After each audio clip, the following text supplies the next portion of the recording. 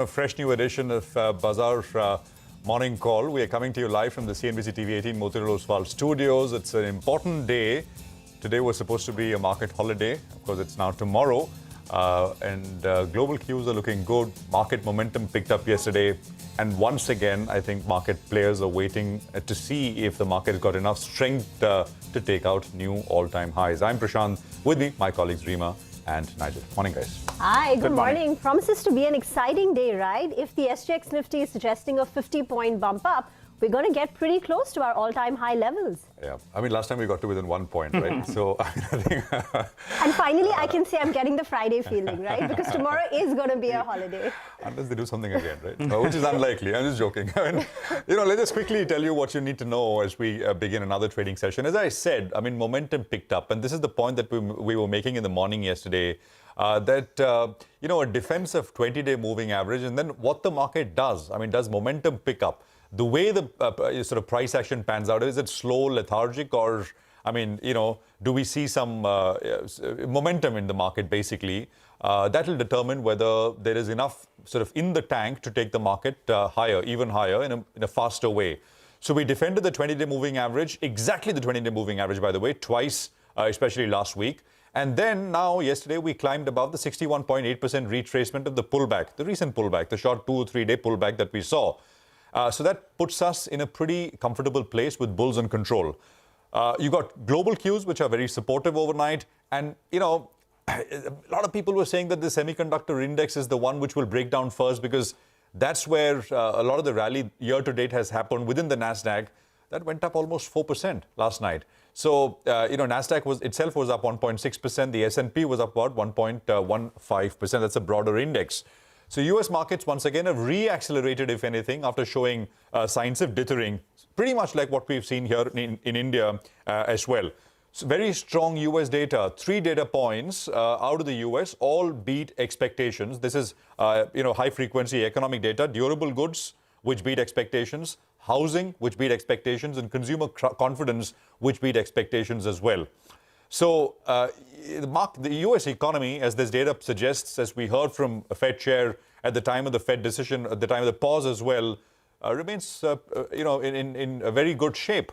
That means that perhaps rates are a little higher to go. We'll get to that in a bit. There are views which are changing as well at the margin. Those who were expecting a pause for the next couple of meetings are now saying that maybe one more hike, maybe 2 more hikes, just like what the Fed indicated. Now, oil prices are down to $72 a barrel. That's great news for lots of companies. I mean, airline companies like Indigo did quite well yesterday. Watch this for more. And of course, just to put everything into levels as we start the session here, the Nifty is eyeing all-time highs. That level is 18,888. We got to within 1 point of it, as I said earlier. Beyond the all-time high, once we cross that, the next target is the upper end of the channel, the rising channel, which stands at 19,190. Just putting it out there. Let this all-time high first come, and then we'll talk about what happens beyond that. On the way down, I mean, I think the 20-day very naturally is the support level, which one needs to be cognizant of, which is at 18,681. Strong defense of it for the last 2 or 3 sessions now. The Nifty Bank, by the way, which had broken below the 20-day moving average yesterday, climbed above it. And that's the reason why I'm saying that maybe banks are also starting to resume a bit of an uptrend. They've got this tailwind now. For the Nifty Bank, the level which we were watching was the 40-day exponential moving average, which is basically going to be the support. That stands at 43,541. So that's not been broken, and I think that a defense of that will continue to sort of make people look for upsides on the Bank Nifty as well. But it's very positive that the 20-day has been regained on the Nifty Bank. For the Nifty Bank, on the upside, the all-time high stands at 44,500, 44,499 to be precise. And that's naturally the target which one will eye out for. Tomorrow is a market holiday. But, generally the sentiment is pretty upbeat. There are views coming in which are advising caution, moderation at the margin. But, momentum is a very different beast out there. And right now, it seems to be coming back in the market like what we saw yesterday. SGX is indicating about a 45, 50-odd point higher start. Reema. On Friday, you also have the quarter end and half year end, and typically globally at least, there is a lot of rebalancing which takes place. And next week, it's going to be a truncated week for the United States because they've got that Independence Day holiday as well. But back to our own markets, the much needed thrust came in from the HDFC twins. And look at the delivery volumes yesterday. Both of them, HDFC Bank and HDFC Limited, saw delivery volumes of nearly 1,500 crore rupees. Today is the June series expiry. In terms of flows, the DII outflow netted the inflow from FIs, roughly 2,000 crore both ways. And an important cue for today, there is a SEBI board meet. It's scheduled in the evening, but will there be a change, any relief in the total expense ratio? That's something the mutual fund industry will be watching very, very closely. But it's the HDFC twins, right? Well, that's right. You know, Rima, when we were growing up, every time you struggled with something, mom kept saying, right, good things take time. So maybe this good thing that we're waiting for the all-time highs, well, it's taken a little bit of time, but I guess today is the day out there. But let's not talk too much about that. Let's focus on the markets. Yesterday, the markets were looking for a trigger, and the bulls have been looking for some kind of a trigger. And that was provided because there is a hint that, in fact, yes, the HDFC merger is pretty much on. And we'll have just one entity in the next couple of weeks or so. And that's what led the Nifty as well as the Nifty Financial Services Index higher. And as we know, yesterday was a weekly expiry that played out for the Nifty Financial Services Index, which has HDFC Limited as a big weight in there. The ingredients are in place for a super end to the June 2023 series today. You had a solid close in the US markets. Crude is a little bit lower. And you have dollar index as well that's a little bit softer. You have a close yesterday from the Nifty above that 18,800 odd mark. That gives you a bullish bias to kickstart trade today. And the India VIX, well, it ended at its lowest levels we have seen all the way since December 2019. So maybe getting a little bit complacent, but in the near term, well, that's a very, very bullish indicator as well. What do the FIs do? Well, it doesn't get more bullish than this from the FIs. Yes, we are missing their shots, in the system, but now they've gone full hog. On the final day of a series, they buy more than 40,000 long contracts. That's in a ratio of 7 longs for one short position. And there was a lot of buying in the Nifty Bank futures as well. So that's telling you that the Nifty Bank could lead from here on. Even on the stock futures, the FIs added big long positions while they covered some shorts on the stock futures as well. Very, very bullish signals coming in from the FIs as well. And call writers, they have got taken to the cleaners yesterday. And I think there could be some more in store even today. The Nifty call writers, well, big unwinding being seen out there. The Nifty Bank call writers as well, that as well should come up for you. They're looking at defending higher levels, 44,000, 44,100 odd, but they got caught on the wrong side. So you have to stay long in this market. If you get stopped out, so that is the case. But in the near term, you need to stay long. For the Nifty, well, you look at the 20 DMA as the near-term support zone, and we have seen it bounce off those levels. So that's the reference point on the downside. And for the Nifty Bank, it broke out yesterday after 14 sessions of being in a bit of a consolidation phase. Yesterday, you had the highest close in the last 14 sessions. The 20 and the 50 DMA, well, they'll be support zones on the downside. SGX 50 suggesting a gap up. I think we build on from here, and the scenario is set. We could have a finale and a very, very good expiry that will play out. Let's see whether or not that does happen. But the ingredients are in place for a blockbuster expiry date. Well, that is absolutely the case, and we'll watch that closely. Well, before we go any further, let's quickly tell you what's lined up in the first half hour of the show. We get you updates from markets across the globe. We have Foo Keen Yap of Standard Chartered Bank who will join us to discuss the global trade setup. Our research team gets you the top 10 stocks for the day. And we quickly do a fundamental stock check with Deepan Mehta of Elixir Equities, who will join us at 8:30 this morning.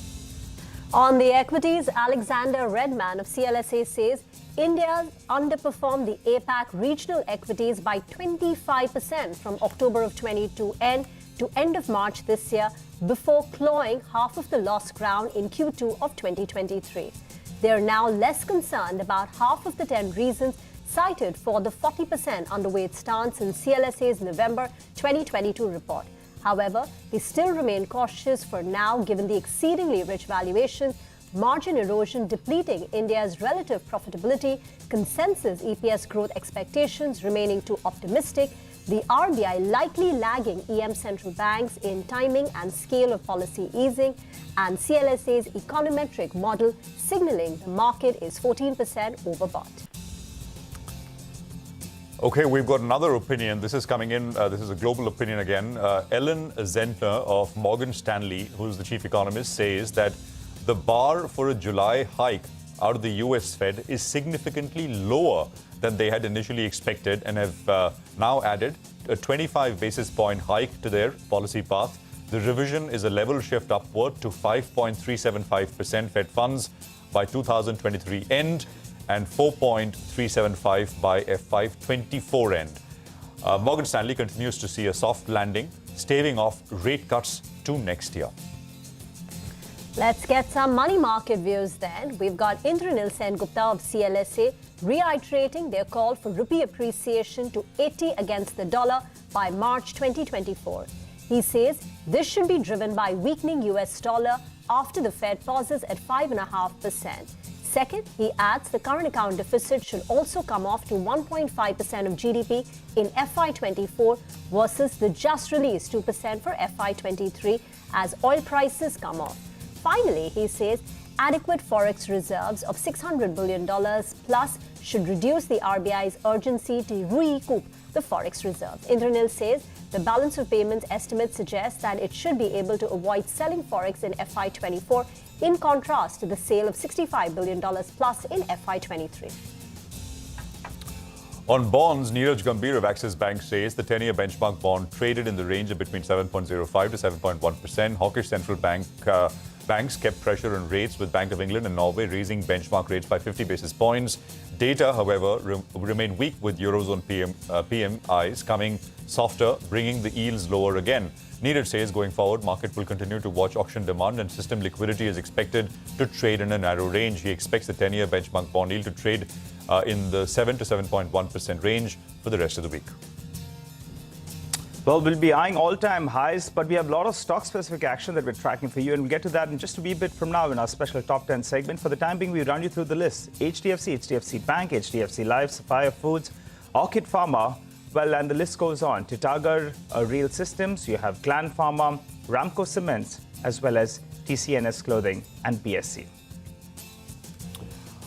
Okay, well, we have Phuc Hein Yap, the senior investment strategist at Standard Chartered Bank, joining us right now to take some questions. Phuc, thanks very much. Good to have you with us here.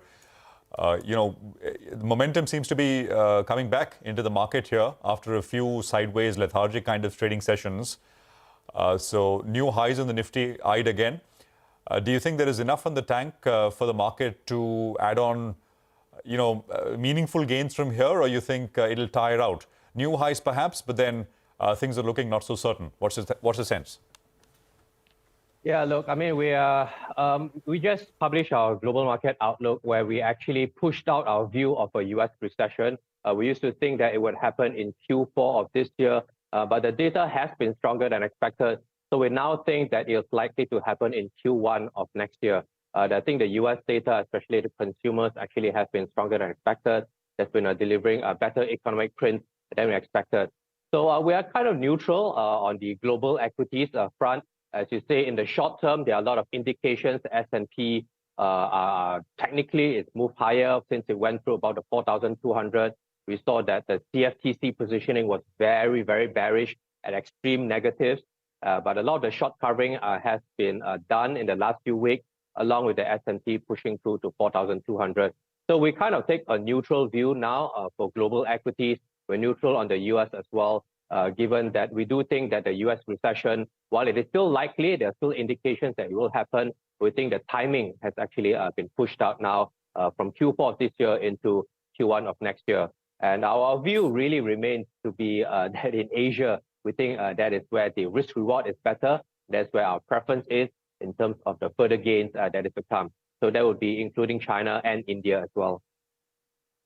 So in Asia, which is where you believe the risk reward is far more attractive and is a fertile hunting ground, which would be the preferred markets? Japan has been doing well. Some of the sheen of China has come off late. India looks interesting over the long term, but rich valuations keep investors a bit wary. How would you play the Asian markets from here? Well, we're actually saying to allocate broadly. We do not have a pecking order at this point of time. So we do like these markets equally within Asia. So that includes China, India, as well as Japan.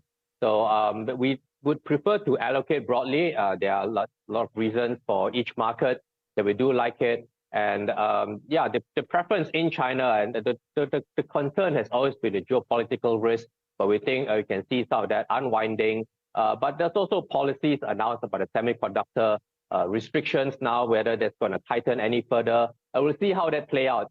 But we saw some of the visits from your senior government leaders from the US into China. So we think that is helping to abate some of the geopolitical risk. I mean, India is very, very strong in terms of the domestic growth. We like the domestic focused industries and sectors within there. We think that's going to continue to drive India's market. And within Japan, I think what's most exciting is the potential improvement in the corporate governance led by initiatives from the Tokyo Stock Exchange, prompting the companies to improve their corporate governance. And we've seen share buybacks at record highs. Net foreign inflows have also been coming in very, very strongly consecutively for more than 10 weeks. So we think that is a sign for Japan's market to potentially re-rate in terms of its valuation. But yeah, to answer your question, I mean, we are trying to advocate clients to diversify and to allocate broadly. Hi, Fook. Good morning. Nigel on this side. You know, Fook, the last time you joined us, you were telling us that you were expecting the Fed to maybe hike once more. And then towards the end of this year, we're expecting some rate cuts. Do you hold on to that view? Because the economic data that's coming out of the United States is baffling on the consumption side, on the new home sales as well. Where is the recession? You know, and you'll have pushed that back. So what are you expecting in terms of Fed action from here on? Is the rate cut still on the cards towards the end of this year? Yeah, thanks for picking that up. Our view now in terms of how we published in our global market outlook last Friday is that we do expect a pause to the upper bound at 5.25% until the end of the year. I mean, July is going to be very live. We still have an inflation print coming up next month on the 17th before the FOMC meeting. So I think July is very live, but our expectation is that we're going to see inflation coming off in terms of the trend, and that we expect a pause in terms of the Fed rate hike at 5.25% at the upper bound at the end of the year. We do see a cut happening towards the middle of next year. That's in line with our view that we could see a US recession coming in the Q1 of next year. So we do see a cut happening by the middle of next year, 2024, bringing the rate down to 4.5%. And look, I mean, the signs, we started the year thinking that US recession would happen. We've seen your indications in terms of your manufacturing data, the consumer sentiment. We saw the bond yield inversion that's been historically a very strong predictor. But what's been holding up, I think, has been the US consumers. The spending has just been stronger than expected in terms of the pent-up savings from the pandemic. Various estimates out there could be still about $1 trillion. So that's been really holding up the economy. And therefore, we think our view of a recession has been delayed from Q4 this year until Q1 of next year. All right, Fook, it's good speaking with you as always. Thanks very much for joining us. And we look forward to our next chat. Thanks indeed. Well, we'll take a quick commercial break here. A list of top stocks to watch is lined up when we come back with our research team in just a bit from now. Stay with us.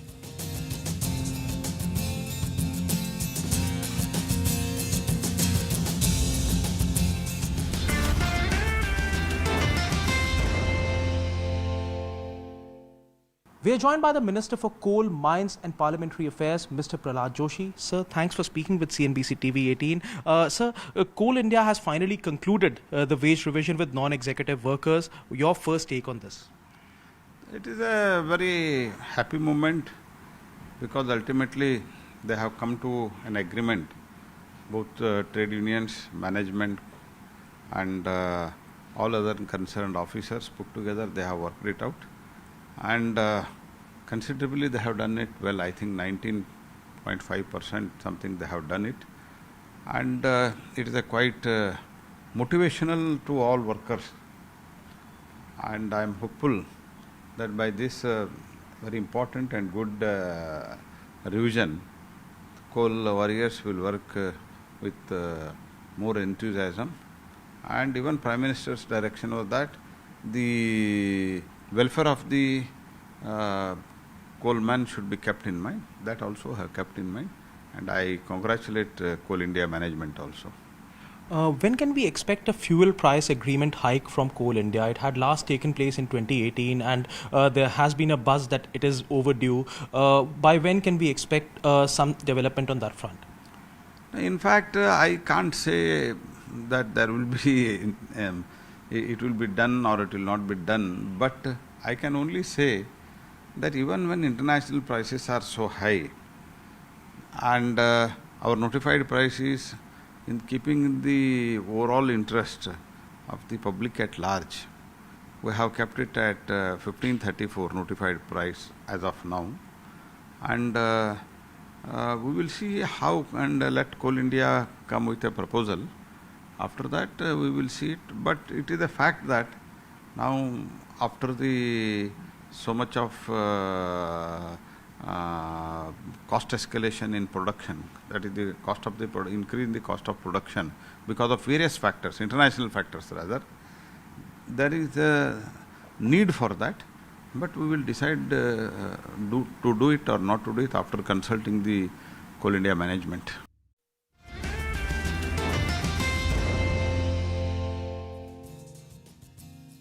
Welcome back. The SGX Nifty is suggesting a strong start, a gain of 50 points at the open, but there is some selling emerging in Asia ex-Japan. So Nikkei is up nearly 1%, but the other markets, Hang Seng is under pressure. The Chinese markets are down 0.5%. The Korean markets are down more than 0.5%. So keep your eye out on Asia ex-Japan. But let's drill it down to the individual stocks. The research team is standing by with CNBC-TV18's list of top stocks for the day.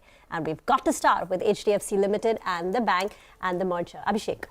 Well, Rima, if you take a look at the swap ratio, it's about 42 to 25 is what the swap ratio is. So that means 42 shares of SDFC Bank will be given for every 25 shares that you own in SDFC Limited. So based on this swap ratio, if you do back of the envelope calculation, market cap of SDFC Limited will come to around 5.11 lakh crore. So current market cap is about 5.06 lakh crore. So gap is about 1.06% between the market cap based on the swap ratio and based on the current market cap. So there is a potential upside of about 1% based on the swap ratio available with us. Back to you.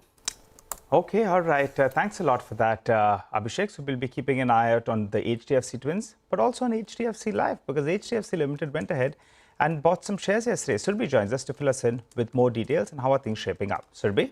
So HDFC bought 1.49 crores shares, which is close to 0.69% stake in HDFC Life for 992 odd crores. Now the merged entity currently, HDFC currently owns 48.65% stake in HDFC Life, and the merged entity has to increase stake to 50% prior to the effective date. So another 0.66% of stake needs to be bought of HDFC Life between before the effective date. So that will happen between now and Friday. Okay, thank you very much for that. Let's now go across to Vivek for some more stocks which are in the news. Well, good morning. Quite a few stocks on the radar on the back of block deals as well as news flow. First on our list is Sapphire Foods. Yesterday, WWD Rudy, which held almost 4.77% stake in the company, completely exited its stake. And some of the key buyers included Goldman Sachs, Society Generale, as well as Nomura India. The mother fund actually picked up a significant chunk over there. Also keep an eye out for Orchid Pharma. A few days back, the company launched fundraise via the QIP route. Yesterday, the company successfully closed this particular QIP, raising almost 400 crore at 425 rupees a share. Now, looking at some of the key buyers that picked up more than 5% stake via the QIP, Massachusetts Institute of Technology picked up almost 24% of the total QIP. Quant Mutual Fund via two schemes, Carnelian Structural Fund as well as Society Generale picked up significant chunks in the QIP. Watch out for Titagar Rail as well. The company has gone ahead and received an LOA, letter of award, for a project worth almost 875 crore. Now, this is from the Gujarat Mail Corporation for supply of gauge standard cars. And lastly, Gland Pharma, some positive news flow coming in. After a pre-approval inspection of the Hyderabad facility by the US FDA, the company received just one observation in the Form 483. So some relief coming in for Gland Pharma as well. All right, Vivek, thanks very much for that. But more stocks with news flow. Sonal is standing by with that list. Sonal, morning. Good morning, Prashant. Let me start with Ramco Cements because the company has commissioned line 3 at Ramamasmi Rajanagar at 3,000 tons per day capacity of clinkerization. So that stock is in focus. For TCNS Clothing, they have received approval from CCI for acquisition of TCNS Clothing by Aditya Birla Fashion. And BSE is in focus because now NSE has gone ahead, scrapped their plan to shift Nifty Bank F&O expiry to Friday. There is a joint press release which has come in from NSE and BSE where they talk about how proposed Friday expiry of Bank Nifty coincides with the expiry of the F&O contracts which was launched by BSE on 15th of May itself. And based on the market feedback, BSE feels that this could impact the growth of Sensex or BankX derivatives which were launched by BSE. And that's why BSE requested NSE to consider shifting of the Bank Nifty expiry to any other day other than Friday, and that's why this particular notification was revoked. Thank you for that. And let's do a quick recap then of the top stocks. Stocks with positive news flow are HDFC Limited, HDFC Bank, HDFC Life, Sapphire Foods, Orchid Pharma, Titagarh Rail Systems, Gland Pharma, Ramco Systems, TCNS Clothing and BSE. And there are no stocks on our radar with negative news flow this morning. Okay, all right. Well, that's the top 10 list. But Abhishek is still with us to run us through some interesting brokerage notes that came in early today. Abhishek? Well, Nigel, to begin with, UBS has written on BEL. They have a buy recommendation over there, and the target price has been raised to rupees 140 per share. They say that the company is well armed for return accretive growth going ahead, and they are on track for continued profitable growth going ahead. We have Bernstein who have written on SDFC Bank. They reiterated their buy call, and the target price is about rupees 2,300. Now, SDFC Bank's management had announced an aspiration to achieve 30% operating efficiency, that is cost to income ratio, over the next decade. So I just did back of the envelope calculation. This ratio post the merger would be around 35% from the current level of 40.4% that you saw in FY23. This benchmark of 30% cost to income ratio as per Bernstein is seen with large Chinese and a few Middle Eastern banks. We also have CLSA who have written on Tata Motors. They have a buy recommendation. Target price has been increased by rupees 50 per share to about rupees 690 per share. They say that JLR EBIT margin is likely to hit 6% by FY24. That is why they are raising the consolidated earnings forecast by 11% to 18% over the next couple of years, largely led by the higher margin estimate for JLR and CV business. We also have JP Morgan on RIL who have an overweight rating and a target price of rupees 2,960 per share. They say that continue to see a stock offering attractive risk reward over the next 12-month basis. So while OTC supports earnings momentum in CY23, CY24 should benefit from multiple positive catalysts across telecom, retail as well as lower capex intensity. Back to you. Okay, well, Abhishek, thank you very much for that. So that's basically completes the list of stocks that you need to watch out for as we begin today's session. Deepan Mehta of Elixir Equities will join in for some fundamental stock check. Later, we'll have the management of Ramakrishna Forgings to talk about their recent order win. Stay tuned. Those conversations coming up in just a bit.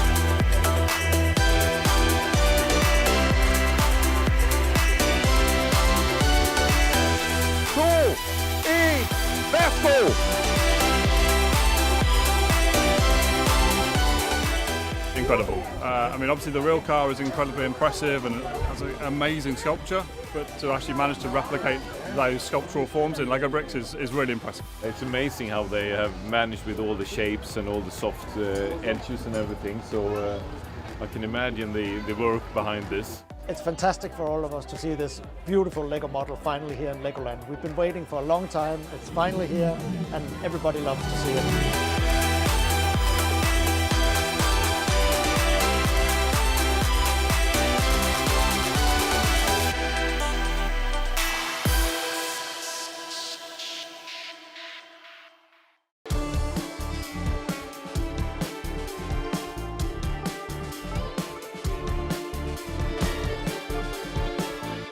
this is the best gift to Mumbaikars.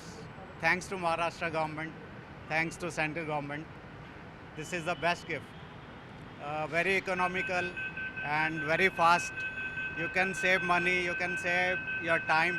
If we consider human as a capital, then this might really help to increase the productivity, because the hustle of a travel really takes out a lot, and so it is directly proportional to the productivity of a human being.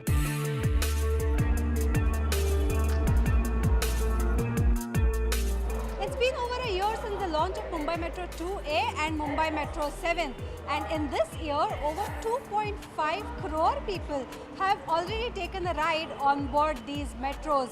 The daily ridership is 1,60,000 commuters. That's a record in itself.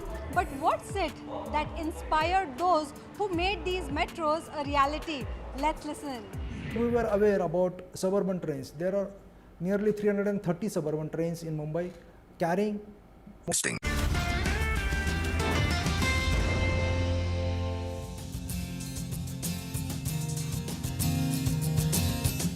Welcome back to Bazaar Morning Call. Well, the setup is quite bullish. Unfortunately, the Asian markets have come off their highs. In fact, they're virtually at the low point of the day. But the SGX Nifty is promising that we're going to be getting closer to that mark of 18,888 or so. But plenty of stocks to discuss. So let's get straight to that. Deepan Mehta of Elixir Equities joins us on the show.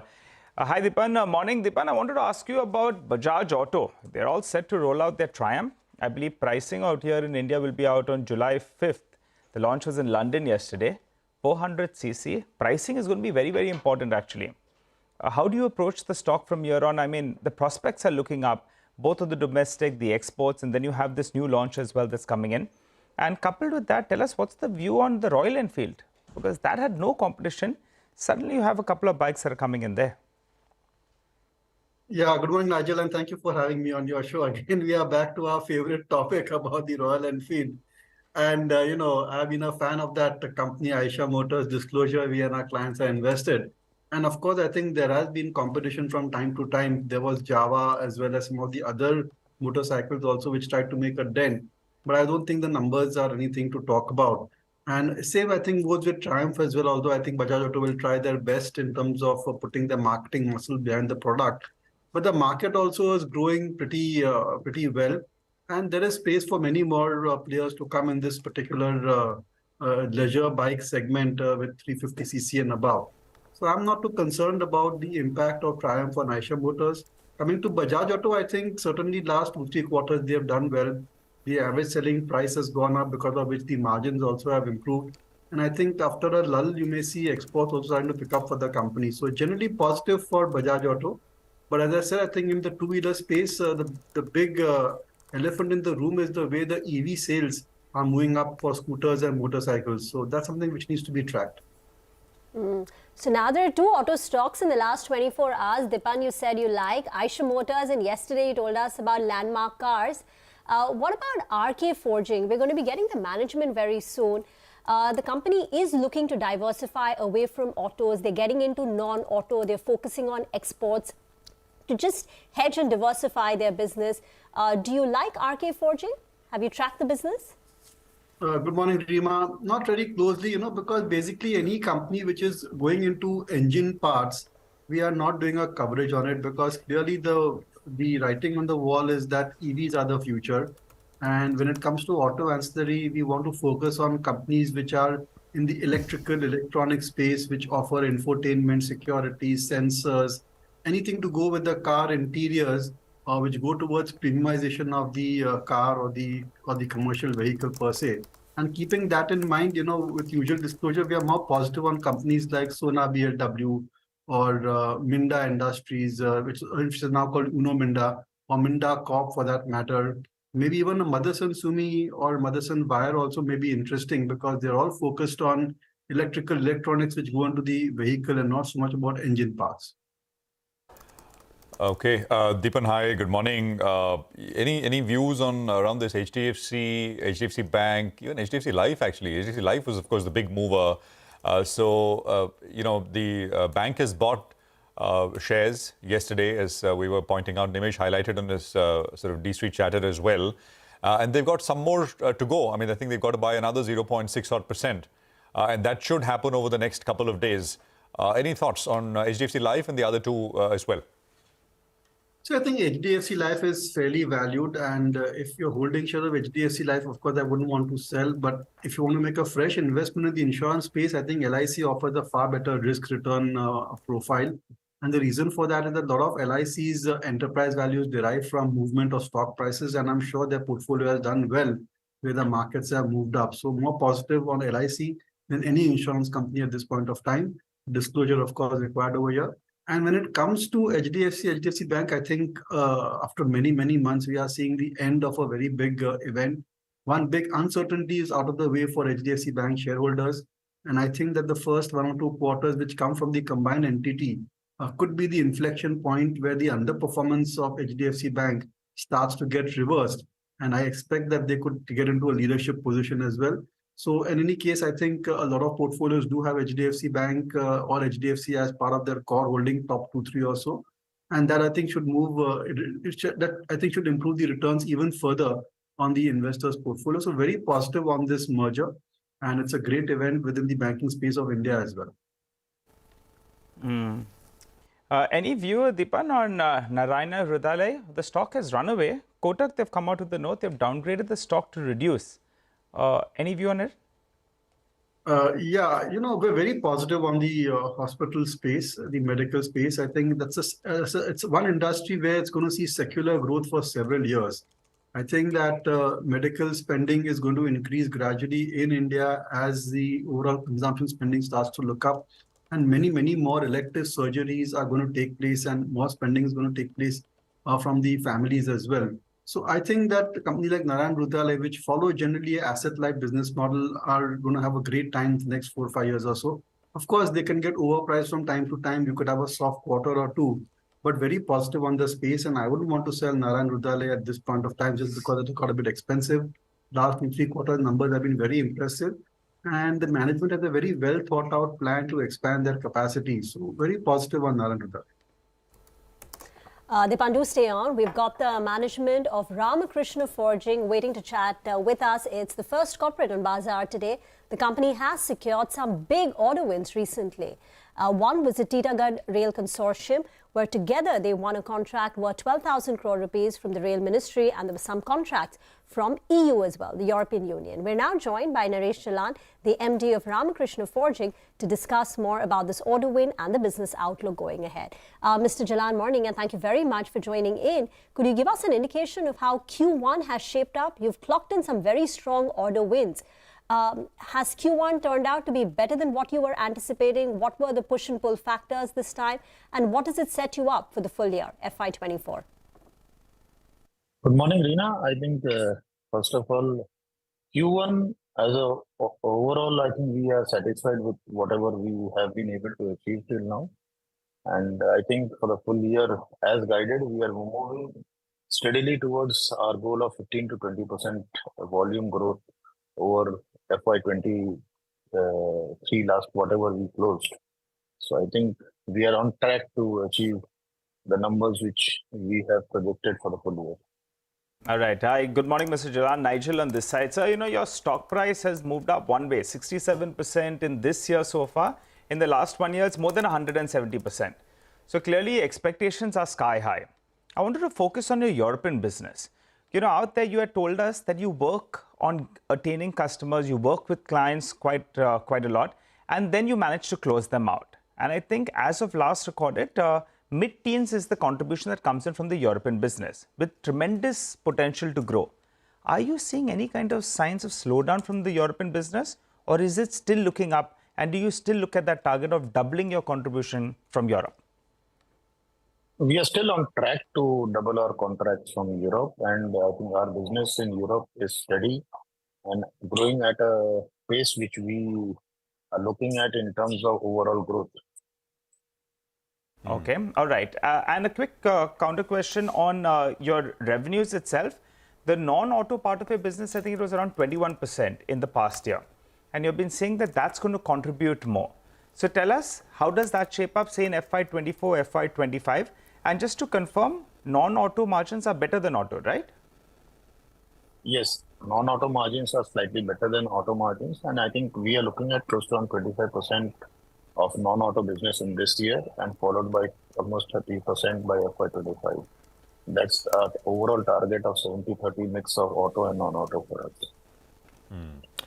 Mr. Jain, all these, but the last time you joined us, you'd said that FY25 revenues should be about 5,000 crores from 3,000 currently. I mean, these orders are all, that guidance bakes all of this in, or is there any sort of upside to the numbers as you see it as of now?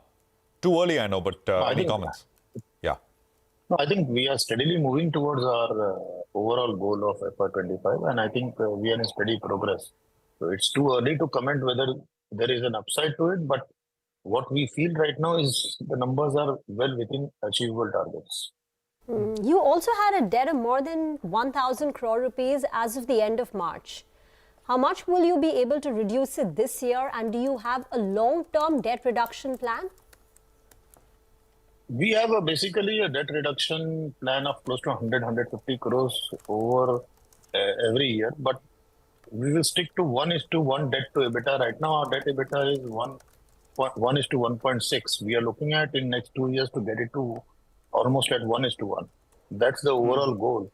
So I think with the growth we are looking up in terms of overall top line and in terms of volumes, we will stick to 1:1 debt to EBITDA as our overall aim to have debt in our books.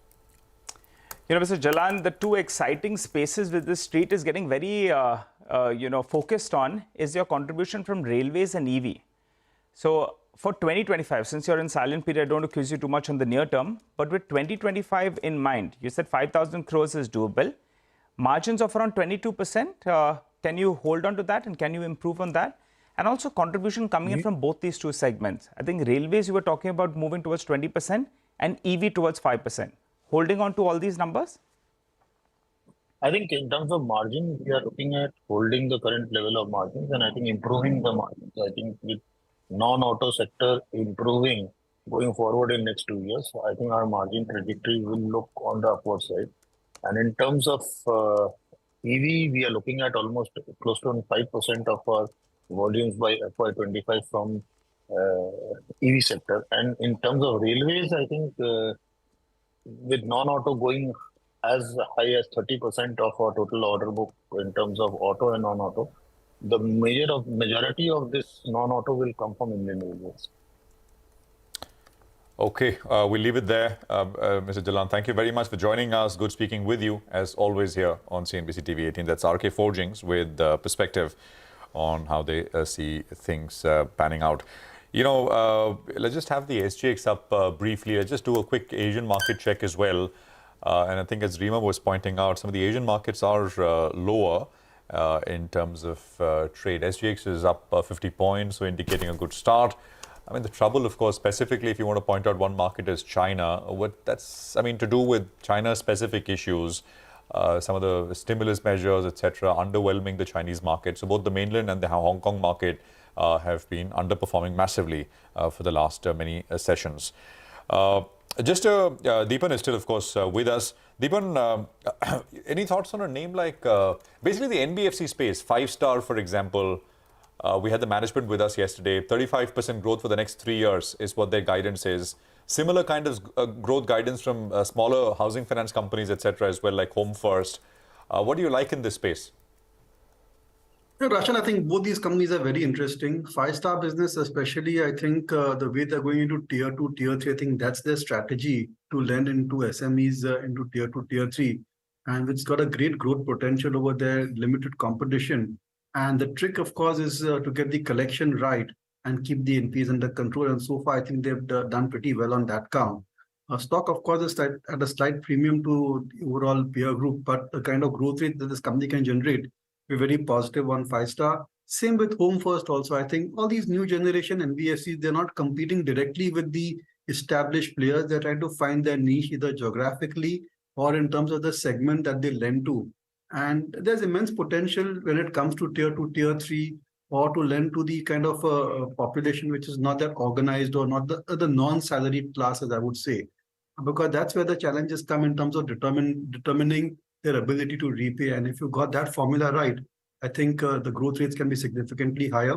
So positive on both these companies, and you could look at investing in them. These are great times for banks and BFCs, and smaller companies like this will certainly outperform the larger ones. Any thoughts on something like Delta? Yesterday, Delta made a very sharp up move, 4% higher, pretty strong volumes. What's driving the stock move here? See, the thing about Delta, Rima, is that they are adding, I think, one more boat, and which is going to double their total, I would say, tables available. I don't know the exact terminology which they use, or the positions available for providing to their customers the gambling options. And the way I think overall travel tourism is shaping up, and overall, I think, when it comes to having this kind of entertainment, perhaps is the only medium available on the listed space. So keeping that in mind, we have a positive outlook on Delta. It's a company in which we have invested for many, many years and not seen any great returns. But I think now it's reaching a point where it'll start to perform pretty well. They have a large plan to set an onshore casino as well, a complete kind of I would say, hotel, come convention center, as well as many gaming positions over there. So that's a long-term plan, of course. But on the whole, I think the company certainly merits a more deeper look at it. And it could turn out to be a dark horse and a great winner going ahead. They want to hive off their digital subsidiary. Let's see how that also shapes up. But broadly positive on Delta. I think it's one company which has not lived up to its true potential. But it may suddenly change that from this point on. Okay, so adding aboard, they've got plans to build an onshore casino and hive off their digital business. So there are a few long-term triggers for Delta Corp. Let's see whether they can realize it. Need to slip into a very short break. Dipan, do stay on. On the other side, we'll get Anuj Singhal for a quick trade setup.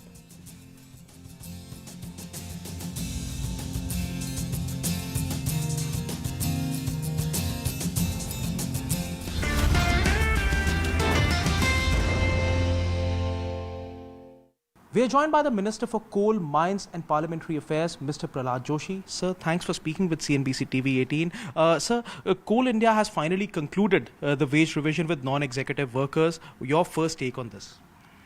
It is a very happy moment because ultimately they have come to an agreement. Both trade unions, management and all other concerned officers put together, they have worked it out. And considerably they have done it well. I think 19.5% something they have done it. And it is a quite motivational to all workers. And I am hopeful that by this very important and good revision, coal warriors will work with more enthusiasm. And even Prime Minister's direction was that the welfare of the coalman should be kept in mind. That also have kept in mind. And I congratulate Coal India management also. When can we expect a fuel price agreement hike from Coal India? It had last taken place in 2018 and there has been a buzz that it is overdue. By when can we expect some development on that front? In fact, I can't say that there will be it will be done or it will not be done, but I can only say that even when international prices are so high and our notified price is in keeping the overall interest of the public at large, we have kept it at 1534 notified price as of now, and we will see how, and let Coal India come with a proposal. After that, we will see it. But it is a fact that now, after the so much of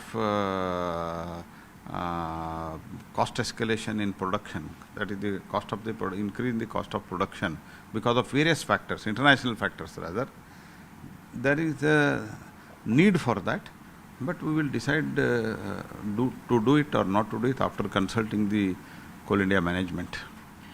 Sir, despite a late onset of summer this time around, we have a grueling season ahead of us. Also, IMD has predicted a delay in monsoon. What is the current status on investing?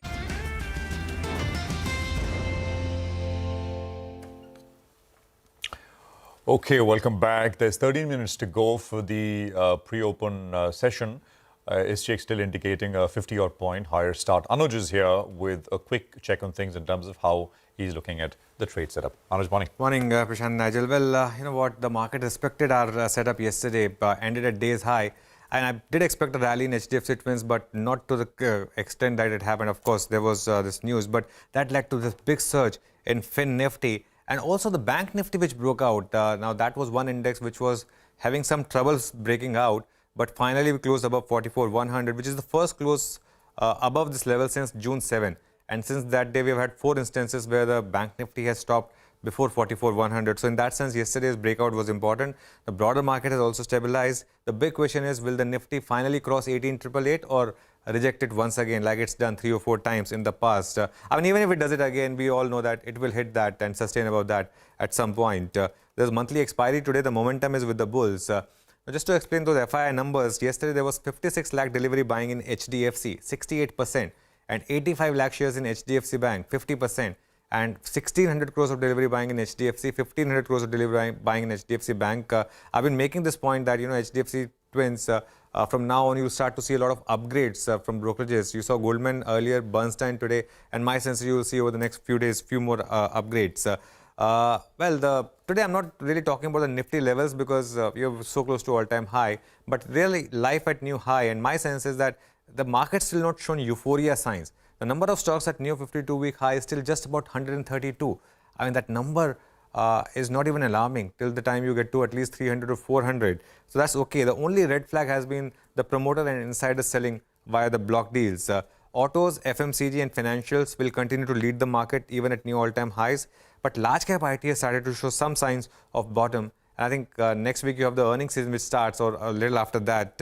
Last quarter was good. So let's see. The market, of course, right now at 19 times on aggregate. Not very cheap, but not very expensive either. My sense is we are ready for life at new all-time highs. And if you do it with momentum, with enthusiasm, all the better, right? Absolutely. I mean, it kind of tells you that there is more to go. So, you know, that's the right way to do it. Anuj, thanks very much for that. Mitesh and Srikanth are with us with what they're making of things and specific trade setups as well. Mitesh, good morning. First to you, how are you looking at things? You know, the Nifty Bank is back above the 20-day as well. Nifty, of course, did what it did, and mid-caps and small-caps were firing. What's the setup? Morning, Prashant. So yesterday morning, sometime, you know, when we started getting past 18,760, we took a long trade on the Nifty, and towards the last hour, we took a long trade on the Bank Nifty. After consolidation, the intraday indicators were looking up again, and I think that should see the Nifty attempt and more possibly get past the recent highs of 18,880. I am penciling in an aggressive target of 19,000, 19,030 on the Nifty, and with the gap up today, I think it's about 50 odd points as the SGX is indicating. What we'll do is we'll take the stop loss trailing to just about 10 points below yesterday's high. So I think we'll trade with long bias. The good thing was that in this entire consolidation and contraction, the breadth always remained positive. The broader markets were always supportive. And now with the large cap stocks joining in, especially the banking pack as well, I think we should see a good momentum for the next 1-2 days. Okay. All right. Mitesh, thanks for that. Srikanth, what about you? Maybe or not, we're going to be going to that golden figure, 18,888. No teasing today. I guess we'll go ahead and make it. But how do you approach the index? Good morning, Nigel. Yeah, I think so, like the way yesterday the market recovered and the way it has broken almost all its important levels, I think we are on the verge of crossing this 18,900 levels in the first half. And if it happens that, then 18,000, then the support will shift to 18,800 from the levels of 18,700.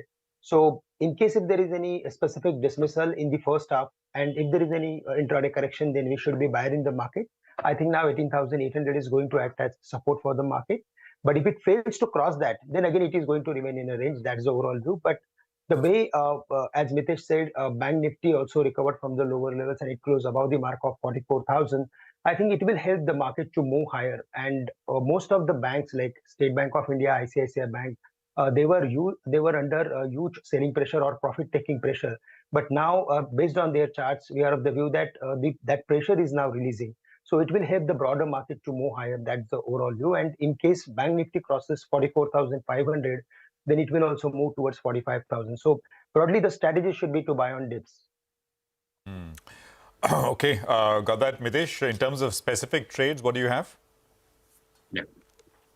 So Prashant, after a long time, an all buy list for me. HDFC AMC, disclaimer, we have some positions here. That's a buy with a stop below 2000 for a targets of 2150. LTIM, which is the Mindtree stock, that's a buy with a stop at 5100 for targets of around 5300 or 5300. Also a buy on Jindal Steel, where I would recommend taking positions with a stop at 573 for targets of 600. And Delta Corp is a buy with a stop at 243 for targets of 260. Shrikant, what would your recommendations be on individual stocks? Yeah, good morning, Rima. I think, see, from the bank space or from the BFSI space, we like ICICI Bank. The reason is because it has consolidated or spent time close to 920, 915 levels. And from there, all the way it recovered back to 930, which is positive. So from the, based on the daily pattern, we are expecting stock to move towards 960, 965. So it's a buy at current levels with a stop loss around 925. And the other stock which we like is Tech Mahindra, which is currently around 1120, 1125. So from here, the again stock can move towards 1200. I think a few IT companies are definitely going to do well in the near term. That's the overall view. So Tech Mahindra is also a buy at current levels with a stop loss at 1100. Tech Mahindra is a buy call. Thank you very much, gentlemen, for joining in. We also have Rajesh Palvia, VP Technical and Derivative Research at Axis Securities, joining us on the show. Rajesh, important day, expiry. Do you think the Nifty can conquer those all-time high levels? What's the setup looking? Yeah, good morning. So in the previous session, we have seen a strong short covering action. Most of the call writers have covered their position for all the strikes at 18,700, 18,800. So it clearly shows that, this momentum can continue further higher in the today's session also. And yes, Nifty is likely to complete its unfinished agenda of all-time high in today's session. So chances are very much to scale up to the new all-time high in the today's session. Looking at the data setup, we do believe that once Nifty manages to cross all-time high level, then this rally can extend further and possibly Nifty can scale up to the level of 19,000, even 19,200 in the continuation of this uptrend. As we look at the overall data setup, if we look at the overall market breadth and the participation from the mid-cap, small-cap, and all sectors on the rotational basis are contributing to this rally, it clearly indicates that the market is now going to continue furthermore upside once we crosses this all-time high trajectory. To play this upward momentum, we are initiating here again, to buy 18,800 call option of next weekly expiry of 6 July. Which was closed at around 127 rupees. We are projecting target of 170 to 180 for this call option. Keep stop loss of 95.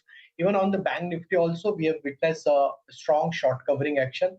And now if we continues to hold above 44,000 level, then another round of short covering we can expect in the today's session.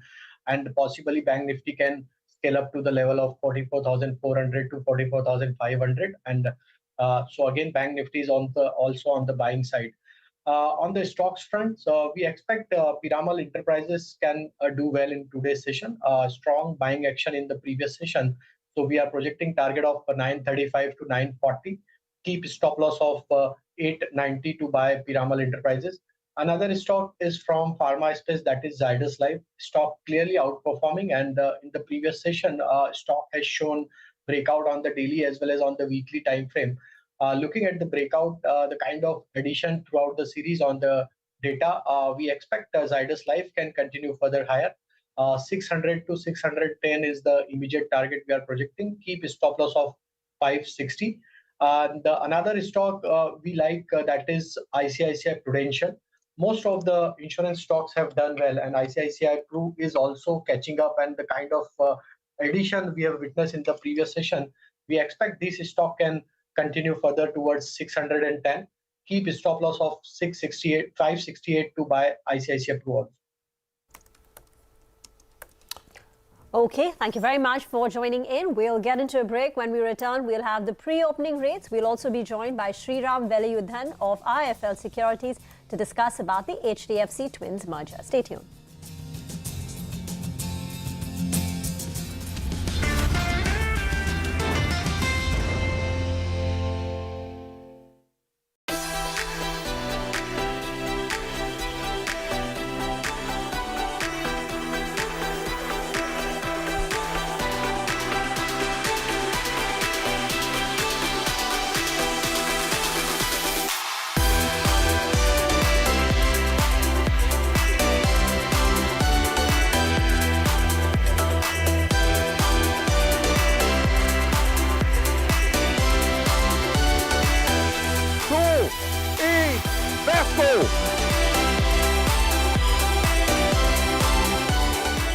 Incredible. I mean, obviously the real car is incredibly impressive and has an amazing sculpture, but to actually manage to replicate those sculptural forms in Lego bricks is really impressive. It's amazing how they have managed with all the shapes and all the soft edges and everything. So I can imagine the work behind this. It's fantastic for all of us to see this beautiful Lego model finally here in Legoland. We've been waiting for a long time. It's finally here and everybody loves to see it.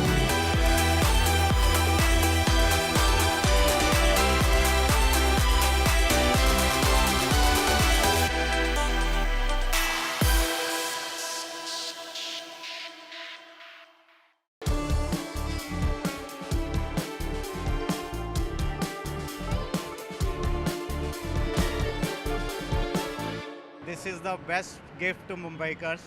Thanks to Maharashtra government, thanks to central government. This is the best gift. Very economical and very fast. You can save money, you can save your time. If we consider human as a capital, then this might really help to increase the productivity, because the hustle of a travel really takes out a lot, and so it is directly proportional to the productivity of a human being.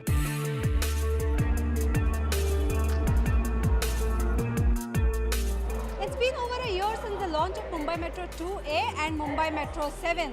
And in this year, over 2.5 crore people have already taken a ride on board these metros.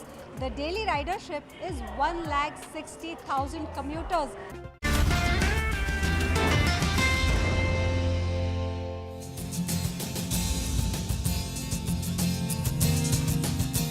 Okay, welcome back. There's about a minute to go for the pre-open session.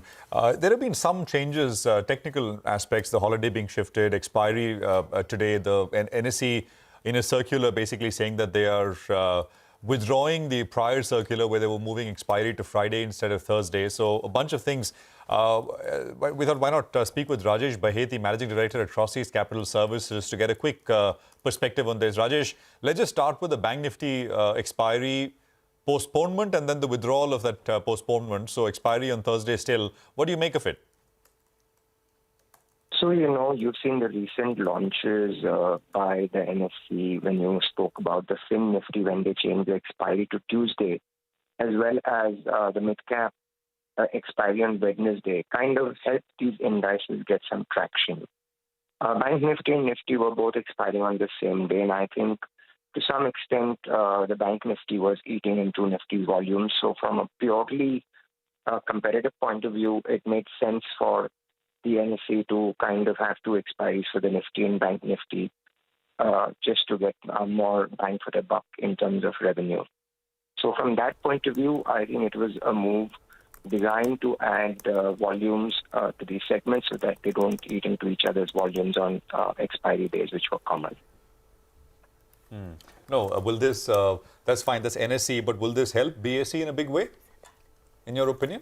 No. So now what has happened is that the BSE has just launched its Sensex expiries. On Friday, it was a fledgling product. It was picking up traction after a very, very, very, very long time. We saw some F&O activity in the BSE happening. And I think the fact that Ashish Chauhan has recently joined NSE and was at the helm of BSE for 10 to 15 years, I think helped the patch up and had the NSE withdraw its move to the Friday expiry maybe by 3 to 6 months. to allow the BSE indices to settle down into some kind of a rhythm where a competing product won't affect the volumes too much. So Rajesh, this is only a temporary move for the next 3 to 6 months, and then eventually we will see NSE coinciding its expiry with that of BSE, according to you? Yeah, I mean, if the exchanges are to compete and collaborate, I would say that they would collaborate for some time. But I think it would be foolish to think that the NSE will continue to accommodate the BSE forever. I think the BSE has recently relaunched this product. It's seen some traction, and I think in good neighborliness and friendliness, the NSE might have withdrawn this for now and said, okay, you take 3 to 6 months. Afterwards, the gloves are off. So probably it's my thinking that it's a 6-month delay at max. Since we have you, Rajesh, briefly, any thoughts on the shifting of the expiry because of the holiday? The holiday was supposed to be today, market holiday, and then tomorrow, so expiry today. Any thoughts? I mean, does it impact positions and how one accounts for these things? Yes, it does. If you look at the way the Greeks kind of move, irrespective of whether there's a trading holiday in between. I mean, 2 days ago we had 3 days left for expiry. Suddenly it's 2 days left for expiry. That's 33% of the option premium knocked off. So there is obviously some premium that still plays out if a holiday comes in between. But if the expiry gets preponed, then those days actually get knocked off the system. So to that extent, it must have affected the option premiums, and the sellers might have profited from it. At the same time, I think there's not much NSE could have done if the government changed the public holiday. Rajesh, we'll leave the discussion here. Thank you very much for joining in and throwing light on this topic. Let's move on. The merger of HDFC Limited and HDFC Bank may become effective from the 1st of July, and the HDFC stock is expected to delist from the 13th of July. Sriram Velayudhan, the Vice President at IFL Alternate Research, IFL Securities, is now with us on the show. Sriram, the big question now is who will replace HDFC Limited in the key indices? And your thoughts, the name, and how have you arrived at that? Hi, Ima. Very good morning. Good morning. HDFC and HDFC Bank merger has been a key event both from a special situation merger perspective and index reval as well. And now that we are nearing the completion of this event, market will shift its focus to stocks that are likely to replace HDFC Limited from the key indices like Nifty 50, Sensex 30, and how the impact would be in MSCI India. We have done some analysis. We have been closely tracking this event because there is a good deal of repositioning that can be done in these names. So in case of Nifty 50, we expect LTI Mindtree, which is LTIM, to be the strongest candidate at this point in time to replace HDFC. While in case of Sensex, we expect JSW Steel to get added in place of HDFC Limited. Now coming to MSCI India, as we all know, in the month of May, the index provider came out with a very important announcement so as to avoid the challenge of a reverse turnover. So with HDFC Bank expected to get added with an adjustment factor of half in place of HDFC Limited, we expect this event to be largely a neutral event because it might lead to mild sell flows of 255 million odd. Because passive managers, they just will have to, act on this part. There is no requirement on the MSCI passive trackers to do the adjustments. The entitlement of HDFC Limited itself will provide them access to HDFC Bank as on the effective date. So in terms of a net outflow, which amounts to $255 million, it's not that big. All right. Hi, Sriram. Good morning. Nigel on this side. Sriram, LTI Mindtree we're watching out for, and JSW Steel. There would be some pre-positioning, right? What kind of flows are you estimating if this happens? What kind of inflows could it see into both these two stocks? Sure. Hi, Nigel. Good morning. So in case of LTIM, we are expecting inflows of roughly $166 million, which is 7 days ADV. And on JSW Steel's addition in Sensex, we expect this to be an inflow event of $160 million, which is roughly 5 days of impact. Okay. Got it. All right, Shriram, the other question that we keep getting is, what about DMART? You know, the criteria, it's not being met currently, it's not part of FNO, so it can't come into the Nifty. But whenever it gets included in FNO, is there a cooling off period before it gets eligible for Nifty? Does it have to be traded in FNO for 3 months, 6 months? Or the day it comes into FNO, it's eligible to get included in the Nifty at the next review? I ask you this because plenty of questions coming in on that. And if it wasn't for this FNO criteria, actually that would be the biggest candidate to get into the Nifty. Yes, I tried, Nigel. So in terms of the stock fulfilling the criteria to get included in FNO, it definitely is. But this is like, something which is a subjective call taken by the concerned authorities whether to include a stock or not. He has rightly pointed out there isn't any cooling off period. The moment the stock gets introduced in, hypothetically, in a situation, if it gets introduced in FNO, it becomes eligible, like, a candidate to get included in Nifty 50. Even in terms of average float market cap and all, it's higher as compared to LTI-Mindtree at this point in time.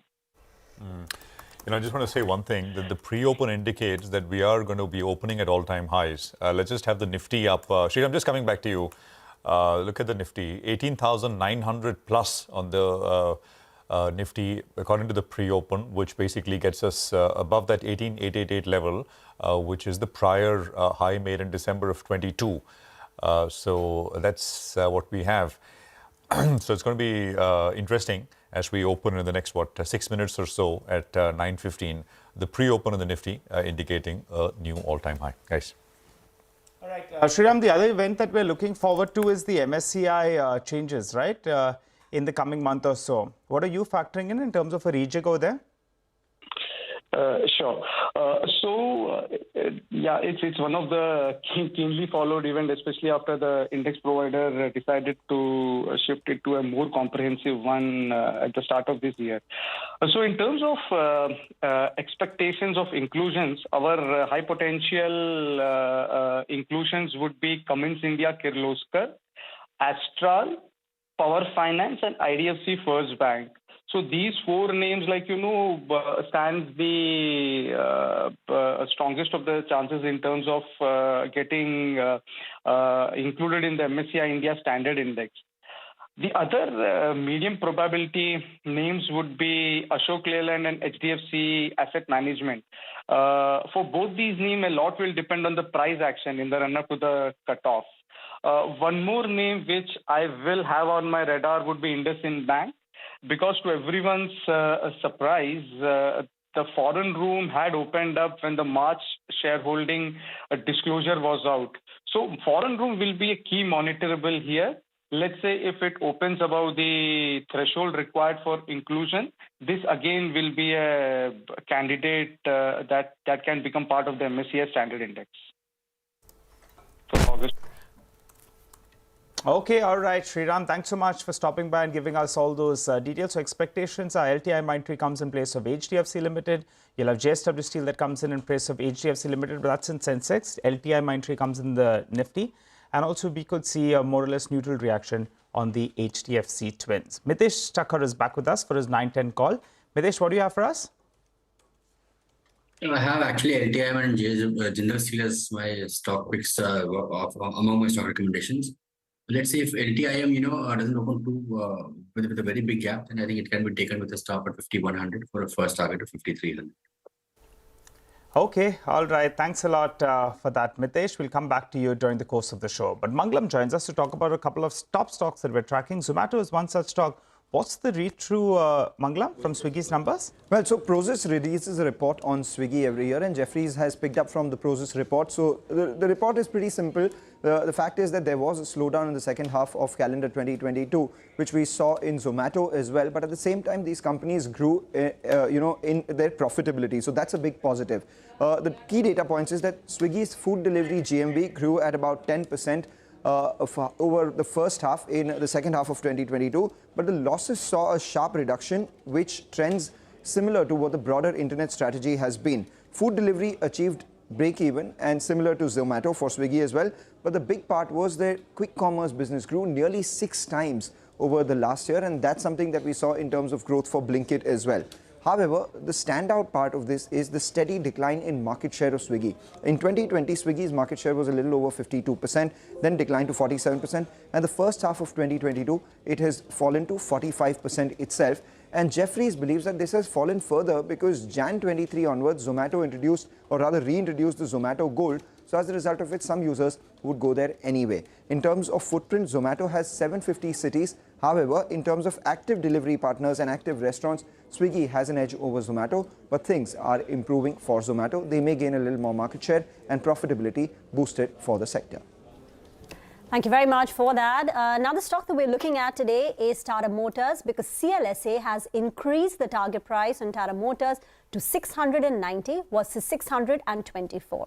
The reason for the increase in the stock price and the valuation is because they are expecting higher margins for the JLR business and their CV business. So when it comes to the JLR business, they're saying 76% of JLR's order book is comprised of high margin models like the Defender, Range Rover Sport, and secondly, incentives are subdued, which is why they're now penciling 6% plus EBITDA margins on JLR. The second reason is higher margins in the CV business. So the CLSA has gone ahead and increased the EBITDA margins on the CV business of Tata Motors because commodity prices have declined compared to the Q4 levels and pricing is stable. So they're now expecting margins to hit double digit next year for the CV business at 10.5%, which is in line with the management's guidance of double digit margins. So you've got CLSA upping the target price on Tata Motors to 690 because they're now expecting higher margins for the JLR business and also for their CV business. But just close to the market opening. All right, now. just a few seconds, then we're going to be opening at those fresh all-time highs on the Nifty. It was teasing us for the last 10, 20 sessions or so, but we're finally there. 18,908, that's the early indication that we're going to be opening up. That's above the December 1st high of 18,888. So a big move is what we've seen in the recent past. And, just a few seconds from now, we're likely to see that number. Remember, from the lows that we saw in March, actually, we're up 12.2%. We're up closer on 2,000 points odd. So it's been a good pullback after the lows that we saw from March itself. And now, in fact, we're bracing for that. Holding on to these levels, though, that's going to be crucial because today's expiry day as well. The bears seem to be stuck on the wrong side, but holding on to these levels are crucial. There it is, fresh all-time highs on the Nifty. We're holding above those levels, and as we hit that mark, some bit of an algo trade would have played out. That's why we're seeing some bit of profit taking from those highs as well. But it's a record that we're waiting for. We have hit that number, and after the teasing for the last many sessions, the fresh all-time high is made. And the stocks that are doing well today, you have Tata Motors that's at the high point of the day. SBI as well is doing quite well. Titan is one of the winners in there. On the flip side, you have HDFC Life, ONGC, Cipla from the Nifty pack as well. That's seeing some bit of selling. But guys, we're finally there, right? Prashant, you said not to talk about the last few sessions. We didn't talk about it. Yesterday, the HDFC booster short came in there. Yeah. Maybe an expiry-related factor as well plays out. And that's why we breached those all-time highs, but we have come off. So that program trade seems to be playing out as well. It's incredible, right, Nigel? For the year, we are up 4%. Yeah. A 4% gain has basically pushed us over new all-time highs. Usually, it would be longer, it would be more long, the gains which you accumulate from the previous levels would be much larger. But this is 4%. 6-month wait, and you're basically back at 7 months. Last year was quite extraordinary because the lows were made at the beginning of the year when you had the Russia-Ukraine crisis, and the highs were made right at the end of the year. So I'm saying last year, in a way, was extraordinary because the base of your all-time high effect globally came in right towards the end. And for us, it was 1st of December. So after, I think, 140 plus sessions, we're back to our all-time high levels. Yeah, no, absolutely. I have to say that things are looking pretty good all around. They've been looking good pretty much all around. But what happens from here is the question. I mean, we got to within 1 point to the high. So the high was in a way not in the bag. I mean, you hit it and then you hit it. But the point is that it was coming. So we are there. But what now from here, I think, is the question which we'll need to kind of focus on. And there are lots of variables which we will continue to highlight as we go forward. From a purely price action perspective, why a new all-time high matters is because you don't have reference points. You don't have it's blue skies in that sense about in terms of projecting targets and stuff like that. And we've done that this morning with taking out the previous all-time high. And I think we are one of the first large markets in the world to reclaim our all-time highs. Many markets around the world have got to their 52-week highs, but I think the market here in India perhaps is the first one which is back at all-time high levels. Let's get some views in. Nilesh Shah is joining us, Managing Director at Kotak Mahindra Asset Management Company. Nilesh, good morning. Great to have you with us here on the show. Might I add, congratulations, new highs finally. What do you make of it? What do you make of the mood, the environment, and trajectory for markets from here out? So one, there is a Triveni Sangam of flows, sentiment, and fundamentals for India. Flows led by domestic investors, foreign investors, retail HNI. There is a lot of demand for Indian stock and limited supply. IPO season is beginning, but it has not reached peak like our monsoon. Second, sentiments are positive in India. We remain one of the fastest growing major economy with macroeconomic indicators which are very, very positive. And finally, it is the fundamentals which prevail over flows and sentiments over a long period of time. On a near-term basis, we remain one of the expensive market in emerging market. But if you take a longer-term view, then we remain one of the cheapest market. So this is a Triveni Sangam of flows, sentiments, and fundamentals. Nilesh, I was seeing one statistic which shows that the Indian market up move this time in the last 6 months has been very broad-based compared to what we are seeing globally. So the percentage of stocks above the 200-day moving average as of yesterday in the Indian market was about 75%, which is higher than the 68% level that we had in December of last year when we had got to those previous high levels. So the rally in India, unlike in the global markets, has also been very, very broad-based. And we've seen a near 20% up move in the mid and the small cap index since March. Nilesh, any signs of euphoria? Typically, when markets get to all-time high levels, you've got, the bullish indicators pretty much peaking out. This time, how are you sensing the sentiment in the market? Any signs of euphoria which indicates that we could enter a period of fatigue or correction or reversal? So euphoria, I wouldn't say, but optimism, undoubtedly, yes. As I mentioned, this is flow-driven rally to begin with, where there are many buyers and far less supply. Private equity funds are providing supply, balance advantage funds are providing supply. But bearing that, the IPO, OFS, QIP season has not yet begun. And invariably in such kind of scenario where demand is outstripping supply, buyers are more aggressive than sellers, there will be some amount of optimism. We haven't reached euphoric valuation for the market. Of course, there are certain stocks where valuations are defying gravity. There are some small and mid-cap stocks where I will urge caution because there is a wide gap between their prices, valuation, and fundamentals. But on a broad level basis, market is not euphoric, it is optimist. Valuations are at the higher end of fair value, but it is not expensive valuation like, let's say, it was in 2008. All right, Nilesh, just hold on to that thought. You have these Adani Group stocks, so there's a very large trade that's taken place with Adani Enterprises. It's up, close to around 1.5%. Equity has changed hands on Adani Enterprises. Even Adani Green, the volumes are very, very high. In a couple of minutes, you have close to 5 crore shares that are traded on that counter as well. So just keep an eye out on a couple of these names. Big volumes is what you're seeing on them. Nilesh, good to see all-time highs. But some caution needs to be thrown in as well. What would be the factors you're considering? Maybe it could be earnings, the monsoons as well. Maybe the street is anticipating very high earnings, or do you think we get them? And the monsoons as well could be a bit of a headwind, right? Hopefully things pick up there. So to some extent, our economy has, get some resistance power against adverse monsoon. So undoubtedly, we'll have to keep an eye on monsoon, but it's more likely to be a speed breaker than a U-turn. For us, the bigger challenge is one central election, 2024.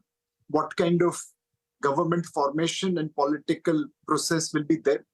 We have seen in 2004, as well as 2009, as well as 14 and 19, last 4 attempts, we have seen an impact on market on a short-term basis because of election results coming either in line or against the expectations of the market. The second thing to keep a watch is Fed and RBI pivot. Clearly, inflation is coming down, but not at the pace which will allow elbow room to Fed to cut the rates. Will they raise rates? How much they will raise rates? When will they cut? Will they take out liquidity? All these factors will have material impact on our market in the near term. Over longer term, what matters is earnings. This year, earnings growth is about 10%. Next year, market is expecting, as usual, about 15 to 18%. We think that earnings growth is unlikely to be delivered. We should be more towards, 10 to 12% kind of earnings growth next year. So how does market weave in this earning deceleration? All those factors will continue to have volatility in market. But one thing is reasonably sure, that at lower level, there are likely to be more buyers than sellers. So, Nilesh, completely agree. Optimistic, but no, not euphoric. I mean, maybe some euphoria in some parts of mid caps and small caps, etc. But that's always the case, right? I mean, you can't avoid that. But on frontline indices and all, nothing. I mean, no euphoria at all. Just to take off from the last point that you mentioned, so longer. Basically, what you're saying is longer bull phases, very shorter and short-lived bear phases in that sense. I mean, that's the roadmap one should expect, broadly. I think we lost that line with Nilesh. Largest economy. Okay, I think we have Nilesh back. Nilesh, sorry, we lost you there for a second. Go on, please. Sorry. So we are moving from 10th largest economy to 5th largest economy over last decade. And now we are moving towards 3rd largest economy. What we saw over 30 years in terms of GDP and market cap creation, we are likely to see over next decade or so. In that journey, undoubtedly stock prices will get supported. And as I mentioned, we have to deliver on the 3G of growth, governance, and green transformation. Our earnings growth has to be better than peer group. Our governance standards has to be better than peer group. And our economy should transform towards green economy better than peer groups. If we deliver this 3G of green growth and governance, I have no doubt in my mind that we are on a longer term bull market. Of course, it will get punctuated short-term volatility, but at every correction, it will be a buying opportunity, provided we deliver on this 3G. Nilesh, if we could just request you to stay on. Markets are at a record high, but we want to take stock of the individual gainers and losers in this big up move on this momentous day. Mangalam is here at the big wall. Mangalam. 142 trading sessions and a 4% gain on the Nifty is what it took for it to hit a fresh record high once again after December 1st. Sensex up by that much as well. Nifty Bank, however, has been a lack of participant in this up move, 2.6% in terms of gains. But this gain really, or this move to the record high really belongs to the small caps as well as the mid cap indices, both of them up in double digits in this year itself. And it also belongs to a lot of the domestic sectors. As you would see, the realty sector, the FMCG sector and the auto sectors have been the ones which have done extremely well, whereas the global facing sectors like IT and metals have seen a bit of a decline in this year itself. India versus the world, we've seen a big rally come by, but we've seen an even bigger rally come by on indices like Nasdaq, Nikkei, the German index and S&P 500, but that's also because they fell a lot more in the previous year than the Nifty itself. What are the indices we've done better than? We've done better than Dow Jones, we've done better than FTSE, we've done as good or slightly better than Shanghai as well. Even as the frontline indices are at a record high, remember the small cap index is still 9% away from a record high. So let's see where that goes. This rally picked up as we saw the FII flows pick up as well. Start from March, April, May, we had that record month, almost 28,000 crores coming in from the FIIs. And in June itself, so far, we've seen almost $1 billion come by in the cash market. What are the key triggers and reasons for the FII flows for our market picking up? The biggest one, of course, is the Indian macros doing a lot better than global macros. So that's one big reason. The second, domestic themes in India doing extremely well. The third thing that we're looking at is stable crude cooling inflation, bodes well for the Indian macros as well. And as FII flows pick up, we also see higher emerging market flows coming into India versus China. So that was one theme that played out. In terms of stocks, the topmost gainer on the Nifty was Tata Motors this year so far. ITC doing extremely well, leading the FMCG index higher, and entry-level autos doing well. So Bajaj Auto up 28%. Among the losers, we had Infosys and Hindalco among the big losers. Adani Group stocks also took a bit of a beating. So this year, we saw that. In the mid-cap gainers, pharmaceutical names found some mention. So Aurobindo Pharma up 64%, Glenmark Pharma up 55%, ABB doing extremely well as well, with defense themes like HAL up 45%. In terms of losers, we had a lot of stocks which lost on account of their individual news pieces. So we had ACC lower, Z Entertainment lower, AB Fashion because of valuation, City Union Bank lower as well. But the stars were definitely the small caps. So we saw names like Balu Forge, we haven't heard of, up 160% this year. Titagar up around 125%, Zentech 124% as well. And big gains coming in for Chennai Petro and RVNL too. But with all of this, just keep an eye out on the valuations. The Nifty on a one-year forward basis currently trades at 19 times, which is pretty much in line with its historical average valuations. And going forward, a couple of factors we need to watch out for. One will be the way the global markets pan out and interest rates globally. Flows into other emerging markets versus India as they pick up is something we'll be watching out for. Monsoons, festive season, all that bodes to domestic demand recovery in the second half. Will that continue or not? And then there are a bunch of state elections in India as well, all of them leading up to next year's central election. Oh, thank you very much for that. Balu Forge, that's the first time I've actually heard of this company. It's a 1,400 crore market capitalization company. But Nilesh, Nimesh had put out on his D-Street chatter. I think I missed it. Yeah, Ashish Kacholia, one of the investors, had picked up a stake. I think this was just about a week and a half out back. But the stock's done phenomenally well, as Mangalam said. All right. Nilesh, just want to talk a bit about the flows, right? That's been one of the three drivers of where we are today. While the FI flows have been strong, the retail inflows via the SIP route have been steady. Are you sensing some disenchantment with the HNI community? Because when we look at the discretionary spending or the big HNI inflows into the Indian market, it's been absent or not roaring the way we've seen with respect to the FI inflows. Is that something a bit of a worry, or what's leading to that? Is this something that you've observed too? So in the SIP demand, now it is no longer just pure retail. I have known clients who are putting in crores of rupees via SIP into market. Many HNIs and family offices have also recognized that it is impossible to time the market.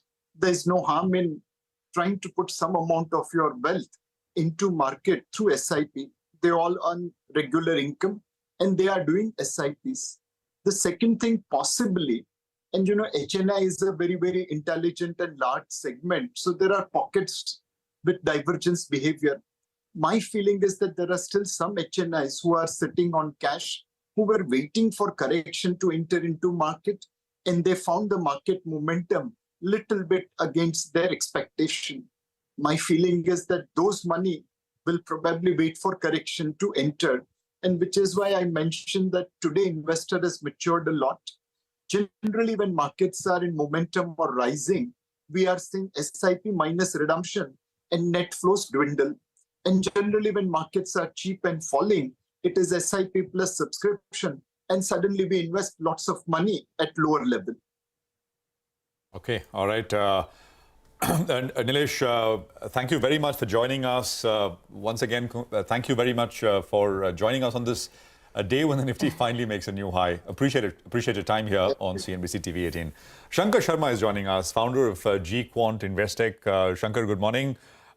finally, at new highs on the Nifty. You've been telling us about this lake of return theory. Sorry if I'm getting that correct, or if I mispronounced it. Yes. Is the lake closer to being full? Is it half full? Is it overflowing? Where are we? No, lake is, I think, about half full. Good morning, Prashant, and good morning to the rest of the guys. I can't see you, but it's good to be chatting with you guys again. So yes, so the lake of returns theory is the correct name. And thank you for not calling me a market veteran, because I do not look like a veteran, as you are clearly aware by now, at least. So right. So yes, it is obviously filling up. It was very, very low at the point of the March 2020 crash, when the Sensex, I think, fell to 37,000. And at that point, the market had returned. Even actually prior to that, the Sensex had a very, very poor run for about 10 years, beginning 2010. It had compounded at barely, I think, tear-away returns like, 30, 40, 50% compounding. We have not done anything close to that, Prashant.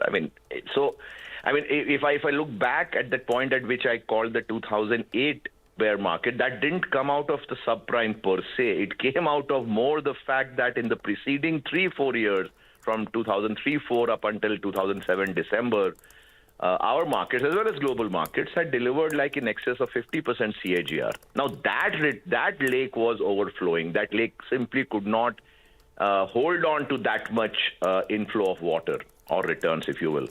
So this lake is definitely nowhere close to being full, and that is the good news. All right. Hi, Shankar. Good morning. Nigel on this side. Shankar, let's talk about the smaller lake then, the small and the mid caps. Well, the party has been there, right? After many years of underperformance, actually. We have seen a good outperformance in the last 3 months or so. How do you position yourself out there? As you have been stating various times in the past, the big party will be there in the small and the mid cap space. Tell us more about that from here on. So yes, it's a small lake, the kiddies pool. Was actually very empty till about, I think, 6 months back, while the markets, the broader market, let's say not the broader, but the larger caps is represented by the Sensex and the Nifty were doing reasonably well. They were hovering around between 58 to 62,000 Sensex levels. The small cap index, the BSE small cap, which is a fairly good index, was at least, I think, 15-18% away from its highs. So that lake was extremely low in terms of returns. Again, go back in time, 2018 was, I think, if I'm not mistaken, January was the peak of the small cap market, and then it basically, collapsed thereafter and remained in the doldrums. It has had its moment post-COVID, but still, relative to large caps, on an index basis, it hadn't done much. So the lake was again very empty, very ripe for filling up rapidly, because this lake, the kiddies pool, can fill up very quickly. And we are seeing that fill up very, very quickly. But this pool, because it is a kiddies pool, can expand a bit. Large caps, because of their sizes in terms of their overall, let's say, a big bank or a big FMCG company, have limited room to expand. They will grow for sure, but obviously at a far lower rate, while the kiddies pool end of the market can expand a lot more, and which is why I'm extremely excited about the kiddies pool. Shankar, sorry, I couldn't resist. Rima has a question, but Rima, just tossing to you. Kiddies pool, you need those vests and those, what do you call, Nigel? Kiddies pool, I call it the kiddies pool. No, what do you call not life jackets, but those rings, right? Those tubes, plastic tubes too. The floats. So that you're safe, floats. Thank you. Always, 100%. So in the adult pool, you have the blondes in the bikini. Sorry to use that, and I don't want to sound, in any way offensive to the ladies, but that's that, or the hunks in their briefs. While the kiddies pool requires you to have mandatorily, those floats around your arms and chest and whatever. So yes, it's a dangerous pool. You can not drown, but at least get a bit of water in your lungs. So yeah, it's always, you need to be actually probably a bit more careful in the kiddies pool. That's a good point, Prashant. Shankar, do stay on, because Prashant has now moved over to the big wall, and he's going to tell us about the 5 key drivers which have led us to our all-time high levels. Thanks very much for that, guys. So just recapping, right? I mean, there's nothing new that we can say, but these are some of the drivers over the last couple of months, which I think are important just to recount, nothing more than that. So let's just start top down. Growth re-accelerated, right? I mean, we're looking at the fourth quarter GDP numbers which came through, and that number came in and surprised everybody, 6.1%. And what that has done is economists have marked up their growth estimates for FY24 as well. So that is point number one. So there is growth. Inflation is number two. And that's been steadily coming off. I mean, the pace of disinflation actually has surprised many people. Core inflation has also come off very sharply. Although no one is expecting rate cuts, it's been maybe pushed out a little bit, but perhaps later this end of the year, early next year, that is an expectation as well. Let's come to corporate earnings growth. Here, maybe there is perhaps more work which needs to be done, but fourth quarter numbers were most definitely better than third quarter. Third quarter numbers saw lots of downgrades to full year estimates. Fourth quarter was a little better as compared to the third quarter. By the way, I looked at Bloomberg estimates. MSCI India earnings for FY24 are expected to grow almost 18%. It's not bad. I mean, of course, will this see downgrades like what we've seen for many years, or will this be met is the question, but optimism still there on corporate earnings growth. Some of the structural factors, right? We talk about infrastructure to no end in terms of the build-out that we are seeing, the strong sort of allocation in so many sectors from the government. And I think that's a very strong top-down theme which has got so many multiplier effects. Manufacturing businesses, I think, is another strong area. There is, of course, China plus one, which is a strong supportive theme as well. And this is an interesting bit. We talk about India versus China, Indian market, Chinese market. Of course, I mean, the market there is much larger, but it's about incremental progress, right? So consider this. India is expected to add 100 million people to its working age labor force between 2020 and 2030. China in that same period, 10-year period, is expected to lose 25 million workers. Of course, this points to demographics. We've got to, of course, create jobs for these people as well. But that's a slightly kind of longer term, more structural drivers. External sector has also turned around. So it's been pretty dramatic. We had a deficit, current account deficit, just late last year. It's now swung to a surplus, a small surplus. We got the BOP data just yesterday, which also points to pretty stable trends, at least for FY23, maybe a little bit of weakening into the early part of FY24, but nothing to be worried about. Strong FII inflows have also, of course, helped quite a bit. So these are, just 5 things, more structural kind of drivers which have helped us along the way. I just want to leave you with 3 risks to be mindful of, and something which Shankar was also referring to. One, of course, is global growth, which I think one needs to be mindful of. It shows no signs of weakening. People have been waiting for a US recession for a year and a half. But guess what? Latest data shows that the US consumer is in good, in a good state. But this, I mean, if this were to come to pass, it could hurt specific sectors, IT services, etc. More specifically, valuations. Historically, India's premium to emerging markets has been about 50%. We're about 70%. Depends on how you measure this. And of course, third is monsoon rains, which I think one needs to be mindful of as well. So these are some risks at the margin. I mean, something to be watchful about. But generally, actually, I would characterize this to say, Shankar, that while on the index, maybe some euphoria and smaller segments of the market, mid-cap, small caps, etc., on the frontline indices, there is very little euphoria. The euphoria, if anything, is around prospects for India and India's time in the sun and things like that, which isn't exactly all that bad, as long as it is not spilling over in a very large madcap rally in stocks, which we've not seen so far. Shankar. Yes, so the factors you point out are absolutely spot on, Prashant. And the fact is that India finds itself in a near, touchwood, near perfect position on a global macro basis. And China's woes have really come at the right time for India when America was looking for alternates, or let's say the world was looking for alternates to China. And if you go back in time, 2002 or 3 was when Goldman printed the BRIC report, which I thought was a bunch of nonsense at that point, and I still believe so because it was an Excel spreadsheet going out till 2070 or 50 or something. Now I believe they've extended to 2075. But the fact is that out of those 4 initial nations, China has done very well in that interim period for sure, no doubt about it. But then it has already reached a middle income status. The growth numbers cannot remain what they were. Stimulus cannot endlessly keep propelling it. About Brazil and Russia, the less said the better.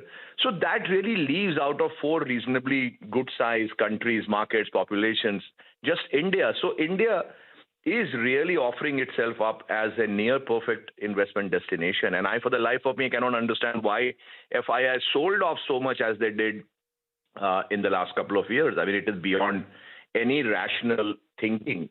But be that as it may, it actually made a good case for domestic investors to step in. So we have already created a fantastic pool of domestic investors. And now with FPIs also turning positive, I mean, I don't see any real risk. The risks you mentioned, Prashant, are more that we need to have some risk. You cannot have a table with only goods and none of the bads. So it's more a formality you did. And the fact is I don't really see much of a risk out there for India. All right, Shankar, final question before we let you go. What are you buying lately? You know, BLS is the last reported one. Dronacharya is something that you've spoken about in the past as well.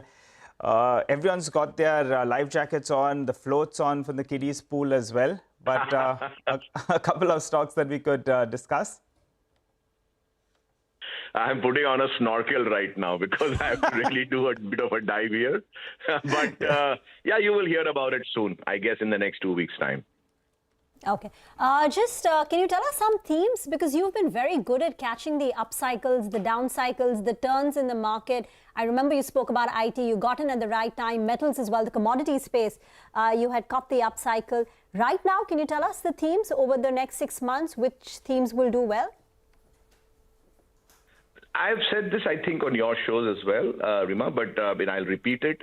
I believe, and one of the reasons why I like small caps so much, and particularly domestic-focused small caps, is that the addressable market for each of these companies is now equal to the GDP of large countries. I mean, when I entered markets 35 years back, India's GDP was probably about $200 billion or thereabouts.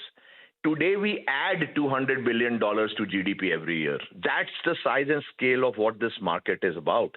I mean, I think 2 states, Gujarat and Maharashtra, must be well over $1 trillion in GDP. Each part of India, I mean, if you divide it into 4 or 5 zones, must be at least $500 to $1 trillion. I mean, that's a huge size by any standards, and which is why you are seeing small companies deliver good numbers, because even those and those small companies obviously are not pan-India, they're focusing on their neck of woods. But even those neck of woods are offering them very large size revenue and profit potential. For example, I met a company a few weeks back. It's in the jewelry space, like a Titan for the lower end of the market, servicing only one part of India, not a particularly rich part of India, I must say. It this year has made a profit of 120 crores. A profit of 120 crores while servicing all of, I think, 3 states. I mean, that's astonishing numbers by any standards. A company that I invested in called Annapurna Swadesh, which was a small IPO a year back, I think it's up like 7 times from the IPO price. This year, we expect them this quarter, we expect them to do numbers which will be equal to the entire last year's numbers. So the themes are small caps focusing on individual areas of India, not just pan-India plays. Shankar, it's always a pleasure. Thank you very much for joining us as we make new highs on the index. And thank you very much for being here on CNBC TV18 as well. Well, 50 points, by the way, on the Nifty. 18,871 is where we are at. And, it's looking pretty solid. Session so far. By the way, we've not addressed mid caps, small caps, etc. Maybe take a minute exactly to do that in terms of what's happening in the broader space. So I think we did mention Delta. Delta was a mover yesterday as well. If you can just quickly put these intradays up. Delta is up about 4% or so. Suzlon is coming up with, it's almost, by the way, $15 Suzlon. It's up 5%. These are coming up on the top of the list. Adani, Nigel mentioned, with I think there have been large blocks which have happened, 3.5% on Adani, big gains, big volumes. Aavas Financiers, 4% gain. I think there's a CLSA note, if I'm not mistaken. Aavas is up 4%. BSC, we were discussing this entire move by NSE, and maybe it does benefit BSC for now, 2.5% there. JBM Auto is up about 4%. You got stocks at about what? 1128, 1129. Surya Roshni is another one which is up 4%. Surya Roshni has had a decent run last couple of days. Titagarh Wagons is coming up with a 2% gain. CMS Info, let's have that up 374. Stocks up about 5%. Look at the move in Landmark. You know, we had that one day after that block where the stock was down a little bit. And yesterday 5%, today 5%. So net, I mean, from the pre-block level, it's up 5%. Accounting for the cut as well, but it's doing well. Another 36, 37 rupees on that one. 762 on Landmark. And I could go down the list, but then volumes will start to taper off a little bit. But there's a fair bit going on. Look at Shalby Hospitals. Stocks up 7%, 178, 179 on that one. We had the management of RK Forging with us earlier. That stock is up about 2% as well. So, you know, the broader market is what we sort of, you know, needs to be highlighted because that's where bulk of the action is. 60 points on the Nifty for now. We'll take a break here. Abhizar Divanji of EY India and Srinivasan Varadarajan of Union Bank of India will join in to discuss the sort of impact of the HDFC Bank merger on the overall banking landscape and, of course, what it means for the entity itself. A little later after that, we'll connect with Subhrajit Roy of Bank of America to discuss the recent spate of block deals. Stay tuned. Those conversations coming up next.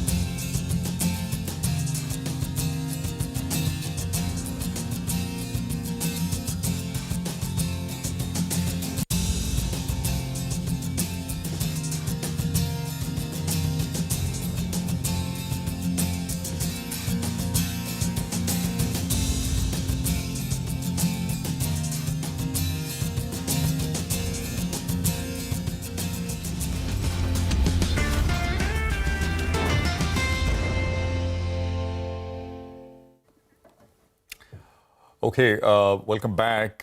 So we've got, 65 points on the Nifty. Things are looking good. The biggest transaction in India's corporate history could become a reality in 2 days. HDFC Chairman Deepak Parekh says the merger of HDFC and HDFC Bank may become effective from the 1st of July, and he expects the HDFC stock to delist on the 13th of July.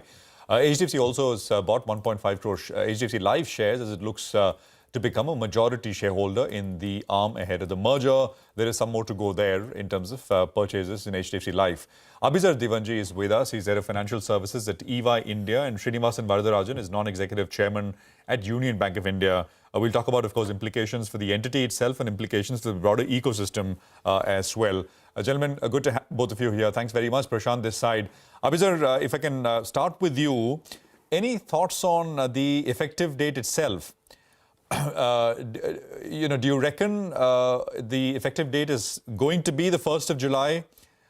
Are there any chances that that gets pushed out a little bit as teams prepare for the final integration, the merger? What's your sense? I think day one of the merger will be the 1st of July. And I think that's been thought through, and I think it's been worked upon for a while now. So day one of the merger is actually the day on which the merger accounting will start and the entities will start reporting themselves as one entity. Integration is what follows after that over a day 100 period, where they will try and merge the entities into one operation. But effectively, the control, the management will start effective July 1, and I don't see any hitches coming to that. Mr. Varadarajan, we're going to see a behemoth, I think the 10th largest bank in the world once these two are merged. What does it mean for the competitive landscape for the Indian banking space? I think it looks positive as far as the Indian banking system is concerned. If you look at any of the large economies around the world, the top 4 or 5 banks constitute almost 50% of the banking system. And in India, we are heading that way. If you look at what's happening in the private banking landscape as well as in the PSU banking landscape, I think consolidation has been something which has been happening over the last almost decade. And this is another big step forward in creating a large private sector bank, which ranks very high in the global banking rankings. And clearly, this is making India a lot more the Indian banking system a lot more stable, robust, and very attractive destination for people to look at and invest in. All right, sir, but won't it spell more competition as well? Because you have this large bank that's coming on stream. I mean, has a advances book of 22 lakh odd and could grow at a sizable pace as well from here on. Don't you think it'll be more competition for the others? Ultimately, the bigger banks continue to become stronger, healthier, and grow faster. And the smaller banks will have to sort of do a lot more lifting to sort of compete. And that's going to be the name of the game here too. HDFC Bank was clearly going to up the pace as far as the other banks are concerned.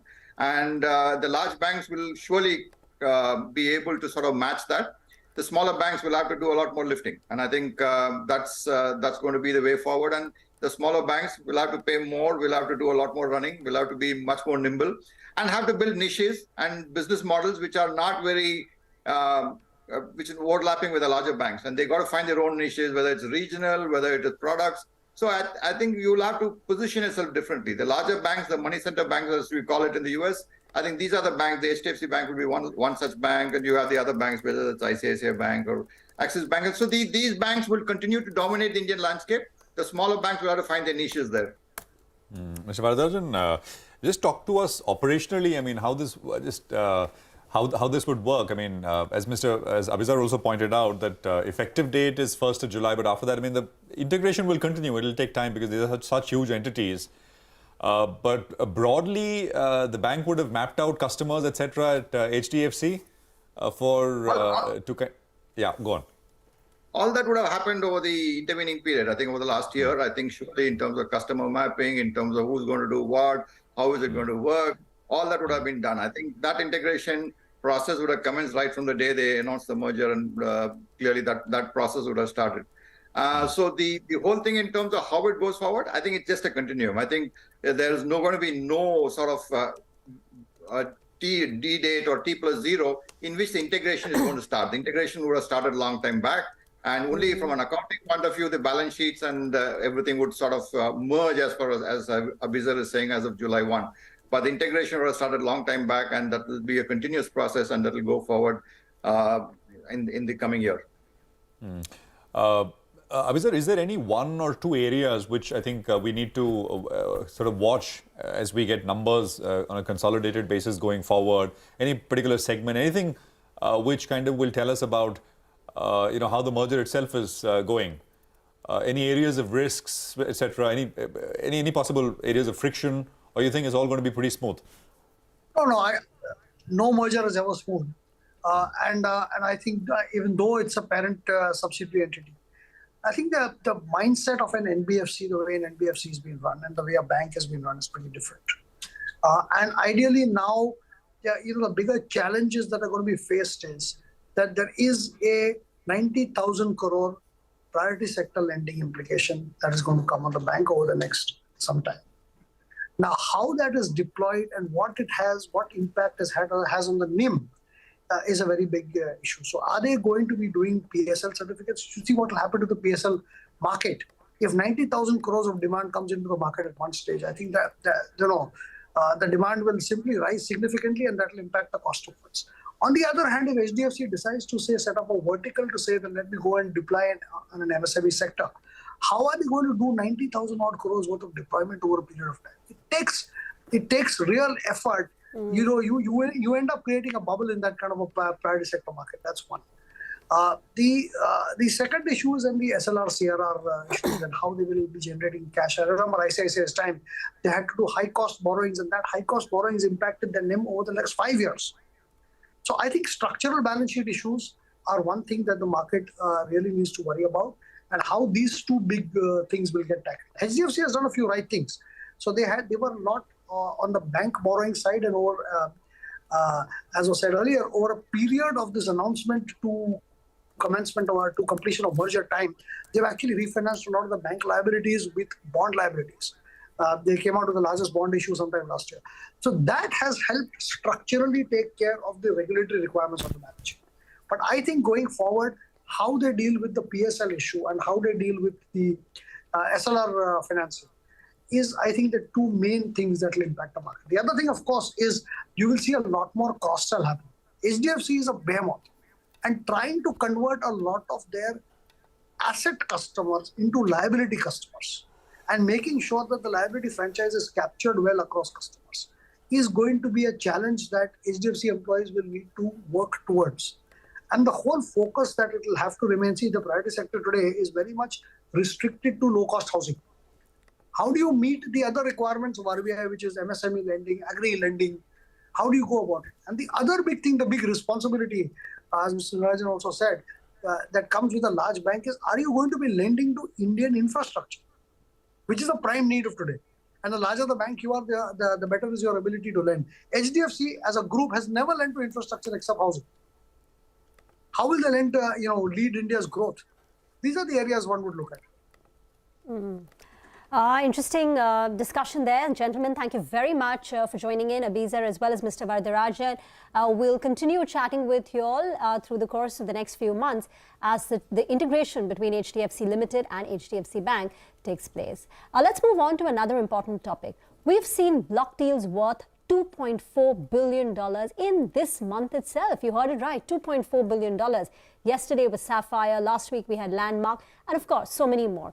What's behind this heightened deal buzz? To discuss this and more, we're joined by Subhrajit Roy, the India head of Global Capital Markets at Bank of America. Subhrajit, thank you very much for joining in. This is Reema here. So, when promoters, large marquee investors come to you and they say that we want to exit or sell part of our holding in a substantial amount, 3%, 4%, what's the rationale behind this? Are they uncomfortable with the levels that they are seeing in the markets and they believe there is a downside? Are they doing it to raise money? Can you explain what's going on in the minds of the promoters and investors as they are rapidly paring down their holding or taking advantage of the heightened levels right now? Sure. Good morning. I think a great day to have this call with markets reaching all-time highs. I think if you break it up into sellers being sponsors versus promoters, sponsors for them, this is a regular monetization strategy they will have, and they would tend to have their own horizons and thresholds when they look to exit. And what we are seeing happening over the last month or two, frankly, while all of them come together in a very short frame of time, the fact remains is even the earlier part of the year, we saw about $2 billion of block trades happening in the first few months, and we are probably seeing another $3 billion of block trades happening in the last couple of months. I think what is important to note, it is a more thought through strategy. It's not linked to a specific point in time. A lot of the trades you're seeing happening over the last couple of months have been frankly in the works or in discussions for the past few months, for past 6 months, in fact. And many of those sellers who have come to market now, they have been trades in these stocks earlier as well. So it's not something which is necessarily triggered by the current market flow, but of course in a market like this, naturally, when there is so much inflow both from the FIs and DIs, it does help to kind of get trades together. On the promoter side, and again, you're not seeing too many of them, but many of those discussions probably preceded this market rally that we're seeing now, and this so happens that came together all in a space of time, especially when the flows were looking placed to kind of deploy themselves.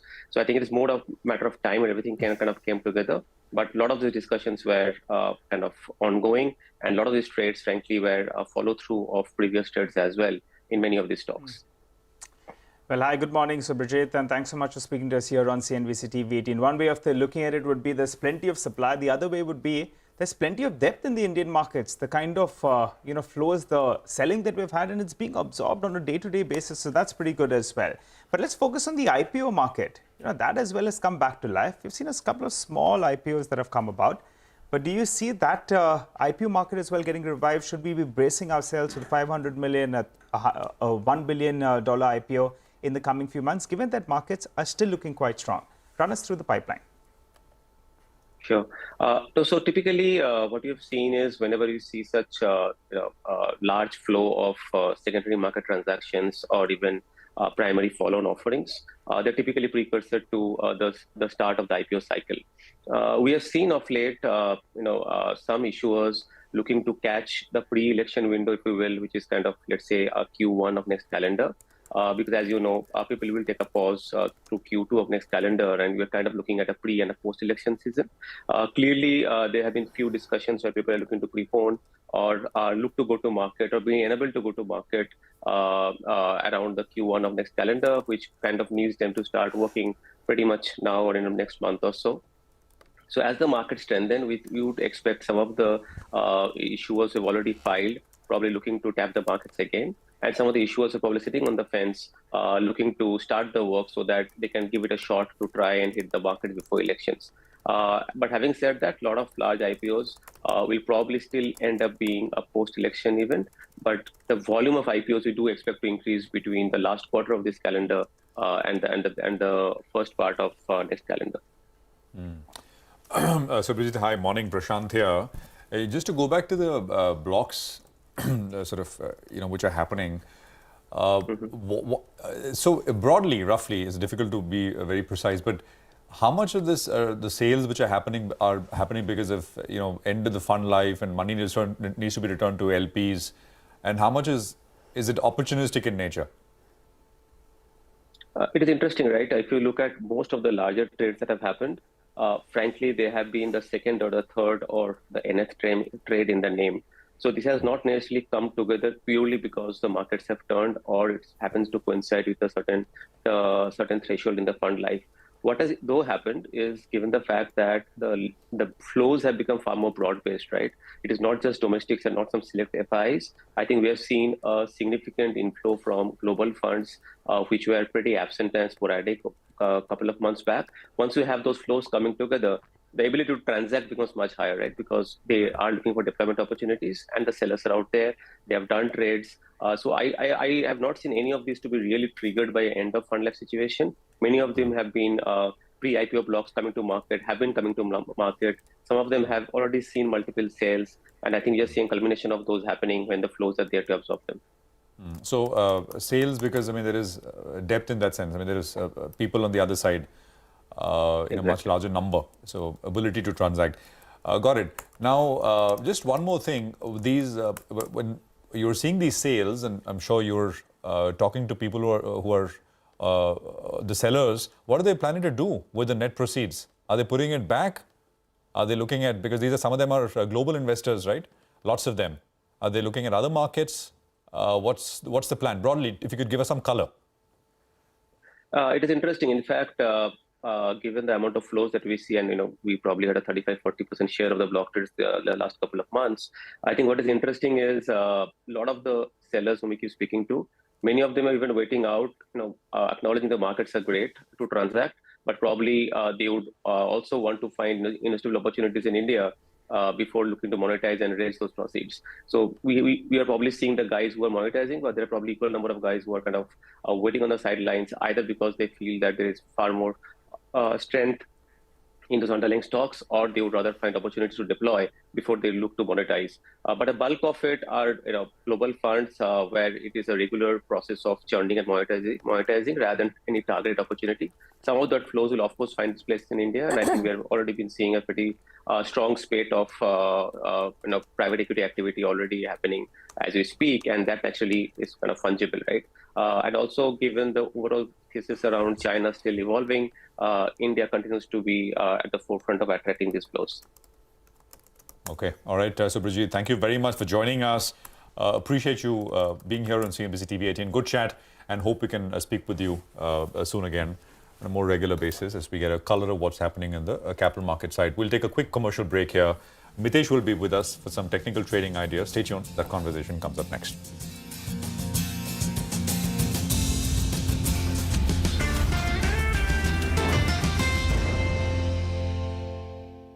We are joined by the Minister for Coal, Mines and Parliamentary Affairs, Mr. Prahlad Joshi. Sir, thanks for speaking with CNBC-TV18. Sir, Coal India has finally concluded the wage revision with non-executive workers. Your first take on this? It is a very happy moment because ultimately they have come to an agreement, both trade unions, management and all other concerned officers put together, they have worked it out, and considerably they have done it well. I think 19.5% something they have done it, and it is a quite motivational to all workers, and I am hopeful that by this very important and good revision, coal warriors will work with more enthusiasm, and even Prime Minister's direction was that the welfare of the coalman should be kept in mind. That also have kept in mind, and I congratulate Coal India management also. When can we expect a fuel price agreement hike from Coal India? It had last taken place in 2018, and there has been a buzz that it is overdue. By when can we expect some development on that front? In fact, I can't say that there will be it will be done or it will not be done, but I can only say that even when international prices are so high and our notified price is in keeping the overall interest of the public at large, we have kept it at 1534 notified price as of now, and we will see how, and let Coal India come with a proposal. After that we will see it, but it is a fact that now after the so much of cost escalation in production, that is the cost of the increase in the cost of production because of various factors, international factors rather, there is a need for that, but we will decide to do it or not to do it after consulting the Coal India management. Sir, despite a late onset of summer this time around, we have a grueling season ahead of us. Also, IMD has predicted a delay in monsoon. What is the current status on coal stocks? How is India placed as of now? Would there be a need to curb the supply to the non-power sector? I don't think it is so, and as you have already seen, from 13-14 to till date, 13-14 I think it was 572 million ton of the production. Today we have almost reached 800, nearly about 850 million tons. And this year we are crossing 1 billion. This is the first time, and this is the last year, it means the year which passed away just now. In that year our total production was around nearly about 800. Welcome back. 18,908 is the new all-time high on the Nifty. After hitting it in the first few moments of markets opening, we sold off a bit, but not too much. Still holding at 18,880 on the Nifty, a gain of close to about 0.3%. Where are we headed from here? What are the trades? Mitesh Thakkar joins in now for some technical trading ideas. Mitesh? So, morning again. We talked about the fact that the markets might see some momentum and continued journey upwards. I have, in fact, two buy calls right now. The first one is Bajaj Finance. I think that's a stock, which gave a pullback in the last few days and now is again picking up steam. So, recommend to buy here with a stop at about 70.40 and a target of 72.50 on the upside can be possibly looked at.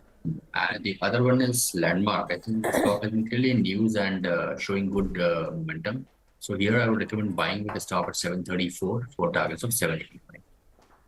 Another day where Landmark is higher. Even yesterday closed with a gain of about 4%. Mitesh, thank you very much for joining in. Get into a break. On the other side, our special segment, it's the economy. Lata will get chatting with Deepak Shenoy of Capital Mind and Digant Arya of Green Edge Wealth Services to talk about the growth trajectory in NBFCs and the banks.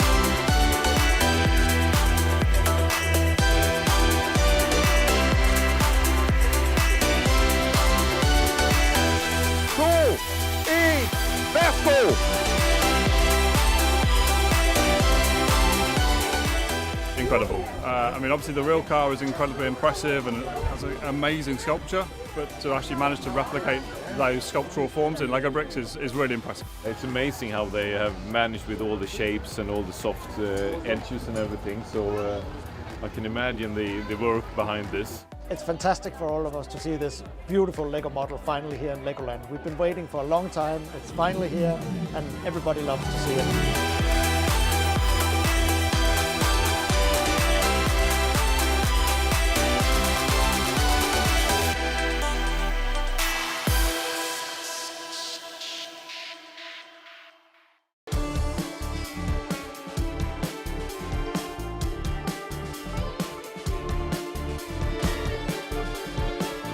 This is the best gift to Mumbaikars.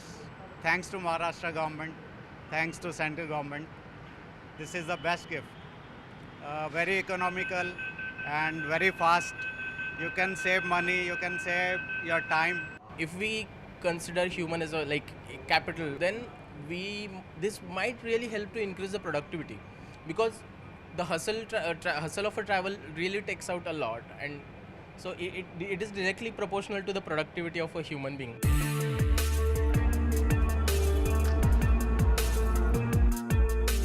It's been over a year since the launch of Mumbai Metro 2A and Mumbai Metro 7, and in this year over 2.5 crore people have already taken a ride on board these metros. The daily ridership is 1,60,000 commuters. That's a record in itself. But what's it that inspired those who made these metros a reality? Let's listen. We were aware about suburban trains. There are nearly 330 suburban trains in Mumbai carrying every day more than 70 lakhs passengers to and fro, whereas their carrying capacity is 40 lakhs. So because of this overcrowding, many of the Mumbaikars, they are aware that there are more than 3,500 deaths every year. So on an average, more than 10 to 12 deaths per day. So we got motivated by this view also. Even if we can reduce 1 day of time in completion of our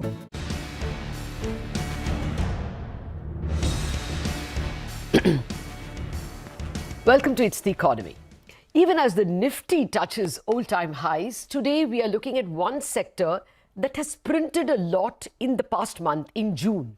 While Nifty moved 2% in June and the mid-cap index has moved a little over 4%, 4.9, NBFCs like Piramal, L&T Finance, MMFSL, PNB Housing have all risen between 10 and 20%. I didn't mention Chola in that list, but Chola this year, that is 2023, has risen 51%.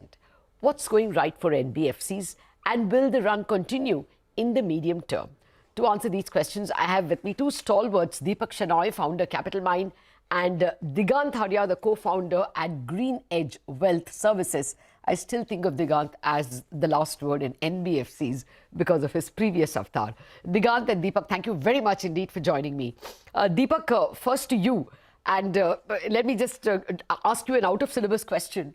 This very big, Nifty move today. Well, actually, the move is not big as much as the fact that we are at all-time highs. What's the sense you're getting? Last time we touched all-time highs, and then for 10 months, or 8 months, we shied away. Do you think now it looks good, like we may be touching all-time highs practically every day?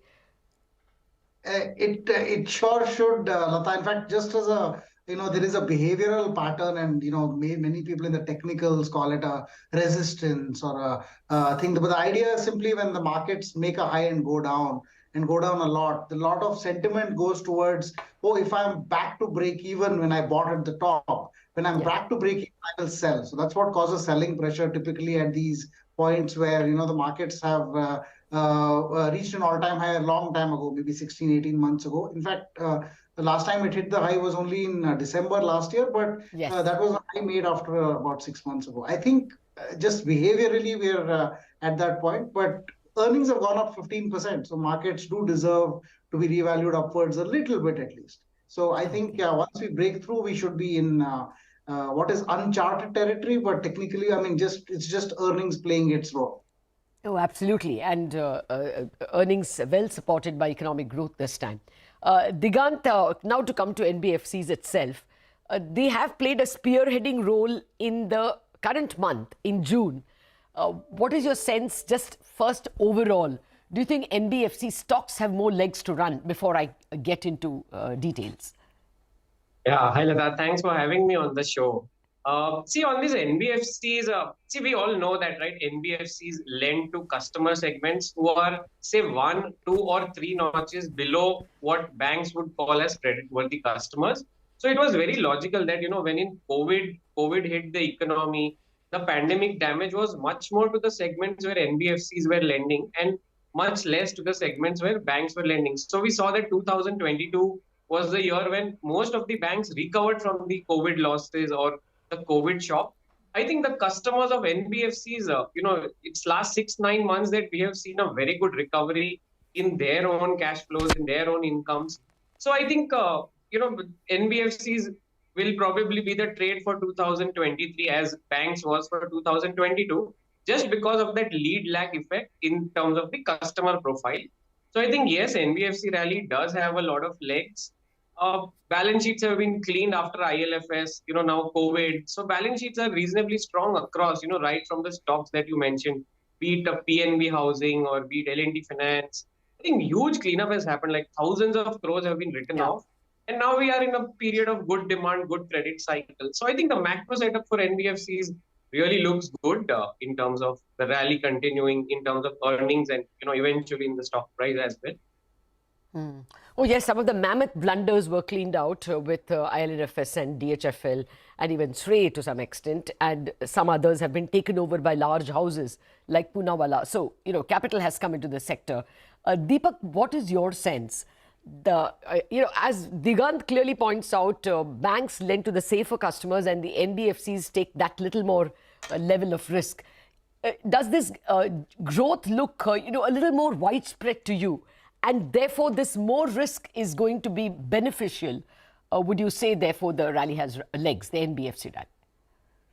So, Lata, I would say if the thing was more broad-based, then you would see gold and microfinance companies also do a substantially better deal. But since April, even the mid-cap index has done about 17%. And some of these stocks have gone up 45-50%. I think L&T is about nearly 50% higher.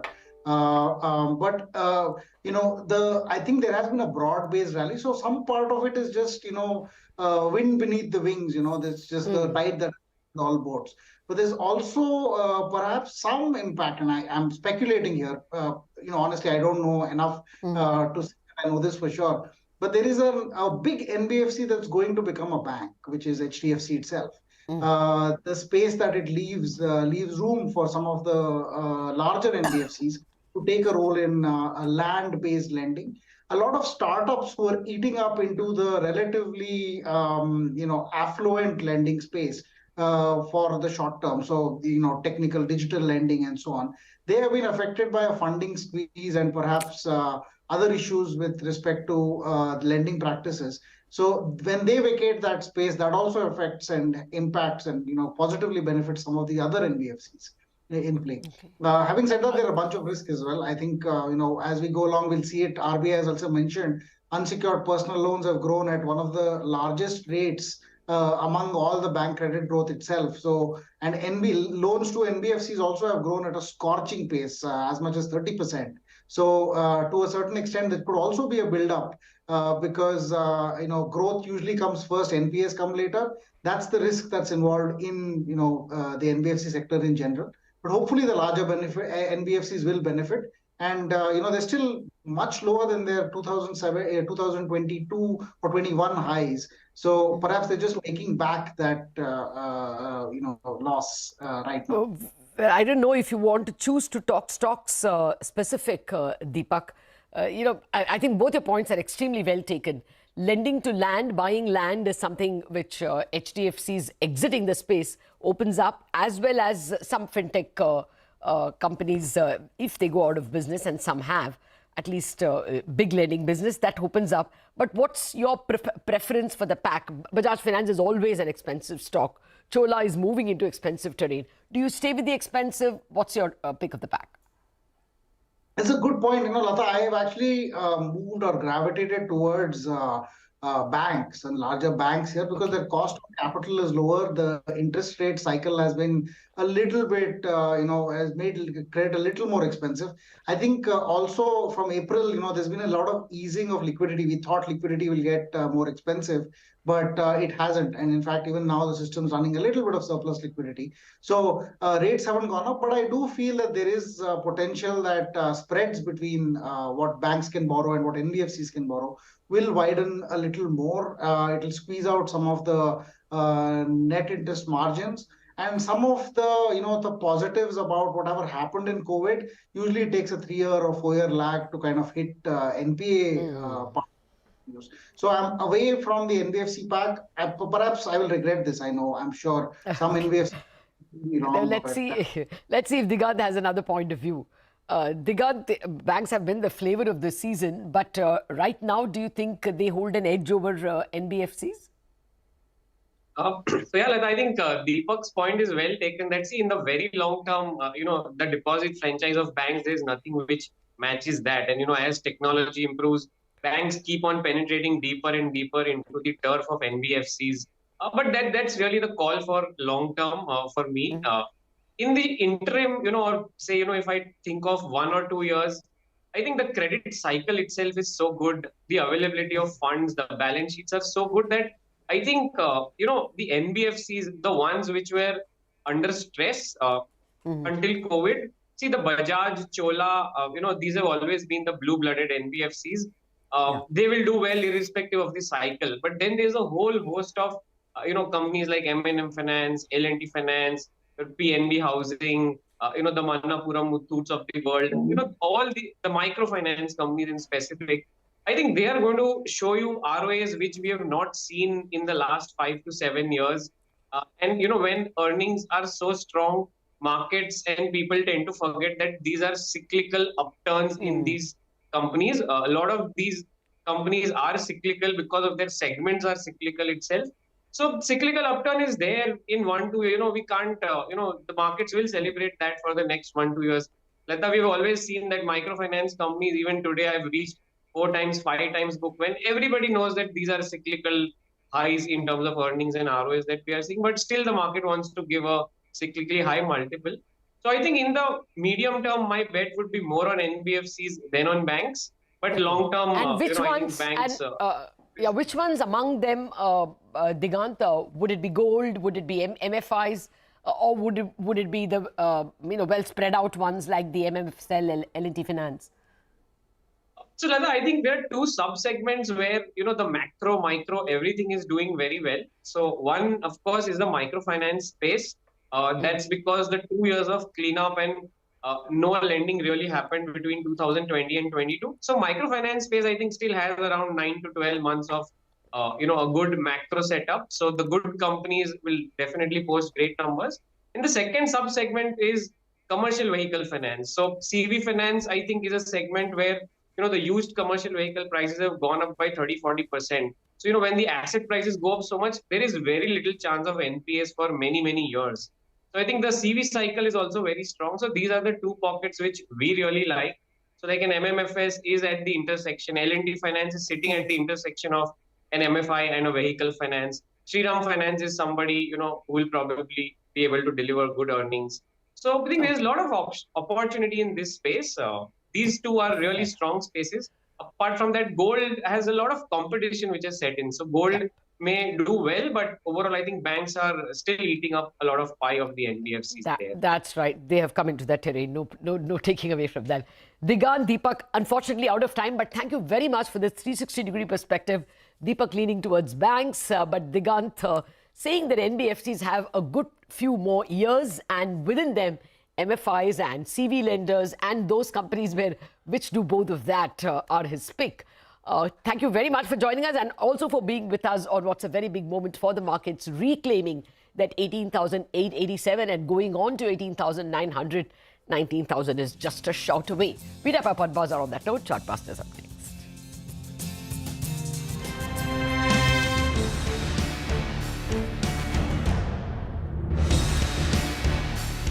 We are joined by the Minister for Coal, Mines and Parliamentary Affairs, Mr. Prahlad Joshi. Sir, thanks for speaking with CNBC-TV18. Sir, Coal India has finally concluded the wage revision with non-executive workers. Your first take on this? It is a very happy moment because ultimately they have come to an agreement, both trade unions, management and all other concerned officers put together, they have worked it out. And considerably they have done it well. I think 19.5% something they have done it, and it is a quite motivational to all workers, and I am hopeful that by this very important and good revision, coal warriors will work with more enthusiasm, and even Prime Minister's direction was that the welfare of the coalman should be kept in mind. That also have kept in mind, and I congratulate Coal India management also. When can we expect a fuel price agreement hike from Coal India? It had last taken place in 2018 and there has been a buzz that it is overdue. By when can we expect some development on that front? In fact, I can't say that there will be it will be done or it will not be done, but I can only say that even when international prices are so high and our notified price is in keeping the overall interest of the public at large, we have kept it at 1534 notified price as of now, and we will see how, and let Coal India come with a proposal. After that we will see it, but it is a fact that now after the so much of cost escalation in production, that is the cost of the increase in the cost of production because of various factors, international factors rather, there is a need for that, but we will decide to do it or not to do it after consulting the Coal India management. Sir, despite a late onset of summer this time around, we have a grueling season ahead of us. Also, IMD has predicted a delay in monsoon. What is the current status on coal stocks? How is India placed as of now? Would there be a need to curb the supply to the non-power sector? I don't think it is so, and as you have already seen, from 13-14 to till date, 13-14 I think it was 572 million ton of the production. Today we have almost reached nearly about 850 million tons. And this year we are crossing 1 billion. This is the first time, and this is the last year, it means the year which passed away just now. In that year our total production was around nearly about 834, 800. This is the ever highest. This is the ever highest. Keeping that in mind, this year also have kept the target, a very ambitious target. And production is going on accordingly. Normally April, May, June, this is the time when production is reduced. But this time it is going on very well. It's a record high for the Nifty at open. The benchmark finally crosses 18,900 after multiple attempts to scale life highs. The index, however, has given up some of the gains from there. Adani Enterprises gains following a large trade. 1.8 crore shares worth around 4,100 crore rupees change hands. The BSE rallies as the National Stock Exchange scraps plans to shift the Nifty bank expiry to Friday. The BSE was of the opinion that it could impact the growth of their own products like the Sensex and the BankX derivatives. Hindustan Copper gets excluded from the F&O list. The stock surges close to around 2%. AB Fashion surges after the Competition Commission of India approves its acquisition of TCNS Clothing. Hello and welcome to Chartbusters. I'm Nigel D'Souza, and with me as always is Mangalam Malu. Well, Mangalam, we've been speaking about this for the last couple of weeks, and finally we get those fresh all-time highs. It hit that mark and then we came up from the top, but it's good to see in the last few minutes, well, we have pulled back actually, and it's a very, very good start to trade. This sets us up for an exciting close to this series. Mangalam, what else? It's an exciting close. Almost 600 points is what we've gained in this series so far itself. the cherry on the cake will be if we cross past that 19,000 mark as well. Now that we've hit a record high, we can wish for more, as people say, ye dil mange more. I think 18,930, that's the first stop. Once we get past that mark, then maybe 19,000 is on the cards. And since the move has been so swift from yesterday's second half, anything is possible, because the call writers, they have got stuck out on the wrong side. We saw what happened yesterday. The financial Nifty Services Index, well, that just took off. So let's see whether or not the Nifty has another 100 in it. Well, the bulls will be feeling quite good as we speak. But let's get in Sony for a quick technical check on the markets. Hi, Sony. Good morning. Thanks so much for joining in on the show. Well, tell us, how do you approach trade first on the Nifty as well as on the Nifty Bank? Thank you, Nigel. Good morning, Nigel and Mangalam. So, see, last time when we interacted, I was mentioning how Nifty can test 19,000 levels by June expiry, with Bank Nifty and IT Index acting as catalyst. So yesterday it has proven that, the Bank Nifty, the way it led Nifty, it became the leader. If you have to look at the current setups, Nifty and Bank Nifty both have started out with very strong rollovers on the long side from June to July series. If I have to look at other parameters, VIX is still holding below 12. Yesterday it closed at new lows below 11. So it is showing that there's not much uncertainty left in the market. Your long-short ratios, your longs are high at 60% longs in the market. So all these data put together, it is actually showing that, Nifty and Bank Nifty are quite in a bullish setup. So Nifty, if I have to look at individual strike level, 18,700 and 18,800 put writers are still very much in control, because their PCR is holding very strongly above 1.5. The call writers, of course, the 8,900 and 18,800, they've escaped and they are still trying to hold and build the base at 19,000 level. So most likely 19,000 level, once Nifty reaches that, it is going to be that position where everybody will have a fight, the put and the call writers, whether it has to be defended or not. Looking at Bank Nifty has broken out of its recent consolidation phase. It decisively closed above 44,000 yesterday. Of course, the next resistance remains at 44,500. But looking at how the rollovers are actually building up, the private banks are coming out to play. It is just a matter of time where we believe that the other banks and the PSU banks and more of the NBFCs will also come and participate in this rally. So overall, both Nifty and Bank Nifty have a bullish setup to head towards and march towards more new all-time highs. All right, towards more new all-time highs. In fact, the dip after that all-time high has now swiftly been bought into. We're virtually at the high point of trade on the Nifty, 18,905 and more as we speak. 44,200 on the Nifty Bank as well. But Sony, individual stocks, what do you have for us today? So pharma sector is somewhere I've seen very strong rollovers happening. If I have to look at Glenmark has shown 82% of rollovers. So Glenmark is holding a very strong support of, let's say, 640, 645. I believe that from current levels, it can actually head towards 720 and 740 levels. So Glenmark would be the first top pick. And if I have to look at other sectors, real estate and banking, but I would still have my second pick for India Hotels. So India Hotels currently, somewhere around 390, it is holding very strong. It has shown last 3 days how it is holding a very strong support of 378 to 375. So with a stop loss of 375, India Hotels should also be testing 430 plus levels is what I believe. So these would be my two top picks. Okay. All right, Sony, thanks so much for stopping by, filling us in with your view on the index, as well as a couple of those stock specific as well. Look forward to chatting up with you rather soon. Well, let's shift focus to our special segment where we get you a few ideas for profit from Money Control Pro. Neha Dave of moneycontrol.com joins us to talk about a stock that she's tracking rather closely. Neha? Today's stock idea is HDFC Bank. The merger of HDFC and HDFC Bank is in the final lap and is awaiting the announcement of the record date. Post-merger, HDFC Bank's loan book will increase to more than rupees 20 lakh crore, which will increase its loan market share to 16% from 12% now.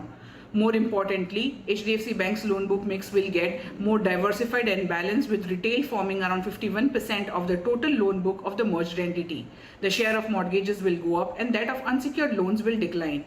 HDFC Bank has been adding a lot of branches over the past couple of years and will continue to add around 1,500 branches every year over the next few years. Given the aggressive branch expansion plans and cross-sell opportunities, market share gains in both deposit as well as advances will continue, although at a slower pace in the first year of the merger. Initially, margins may moderate but can move up as the funding cost benefits from the merger start accruing. In the medium term, operating leverage, that is cost to income ratio, will improve and can offset the increased regulatory drag. In terms of valuation, HDFC Bank is currently trading at around 2 times core book value estimated for FY25 for the merged entity after adjusting the valuation of the subsidiaries. HDFC Bank is trading at one of the lowest valuation multiple in its trading history, indicating the investors' skepticism about the merger. However, given the bank's track record and execution capabilities, it can surprise the street both on growth as well as profitability post-merger, leading to valuation re-rating. All right, Neha, thanks a lot for that. With that, we'll step into a short break. On the other side, we have Sanjay Kumar, who's the Chairman and Managing Director of RailTel Corporation of India, to discuss the company's business outlook. They just want an order.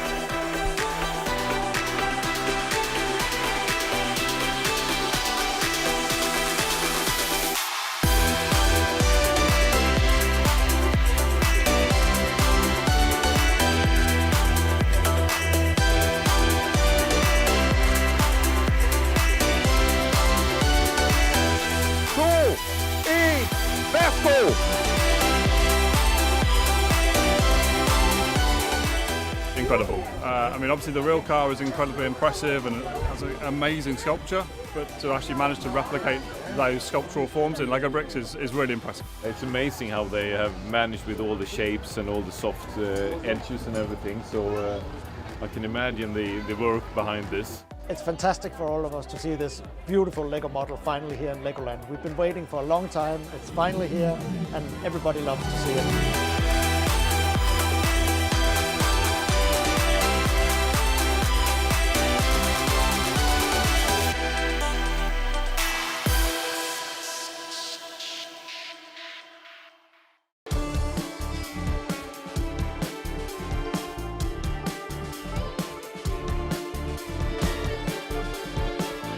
This is the best gift to Mumbaikars. Thanks to Maharashtra government, thanks to central government.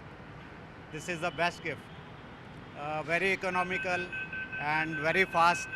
You can save money, you can save your time. If we consider human as a capital, then this might really help to increase the productivity, because the hustle of a travel really takes out a lot, and so it is directly proportional to the productivity of a human being.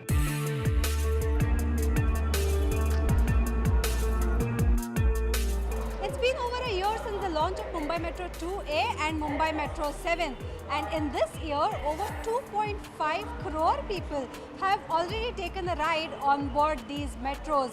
The daily ridership is 160,000 commuters. That's a record in itself. But what's it that inspired those who made these metros a reality? Let's listen.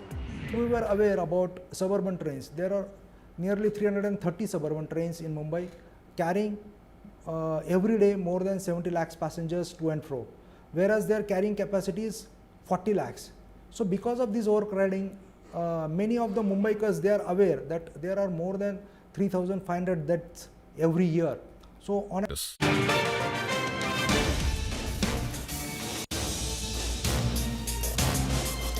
A fresh record high. The markets hit a century. The Nifty up 100 points. Time to raise the bats. And 18,917 and counting as we speak. Looking good for the frontline index.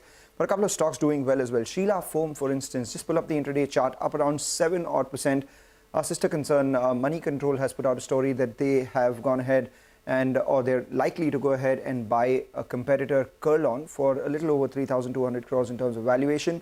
So if that happens, their market share in India increases.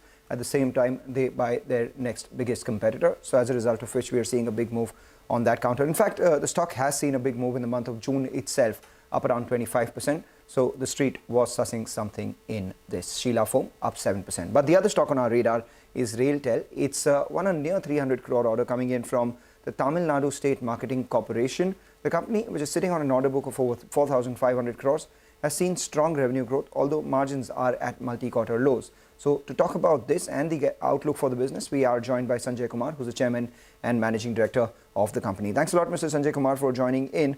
Just looking at your numbers, this order that has come in, it's the first order win in this quarter so far. You had guided for around 1,500 crores worth order wins in FY24. Do you hold on to that? So let me first correct that this is a big order this quarter, but there were other orders also we won this quarter, like we won Bihar State Electronic Development Corporation also, which was around 65 crore.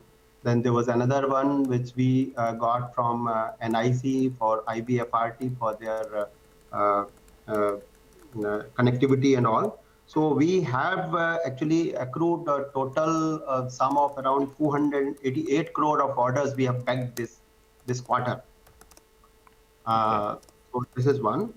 And I would say that this order. Sir, could you repeat that? Sir, could you repeat that number? What is the total order wins in the quarter? Sorry, we missed that. 488 crore. Got it. This quarter. Yeah, please go ahead. Yeah. Please go ahead. Yeah. And order being very special for us because all the states are now getting this kind of e-governance applications implemented in their states for basically control on the movement of liquor. And in Tamil Nadu, this is very important for us because then based on this experience, we can get few more orders in future as well. Okay, all right. Are you on track, sir, to achieve these telecom services revenue guidance? I think you had given of around 13 to 1400 crores for FY24 and also projects revenue of close to around 1500 crores. Is that still on? Do you want to reiterate that guidance or revise it upwards? Yes. 1300 minimum we should be able to achieve in telcos and close to 1500 from projects. That is we are on track. All right. And do we see margins improving? I mean, the last quarter margins were, impacted severely. A lot of it was also on account of one-offs. But where do we see margins settling in both your segments? So if we talk of projects business, we will be hovering around 5 to 6% of margin should be.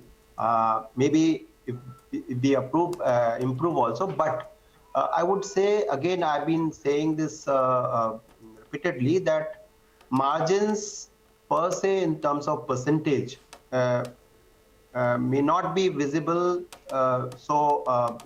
exceptionally well. But if you look at the absolute growth in EBITDA or EBIT numbers or in PAT numbers, we are expecting that we will certainly bring value to the shareholders.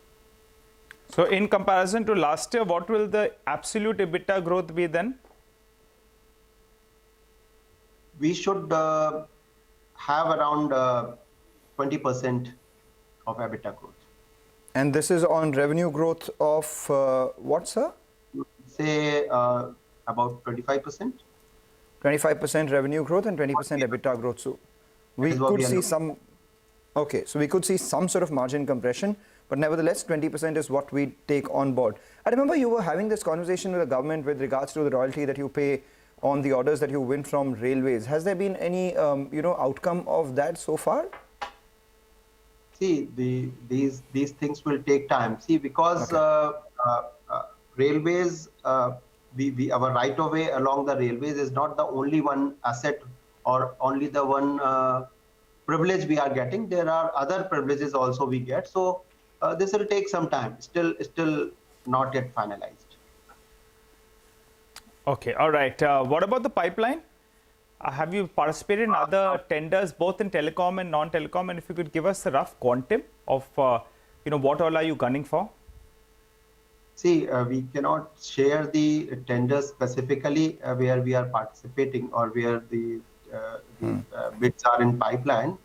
But yes, the pipeline bids in pipeline would be around 1,000 crore, and we will be trying to win or lose, means to win few of them, depending upon the factors like last mile connectivity, then margins, volume of the of the bid value basically.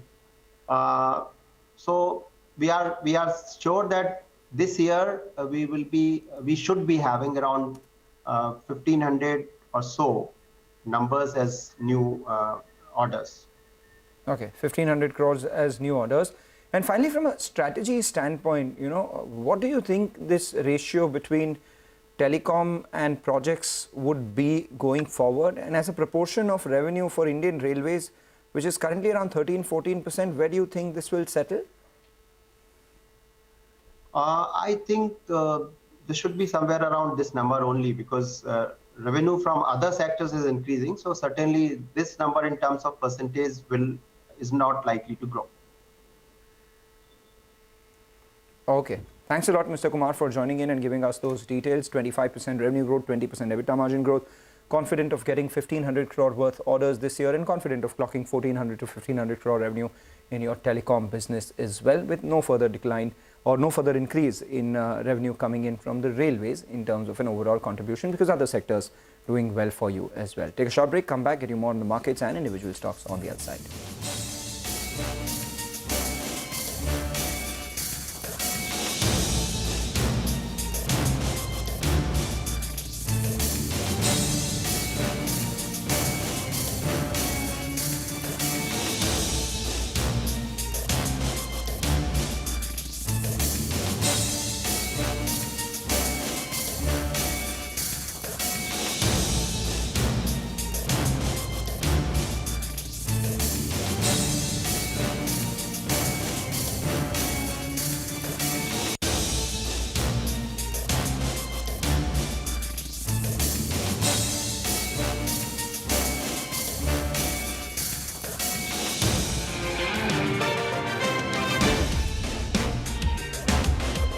We are joined by the Minister for Coal, Mines and Parliamentary Affairs, Mr. Prahlad Joshi. Sir, thanks for speaking with CNBC-TV18. Sir, Coal India has finally concluded the wage revision with non-executive workers. Your first take on this?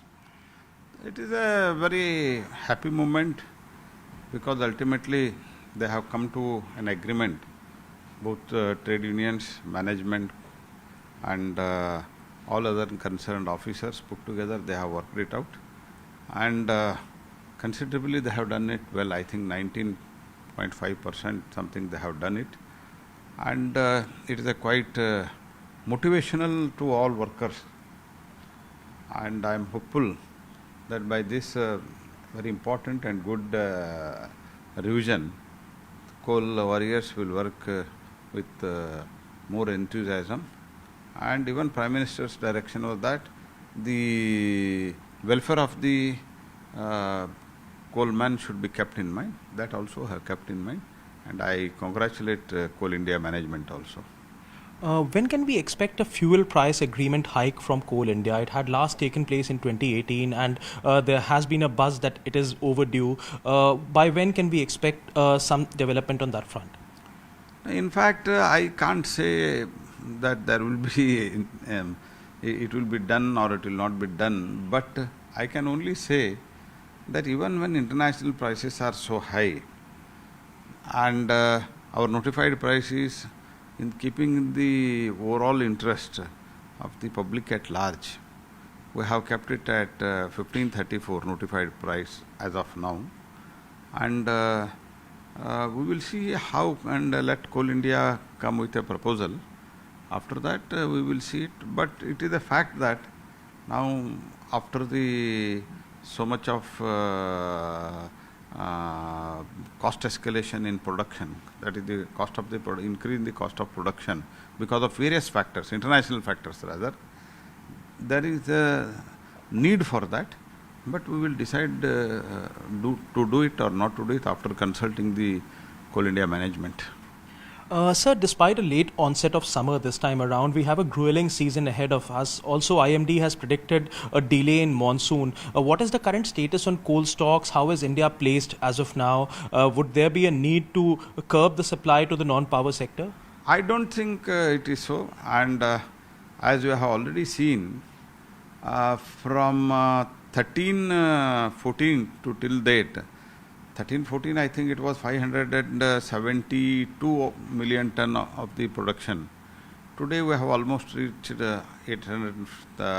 nearly about 850 million tons. And this year we are crossing 1 billion. This is the first time, and this is the last year, it means the year which passed away just now. In that year,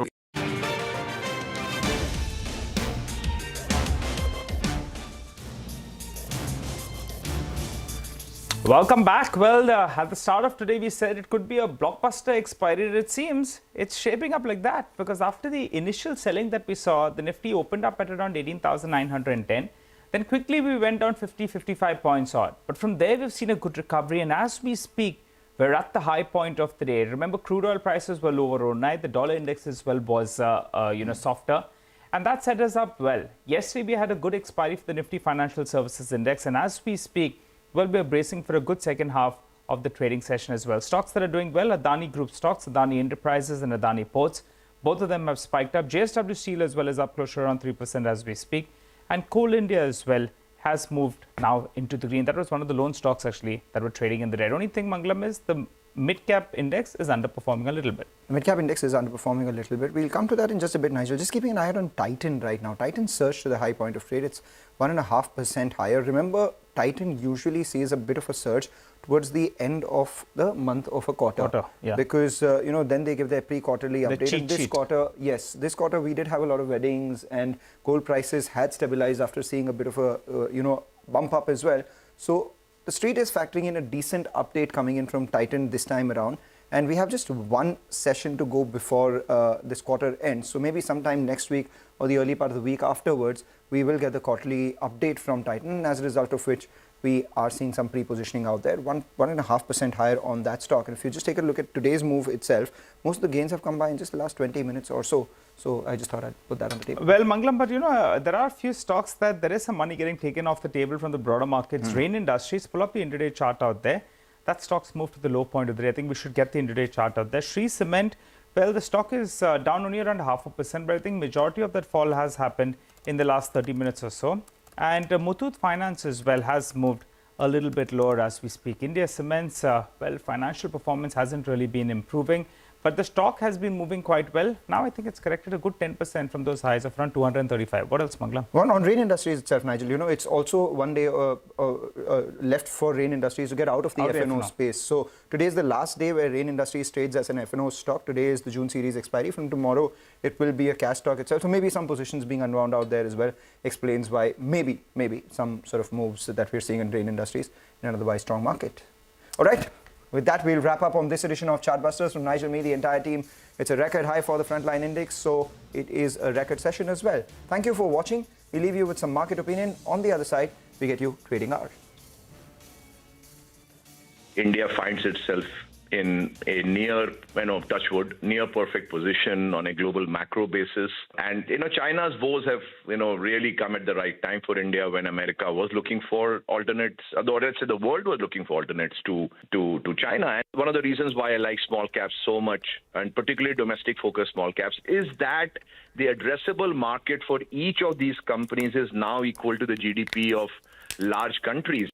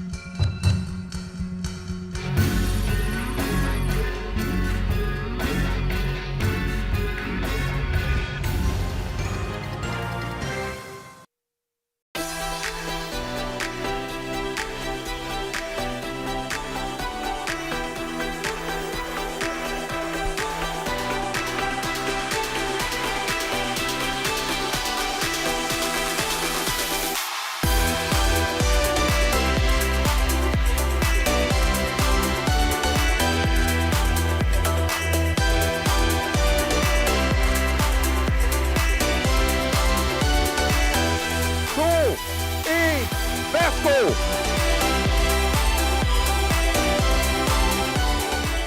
Incredible. I mean, obviously the real car is incredibly impressive and has an amazing sculpture, but to actually manage to replicate those sculptural forms in Lego bricks is really impressive. It's amazing how they have managed with all the shapes and all the soft edges and everything. So I can imagine the work behind this. It's fantastic for all of us to see this beautiful Lego model finally here in Legoland. We've been waiting for a long time. It's finally here and everybody loves to see it.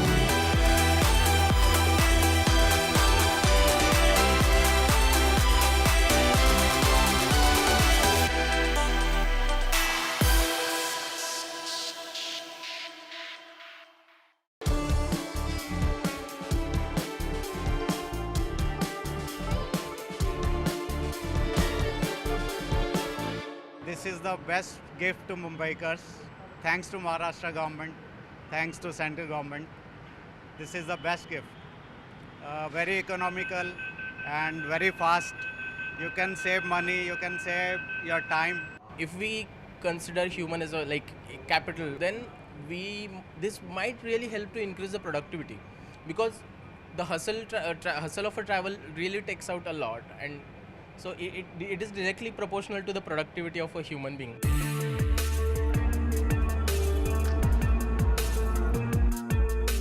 It's been over a year since the launch of Mumbai Metro 2A and Mumbai Metro 7, and in this year over 2.5 crore people have already taken a ride on board these metros.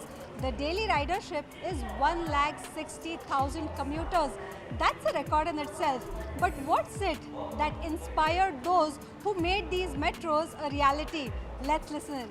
We were aware about suburban trains. There are nearly 330 suburban trains in Mumbai carrying every day more than 70 lakhs passengers to and fro, whereas their carrying capacity is 40 lakhs. So because of this overcrowding, many of the Mumbaikars, they are aware that there are more than 3,500 deaths every year. So on an average, more than 10 to 12 deaths per day. So we got motivated by this view also. Even if we can reduce 1 day of time in completion of our metro, we'll be able to reduce 10, or we'll be able to save 10 lives. Once these two metro lines start fully functional, there will be huge relief. Once all these 8 to 10 lines are completed, which are going on right now, we will be creating a carrying capacity in Mumbai more than 1 crore passenger every day, plus suburban trains 40 lakhs. So I think there will be no congestion in future in Mumbai. Second thing, every time we face that, we see whenever there is an unprecedented rain in Mumbai, all the locals come to the standstill. Fortunately, the metros, majority of the metros, 70% metros are elevated, only 30% metro part is underground. So even during the flood, severe flood, the Mumbai will not come to standstill. Today, Mumbai Metro 2A and Mumbai Metro 7 have partially decongested the notoriously jam-packed Western Expressway, have helped ease traffic on SV Road and Link Road, and have helped provide seamless east-west and north-south connectivity to the western suburbs, catering to almost 60% of the population. But even as the metro network expands, those at the helm recollect the challenges that the project posed. MMRDA's own metro. See, Mumbai is a happening city, and 24/7 it works, right? It doesn't stop. And city of dreams. And people work while they're dreaming a dream also. So you can't stop the city. So most of the work happens at night time. And launching especially has to happen at the night time only. At the same time, underground, if you start digging, you have 45 to 50 utilities which are not mapped. We don't know where the utilities are. Now, earlier we used to have pipelines, but now we have very wafer thin, ultra thin optical fibers. You can't even see them, they are so thin.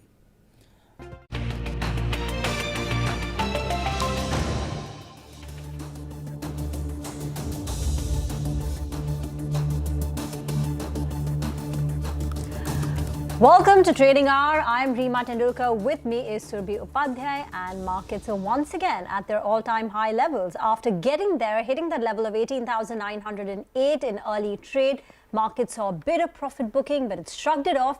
And now, once again, we're back to levels of 18,920. So that morning dip has been bought into.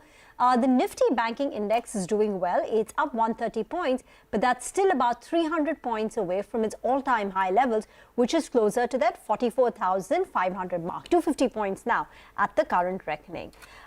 Keep your eye on the Asian markets, because if you strip out the Japanese markets, where the index is up 1.5%, some of the other markets are under pressure. So Kospi, the Chinese markets, the Hang Seng market, these markets are currently trading in the red. So Asia ex-Japan is a bit subdued in trade, but no taking away from the phenomenal rally that we have on our hands, right? We've been leading up to this. Last week, we almost got there.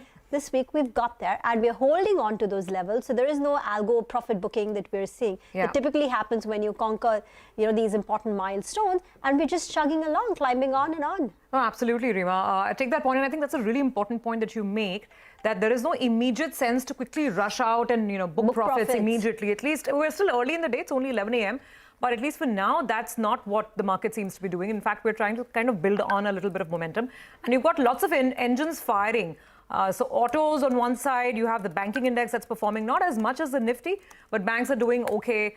You have a couple of names from the metal space that are shining bright. Reliance is lending some support to this rally. So it's a pretty wide and diverse move, at least for now, on the upside. Just want to point out some of the stocks. Yeah, the Nifty metal was there up for you. And the metals part of the market is actually very, very strong. That's showing up in stocks as well. For instance, a JSW Steel, which is the second best performing stock on the Nifty, with a gain of about 2.5%. Tata Steel is managing to put on a little bit of weight as well. And even Hindalco, for that matter, is up about 0.5%. So metals is one strong side of the market. And then there is autos. And Tata Motors is a stock that we'll talk about as we go forward with our guests as well. Phenomenal run, 50% up so far this calendar year, and even today it is one of the biggest winners on the Nifty. There is a positive brokerage commentary. CLSA is sounding quite optimistic on the stock even now at these levels, and that's been working very, very well for it. So those are some of the names on the upside. You have the banks like HDFC Bank that are contributing. SBI is also on the upside. Heavyweights like Reliance and Infosys. Not much to complain actually in this market. If you're talking about stocks that are down, there's only one stock that's down 1%, and that's HDFC Life. Others are down between 0.4%, 0.5%, so not much really to worry about. The mid-caps are a bit more subdued today. If you look at the mid-cap index, it's up about 0.25%, and it's underperforming the Nifty. So one of those days where it's really the big boys that are hogging the limelight today. It is a big cap kind of a day, but the advanced decline ratio is very, very strong. You still have over 1,800 stocks advancing, just about 1,000 declining, so no problems there. More about mid-caps as we go forward, but right now, since we are talking about all-time highs and the Nifty has managed to hit that milestone, even the Sensex, of course, hit that milestone once again today. Let's go across to Mangalam, because he's got the data and the analysis ready on, of course, all the key gainers and losers, the whole journey to this fresh all-time high. Mangalam, hi. Well, it's such a stroke of fate, right, that the Nifty has gone ahead and hit a fresh record high on a day where we weren't even supposed to trade. There was a holiday which was declared today, and thereafter until last noon, we didn't even know whether we were trading today or not. And after going to within 1 point of record high last week, the Nifty has managed to hit a record high today on a day where we weren't supposed to trade. So that's fate, so to say. 4% higher and 4.5% higher for the Sensex, or the frontline indices this year so far. The Nifty Bank has been a relative underperformer with a gain of just about 2.5%. But this rally is more loved by portfolios because small cap and mid cap indices have put behind them double-digit gains in this year itself. And if you take a look at the sectors as well, the domestic themes have done a lot better. Realty, 19% higher. FMCG, auto, up 17%. And the global-facing ones have actually underperformed. So the IT index down almost 1%, the metals down 9% as well. And this is clearly the reason why we did well. Indian macros did better than global concerns. Secondly, what we did was domestic themes doing extremely well with hopes of margin recovery in the second half as inflation cools off. And that really is because of stable crude and cooling inflation, or the worst of inflation being behind us. What also helped us is FII flows picking up, particularly in April, May and June so far as well, where we've seen about $1 billion coming in from the FIIs. Higher emerging market flows coming into India versus China explains why we've done well as well. So let's talk about the stocks then. Tata Motors up almost 50% this year. ITC 35%. Bajaj Auto, again, a domestic play, has done well. The ones which haven't are Infosys, Hindalco, Adani Group, of course, had a rough last few months as well. Just keep an eye out on a bunch of these mid-caps which have done well. Over the last few trading sessions, the pharma stocks have come back into fashion. So the mid-cap gainers are led by Aurobindo Pharma, Glenmark Pharma. Then a couple of these manufacturing themes, ABB doing well. Defense, HAL up 45% this year so far as well. Then you had some valuation concerns for AB Fashion. That stock has been underperforming. Z, Indiabulls Housing, ACC again under pressure largely because of their own specific news. But the big movers have really been in the small caps. Balu Fortune, this I had to cut off this data for stocks which have gained only up to 80% this year so far. This one's up twice of that, 160% higher. Titagarh Rail, again, 125% higher. Zentech, JBM Auto. Look at some other rail players as well. And you'll see RVNL up 81%. Mrs. Bector's has actually done extremely well as well, 95% higher this year so far. So going forward, what are the things that we're looking at? Well, the Nifty is trading at 19 times, fairly valuing the earnings upside in the near term. So let's watch out for the triggers going forward. Global growth and interest rates concern something that we will keep an eye out on forever. Flows into other emerging markets versus India, because so far India has gained 4%, Brazil's done better, Shanghai has gained as much as India. So going forward, how does that pan out? Monsoon's been a little delayed. There has been a slight deficit. So demand recovery in the second half is something that we'll be watching out for. And finally, just keep an eye out on state elections in India. There are 3 states going into elections, all of them building up to the next central election in 2024. Very, very interesting. Mangalam, thanks so much. You got me there. Mrs. Bector's, I missed that one.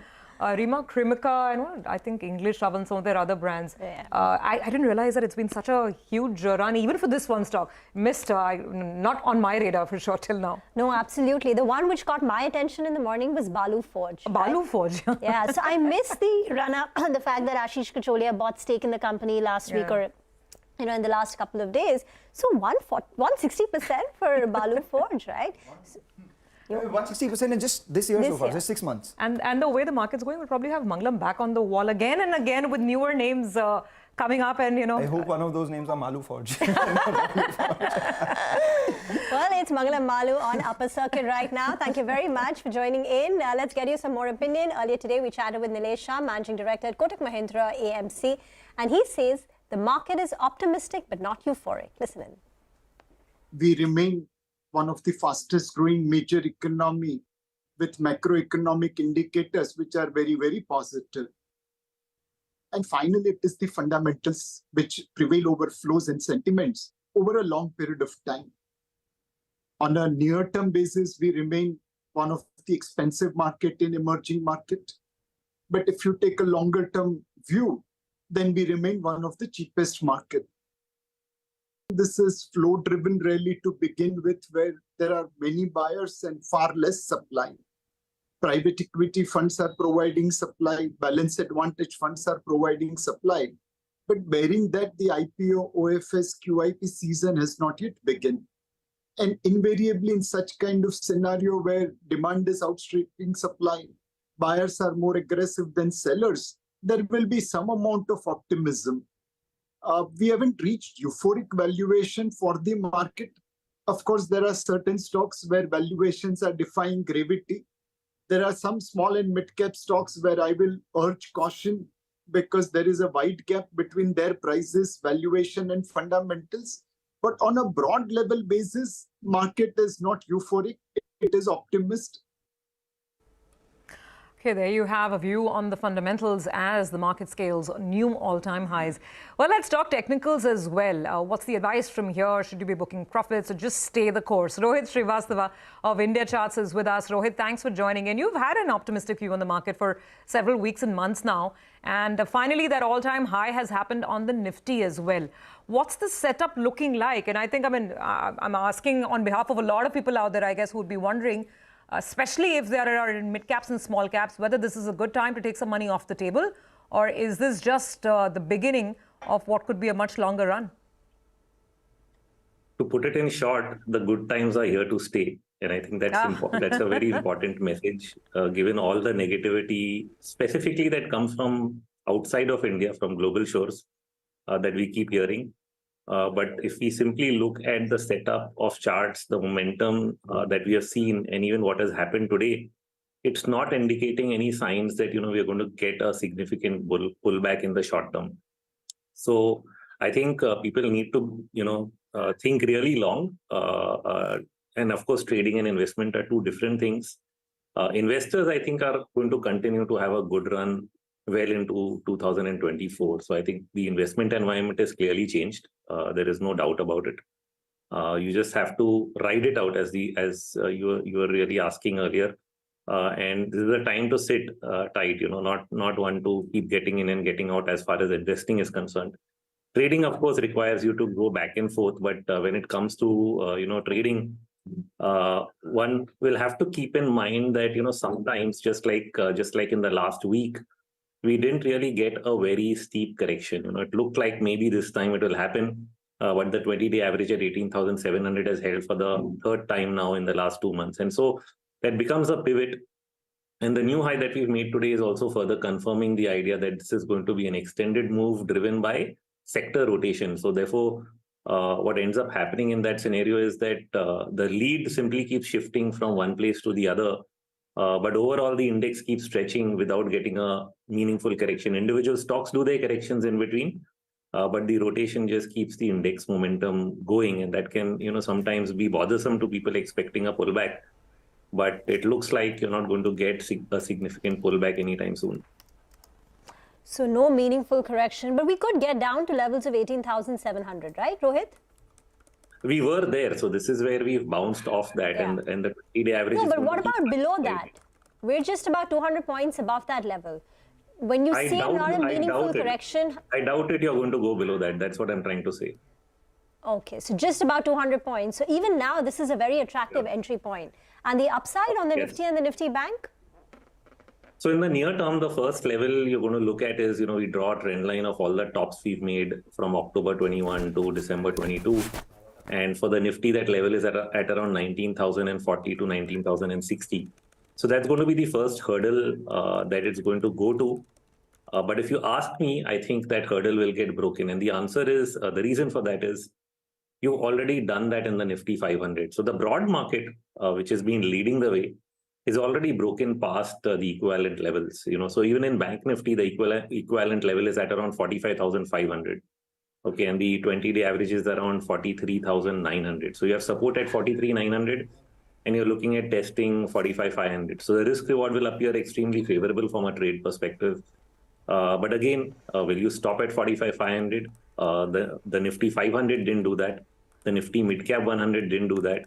And so the expectation shifts towards, these indices also following up on the broad market and breaking past those levels. But we'll be watching what happens there, because they are important technical trend lines and, resistance levels.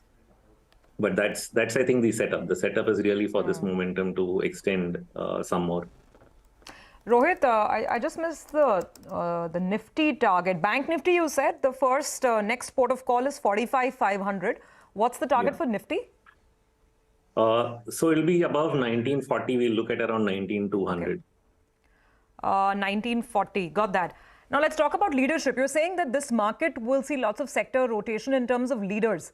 Now in the first leg, as we begin this, the next up move, who will be holding the baton? Yeah, so we're trying to figure that out, and we have a new software called Strike, where we're actually able to automate something like the Dow theory, and I got actually 5 stocks on the Dow theory scan. Now, before I mention stocks, I need to mention we are not investment advisors, so we essentially provide tools to help us figure out where the action is, and then people need to do their work.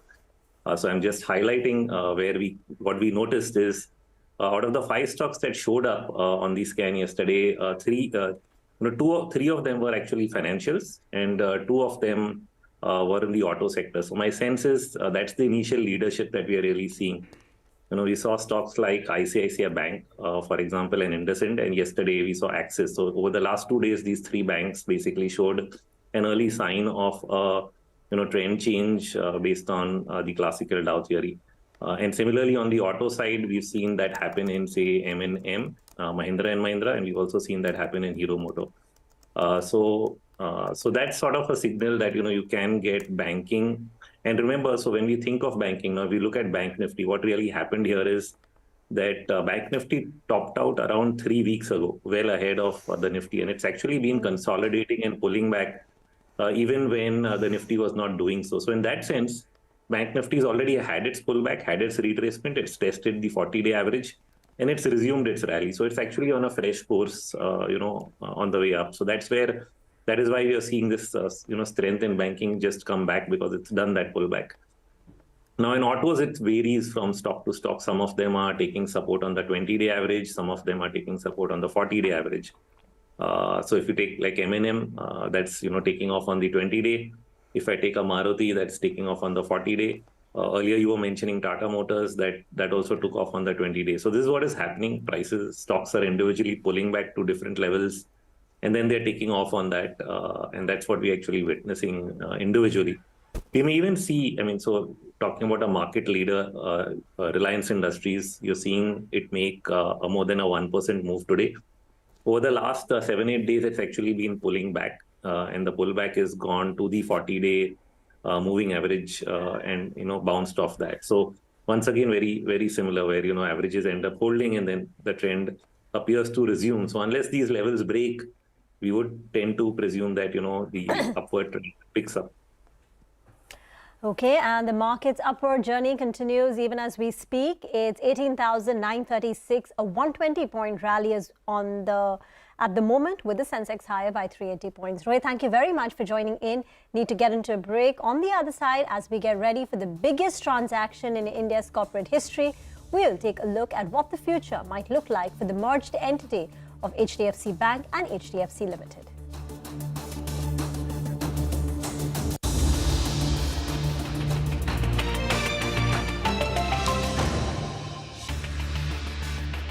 We are joined by the Minister for Coal, Mines and Parliamentary Affairs, Mr. Prahlad Joshi. Sir, thanks for speaking with CNBC-TV18. Sir, Coal India has finally concluded the wage revision with non-executive workers. Your first take on this?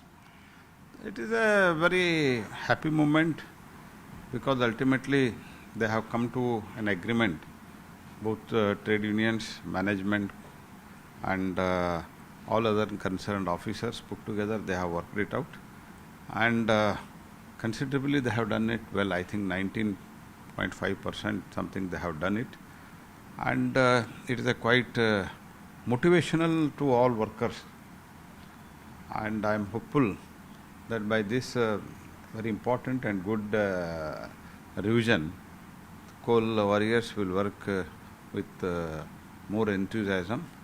And even Prime Minister's direction was that the welfare of the coalman should be kept in mind. That also have kept in mind, and I congratulate Coal India management also. When can we expect a fuel price agreement hike from Coal India? It had last taken place in 2018, and there has been a buzz that it is overdue. By when can we expect some development on that front? In fact, I can't say that there will be it will be done or it will not be done, but I can only say that even when international prices are so high, and our notified price is in keeping the overall interest of the public at large, we have kept it at 1534 notified price as of now, and we will see how, and let Coal India come with a proposal. After that, we will see it. But it is a fact that now, after the so much of cost escalation in production, that is the cost of the increase in the cost of production because of various factors, international factors rather, there is a need for that. But we will decide to do it or not to do it after consulting the Coal India management. Sir, despite a late onset of summer this time around, we have a grueling season ahead of us. Also, IMD has predicted a delay in monsoon. What is the current status on coal stocks? How is India placed as of now? Would there be a need to curb the supply to the non-power sector? I don't think it is so. And as you have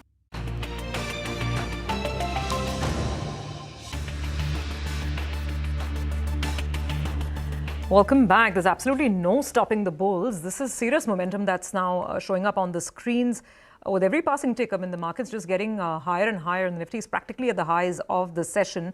Let's do one thing. Let's put the spotlight on two important sectors, two big pillars for this market, banks and IT, and see what's the correlation like.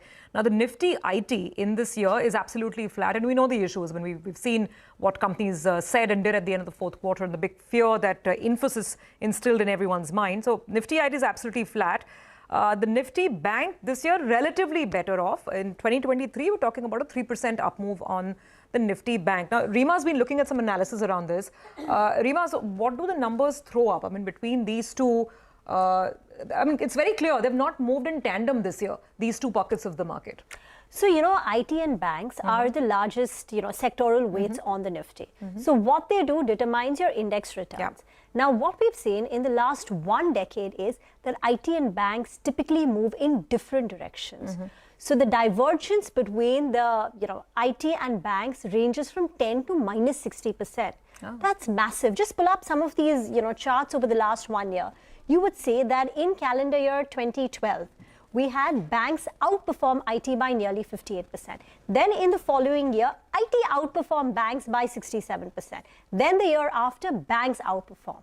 So generally, the point that this plate and the next plate, which takes you till calendar year 2022, you would say that there is a big divergence in banks and IT. When one does well, the other one ends up not doing so well, or even if both do well, one of them is a stark outperformer. But this year, what you've seen, which is the calendar year 2023, the divergence between their performance is only 2%, right? As you said, the banks are up 3%, the Nifty IT is up 1%. So the gap between the two is restricted to 2%, and this is the lowest divergence that we've seen in over a decade. So now Motilal Oswal has come out with a note where they're saying that, they're just taking stock of the alpha, and they've not implicitly said it in their note, but I guess the reading is that maybe we will start to see some divergence, and you've got to bet on the right sector. Because if you bet on the right sector, then you're making money. So what they go on to say in their note is that they expect the trajectory for Nifty IT to remain subdued, given the concerns around short-term demand. Banks will outperform 2023 because the earnings growth is expected to be solid and valuations relatively are far more reasonable compared to historical levels versus for the other sectors. So that's the bottom line, right? We typically do see divergence between the two. We've not so far in the first half of the year. Too much of that, Maybe we will start seeing it in the second half of the year. And their take is banks will outperform, IT may not, and that you'll once again get the divergence we've typically got. And that's the sense you pick up from a lot of the fundamental views that we get on the market. Very few people right now are sort of, bringing out the pom-poms for IT, so to speak. But on banks, a lot of market men, fund managers that we speak to have been saying that it's perhaps a matter of time. But it's quite very few are willing to be underweight or lower positions in the banking sector. But it took me by surprise, right? The fact that both these sectors have never given you similar returns. There is that extent of, difference in the kind of returns. It's kind of an either-or situation. It's an either-or, right? If one goes up 70, the other one just goes up 20%. Well, as long as one of them fire, I think the bulls will be happy. But you've got to catch the right one. You've got to be on the right one. You've got to be on the right side. Absolutely. Well, we're going to stick with banks now. That's Motilal's view that it will be banks which will outperform IT in the second half of the year. So since we're talking banks, let's talk about the big event that also kicks in come the second half. And it is the biggest transaction in India's corporate history. It could become a reality in as early as just the next 2 to 3 days. We're talking about the merger between HDFC and HDFC Bank, which could be effective from the 1st of July itself. Now, the chairman, Deepak Parekh, expects the HDFC stock to delist on the 13th of July. What does the future hold for this gigantic merged financial services entity?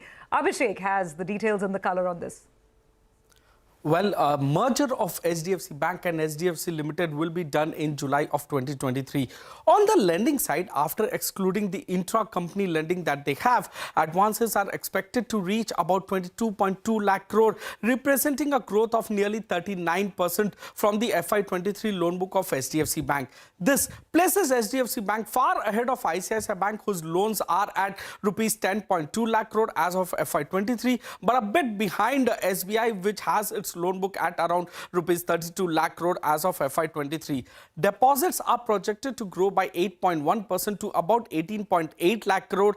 The net interest margin picture. So SDFC Bank currently has a better net interest margin compared to SDFC Limited. However, with access to lower cost of funds, it can be expected that SDFC Bank's NIM will see benefit from SDFC Limited as well.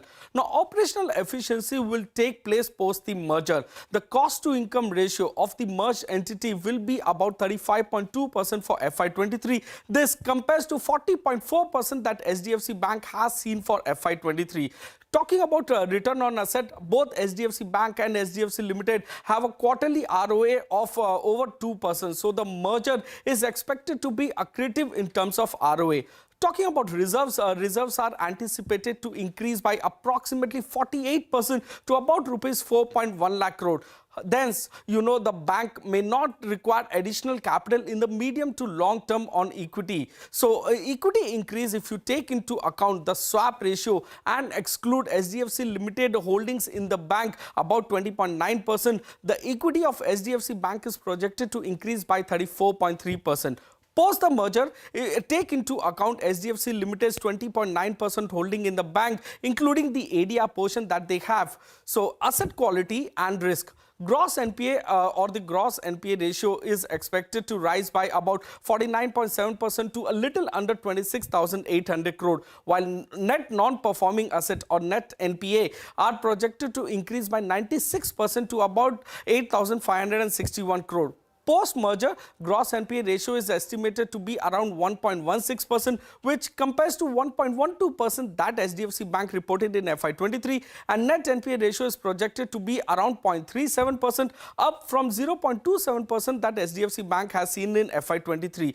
Provision coverage ratio may decline to about 68.3% versus the current 75.8% that SDFC Bank. Let's take a look at the risk weight assets to loans, which is expected to decrease to about 92.8% from the current level of 99.1%. The restructured book is projected to increase to about 0.42% from the current level of 0.31% that SDFC Bank.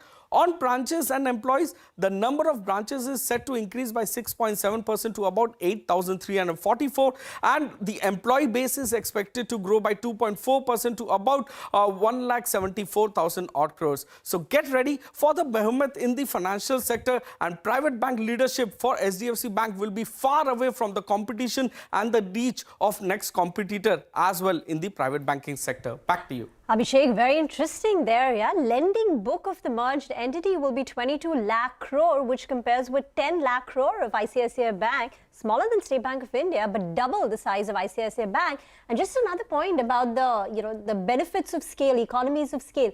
The cost to income is going to come down substantially, 40% down to 32%. And I think they have an aspiration to bring it lower to 30% over the next decade. And very few banks globally have managed to bring down the cost to income to 30%, but they plan to do it. See, if you take into account SDFC Limited is mostly a DSA model, a direct selling agent model. They have very less branch. Any NBFC, HFC for that matter is not branch oriented like you have banks for instance. Okay. So when you merge, the cost to income ratio will decline from around 40.5% that they saw in FY23 to about 35.2% post the merger. Taking that 35 to 30 will not be a huge problem, because today branches are being opened with just 3 to 5 people. You don't need a behemoth of 10 to 15 people and a huge branch. Branch models have actually shrunk. So economies of scale will flow in as and when branch also matures. Over the last 1 year, SDFC Bank has opened a lot of branches, highest in the private banking space. So all those will mature, they'll give you better revenues and costs will come under control. And digitization also, right? Sounding good. Lower costs, probably higher margins, pretty much steady asset quality and a huge size. So sounds like a fantastic deal. ROA, the best part is the ROA will remain robust amongst other Absolutely. lenders. 2% plus, right? 2%. Yes. 2%, yeah. Okay, very, very comprehensive. Thank you very much, Abhishek, for those details. That's a great primer on this merged huge financial services giant. We'll take a break. On that note, on the other side, we'll discuss technicals. We'll have Mitesh Thakkar joining in with some trading ideas.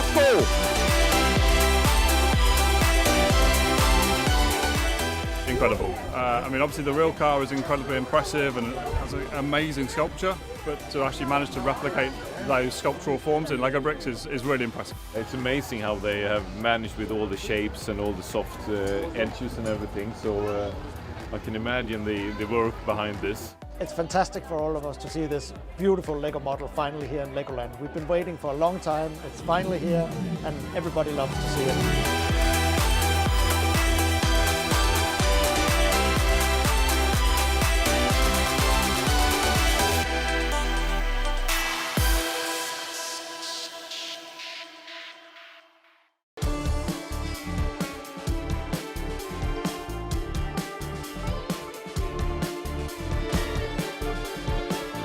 This is the best gift to Mumbaikars. Thanks to Maharashtra government, thanks to central government. This is the best gift. Very economical and very fast. You can save money, you can save your time. If we consider human as a capital, then this might really help to increase the productivity, because the hustle of a travel really takes out a lot, and so it is directly proportional to the productivity of a human being.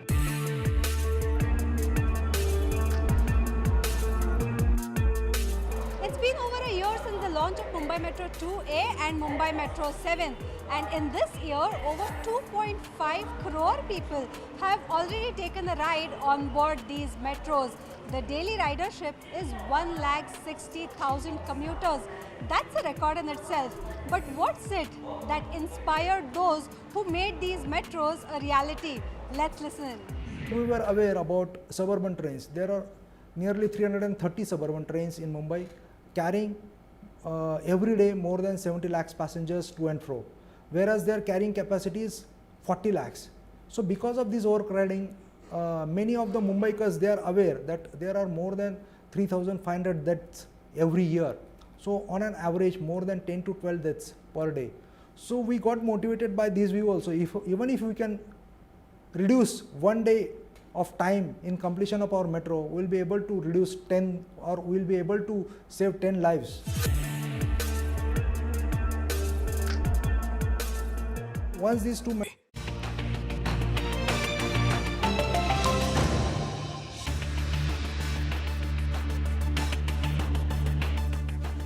Well, it's been the Nifty's date with historic levels today, and the index continues to march on 18,957. The momentum is really beginning to pile in. You can see the kind of gains that we've accrued right from the start of the show. That's 11 o'clock. So it's good going from the bulls. Prashant is now standing by with all the macro factors that have led to this market rally. Prashant. A mere 4% rally this year, but a new all-time high for the Nifty. More than 20 days after the Nifty Bank climbed to a new high, the Nifty has done the same. The previous high, remember, was 18,887.6 made on the 1st of December 22.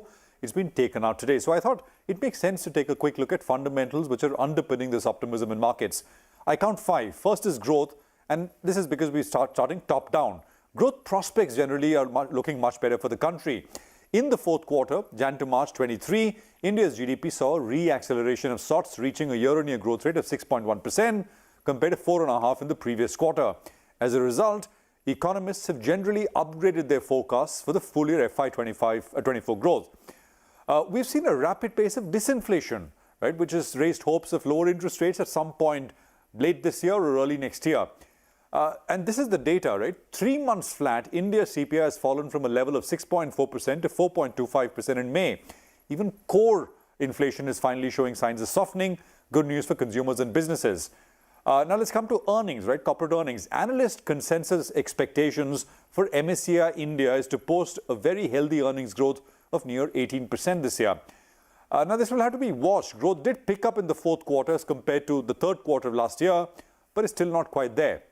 Let's focus on some structural drivers as well. First is the government's focus on infrastructure spending with multiplier effects for the rest of the economy. Second is the mood around manufacturing businesses in India, which of course is reflected very well in stock markets. And third, India's workforce is seen as a demographic dividend. India is expected to add 100 million people to its working age labor force, between 2020 and 30. China is expected to lose 25 million in the same period. India's macros on the external side have also improved in recent months. India's current account has improved massively from a 9-year high deficit in third quarter of calendar 22. Strong FI inflows have helped the balance of payments, and RBI's forex reserves are once again approaching that $600 billion mark. Those are the fundamental drivers, right? But let's also keep an eye on some developing risks. And I count 3 here. First is global growth. One of the biggest risks to the stock market is expected contraction and deterioration in global growth, especially in US and Europe. If the global economy slows down, it could hurt India's exports, especially IT services, which is a large chunk in as far as weight in markets go. Valuations, right? They've always been a premium to other markets, but now India trades at 20.5 times forward PE, about 17% higher than its 15-year average. Relative to other emerging markets, India's valuation premium is now 70%. Historically, this has run at about 50%. Monsoons have been delayed this year, although things are picking up and is expected to pick up for the rest of the monsoon season. But mind you, a lackluster overall monsoon season could impact agricultural growth and lead to lower rural incomes. So those are the 3 risks as well. Now, to sum up, while you enjoy the rally, watching your portfolio value swell, keep an eye on what you pay for stocks. Don't overpay and don't buy into shady stocks. Bull markets often lead investors to do both, which then comes back to hurt portfolios in a future downturn. Back to you. That caution is well taken, Prashant. Thank you very much for that. Get into a break. On the other side, we'll discuss market technicals. Mitesh Thakkar joins in next.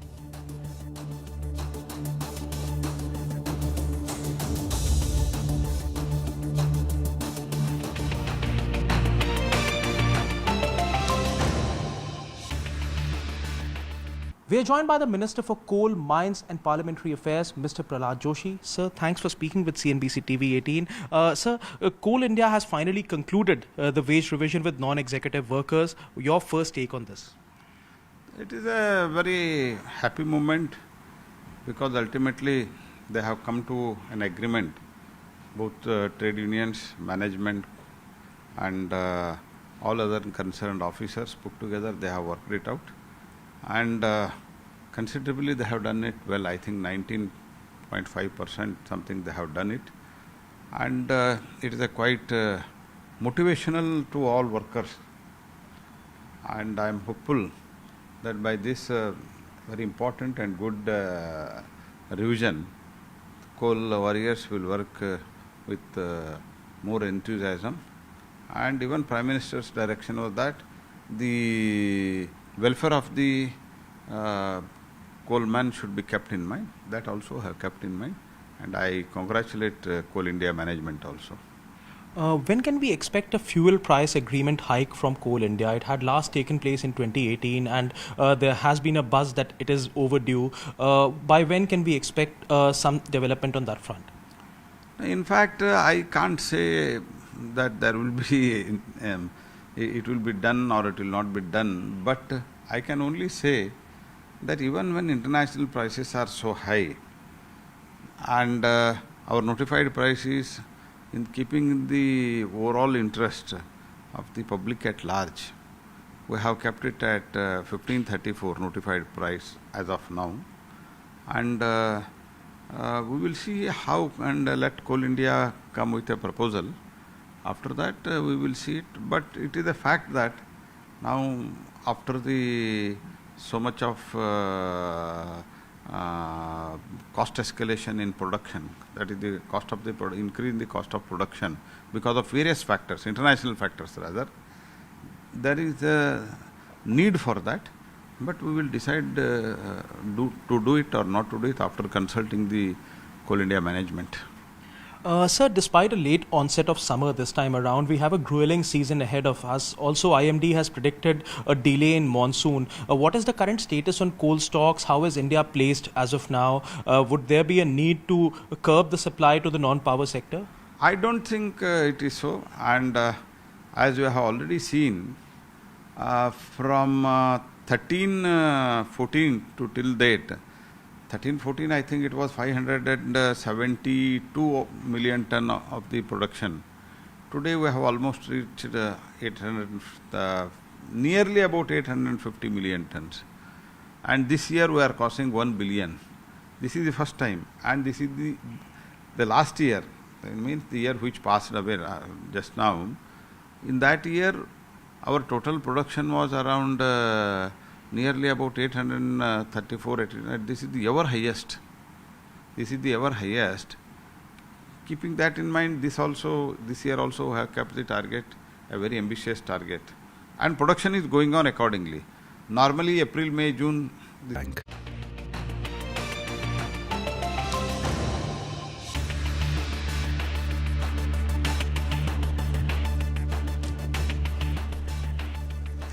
Welcome back. Let's invite Mitesh Thakkar on the show now to get in a few trading ideas. Mitesh, is the index tradable right now at these levels, or would you just stay away?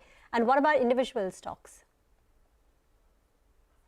Good afternoon. I think we had a buy call yesterday, and I think today also with that gap up, the trade could have been taken. But post this last 1 hour rally, I think the entry should be slightly refined. So I would still suggest if you get it around 18,920 odd level, which is about 25-30 points lower from here, then buy with a stop below 18,870, and then with the targets of 19,050 on the upside. So 19,030-50 is what we have maintained as the aggressive target on the Nifty. I think we should be most likely heading towards that, unless until we see the Nifty break below 18,870, 850 support area. Having said that, the stock calls are also on the buy side. Reliance is something which has come on the radar. That's a buy. But keep the stock below levels of 2505. Look for targets of 2570 or thereabouts. And Indian Hotel is the other one which I like as well. That's a buy. Keep a stop here at about levels of 385 and a target of around 406 can be looked at. Okay, got that. Mitesh, thanks very much for the calls. Let's see if this day continues to be as strong as it is right now. We'll look forward and chat with you in the afternoon. Right now, we do have to take a very quick break, but we'll come back with more on the other side.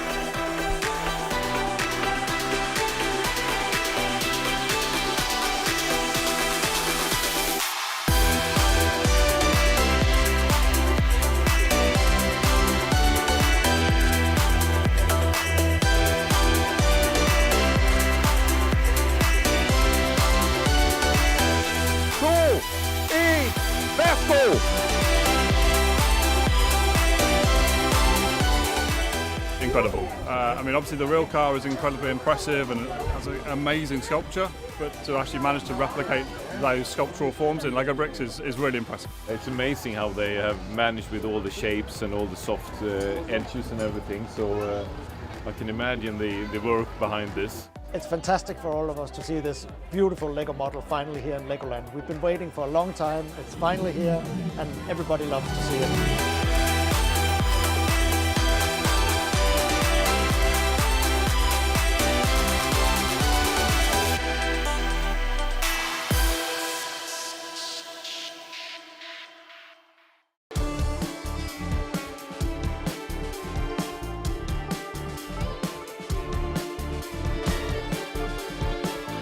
This is the best gift to Mumbaikars. Thanks to Maharashtra government, thanks to central government. This is the best gift. Very economical and very fast. You can save money, you can save your time. If we consider human as a capital, then this might really help to increase the productivity, because the hustle of a travel really takes out a lot, and so it is directly proportional to the productivity of a human being.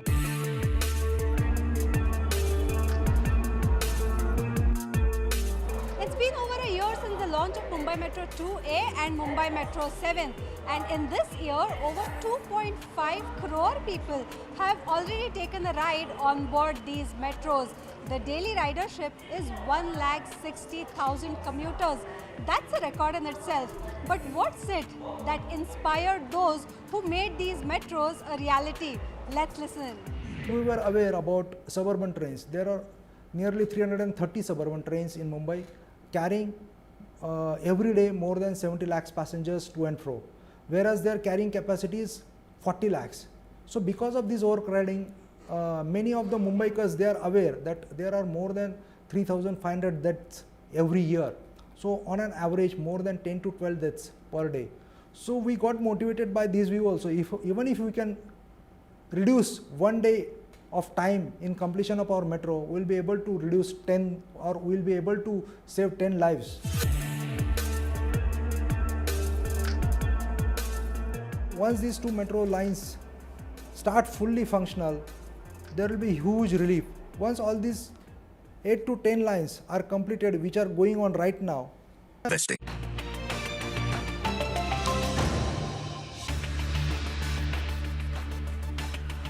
Welcome back. Well, June 28th, which is today, is celebrated as National Insurance Awareness Day to make people aware of the benefits of investing in an insurance plan. My colleague Yash spoke with Abhay Tiwari, Managing Director and CEO at Star Union Dai-ichi Life, on how the company seeks to bring in new policyholders into the fold and initiatives taken to increase penetration in rural areas as well.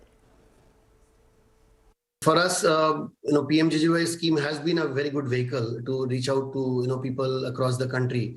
Our bank branches are spread all over the country, and backed by Union Bank and Bank of India, and we are trying to bring a lot of RRBs also with us, the regional rural banks. So together, I think the penetration will not be a problem. I feel that the customer onboarding journey, there's a lot of work done already by a lot of insurance companies, but on the engagement front, because it is a product which you don't need to regularly engage. So you need to kind of collect the renewal premium maybe after a year. So we are trying to create certain engagement avenues or platforms. We have created a YouMatter app which kind of gives support to anybody who seeks help on mental health side, or even now we are expanding it to physical health. We are, as there are certain social sector schemes like PMJJY and other schemes which are helping the lower, the bottom, as you said, and the upper, HNIs or upper middle class. They are able to kind of understand and get the insurance cover for themselves. The people in between, initially, as I said, that the agency and the reach through the agent was a big vehicle. Gradually, we are seeing that this particular channel also, because the opportunities for people to get jobs and different kind of occupation is coming up, and people are not wanting to take up something where they may devote their whole career to say insurance selling. So that is where I think the challenge is to attract this talent and to retain this talent, to reach out to this segment of people. So I think we have to get people on board, and Bima Vahak and Bima Vistar can actually cater to that particular gap, which is currently there. We need to get people who can relate to that segment of people, and then kind of explain as to if they are part of that same community. For example, from the same Gram Panchayat, if we have one person representing the village and kind of going and meeting the people, it's much easier to connect with the people there. And you can catch the full conversation at 9:30 a.m. tomorrow, only on CNBC-TV18.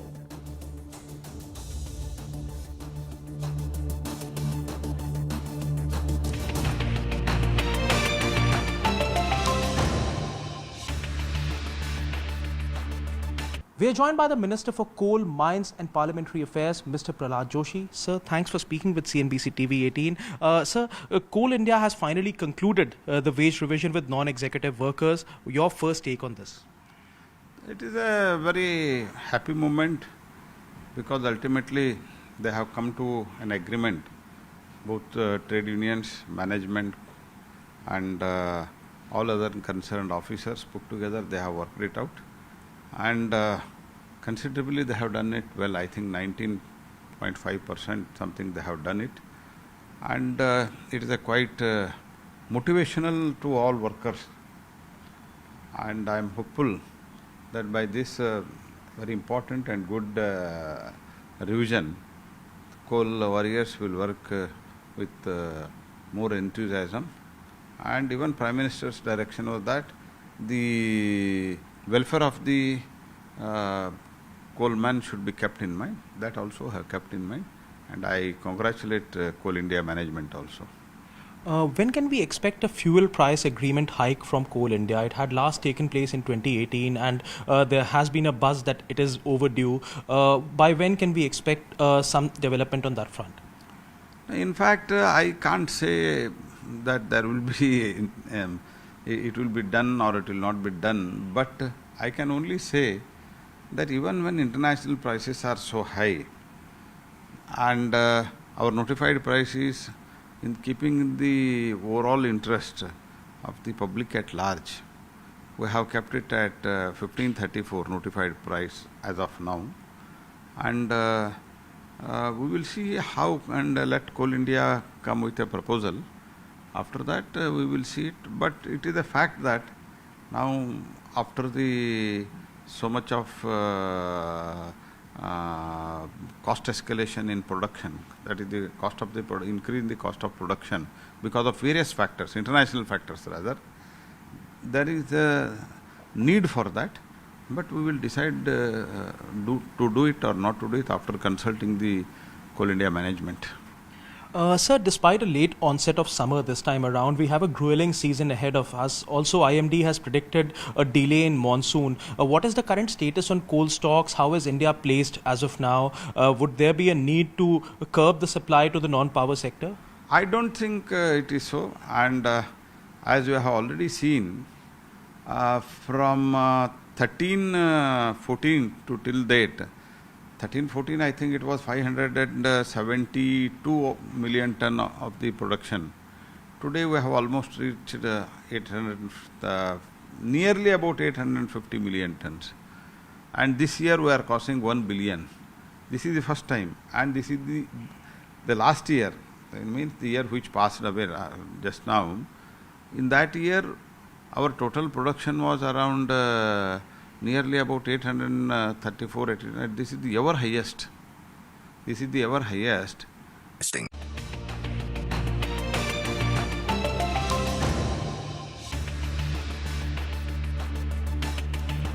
Welcome back. Bulls are on a rampage. So after taking out their all-time high levels early in the mornings, we've now rallied 150 points on the Sensex, 18,967.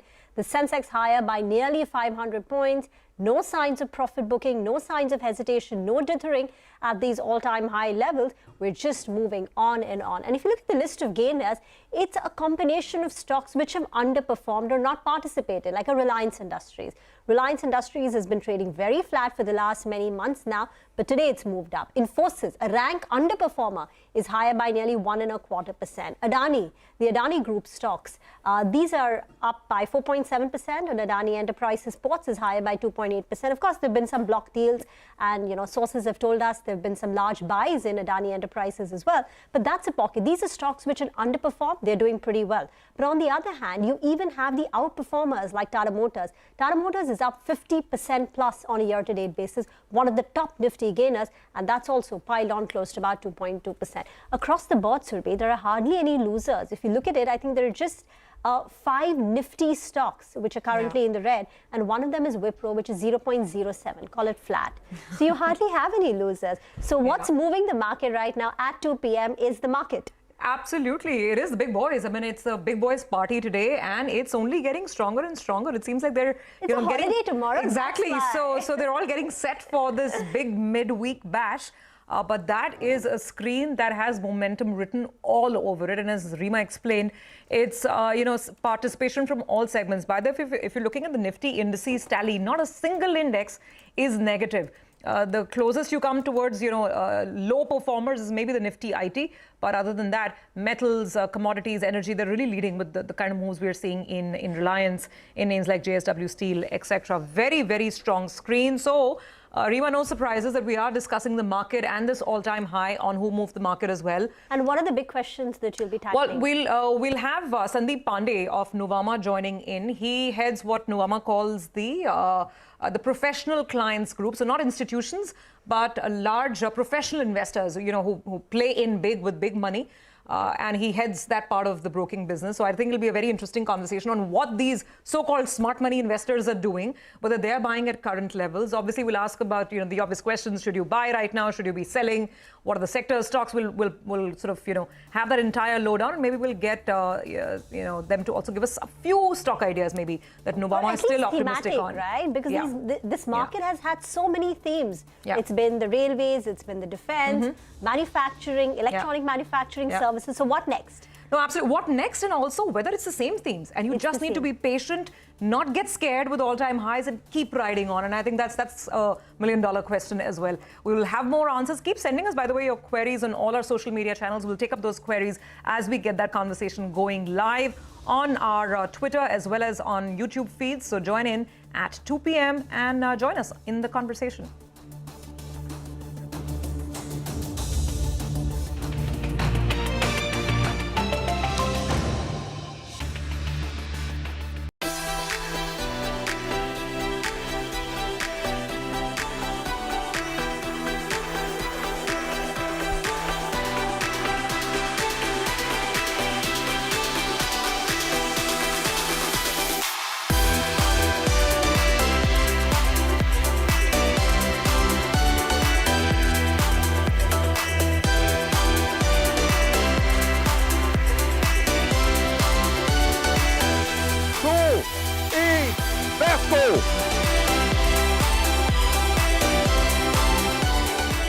Incredible. I mean, obviously the real car is incredibly impressive and it has an amazing sculpture, but to actually manage to replicate those sculptural forms in Lego bricks is really impressive. It's amazing how they have managed with all the shapes and all the soft edges and everything. So I can imagine the work behind this. It's fantastic for all of us to see this beautiful Lego model finally here in Legoland. We've been waiting for a long time. It's finally here and everybody loves to see it.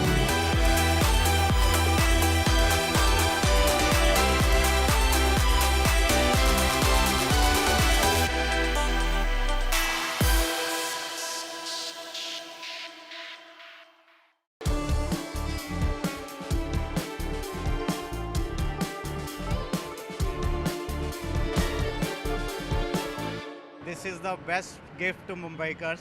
Thanks to Maharashtra government, thanks to central government. This is the best gift. Very economical and very fast. You can save money, you can save your time. If we consider human as a capital, then this might really help to increase the productivity, because the hustle of a travel really takes out a lot, and so it is directly proportional to the productivity of a human being.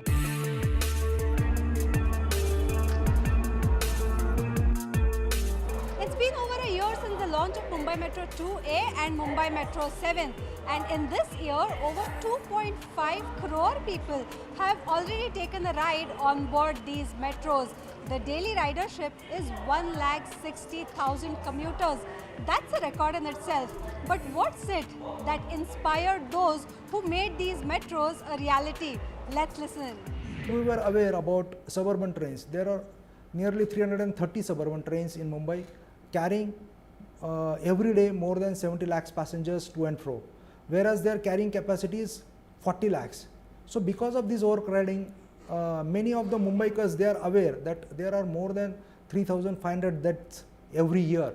So on an average, more than 10 to 12 deaths per day. So we got motivated by this view also. Even if we can reduce 1 day of time in completion of our metro, we'll be able to reduce 10, or we'll be able to save 10 lives. Once these two metro lines start fully functional, there will be huge relief.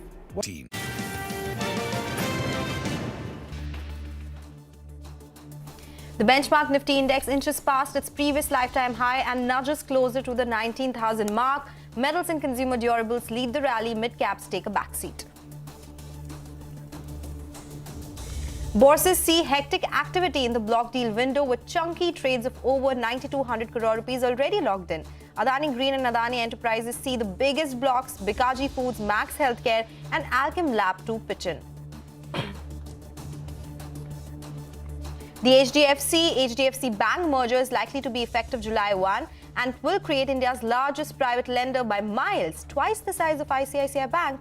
Experts see HDFC Bank garnering a bigger slice of the banking pie even as it grapples with the challenges of meeting RBI's prudential norms.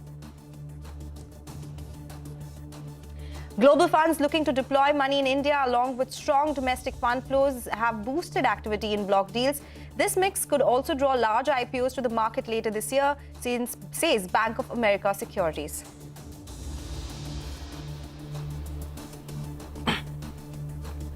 Hello and welcome to Halftime Report. I'm Sonal Bhutra. With me today is Mangalam Malu. Of course, the big story is that Nifty has hit that record high level.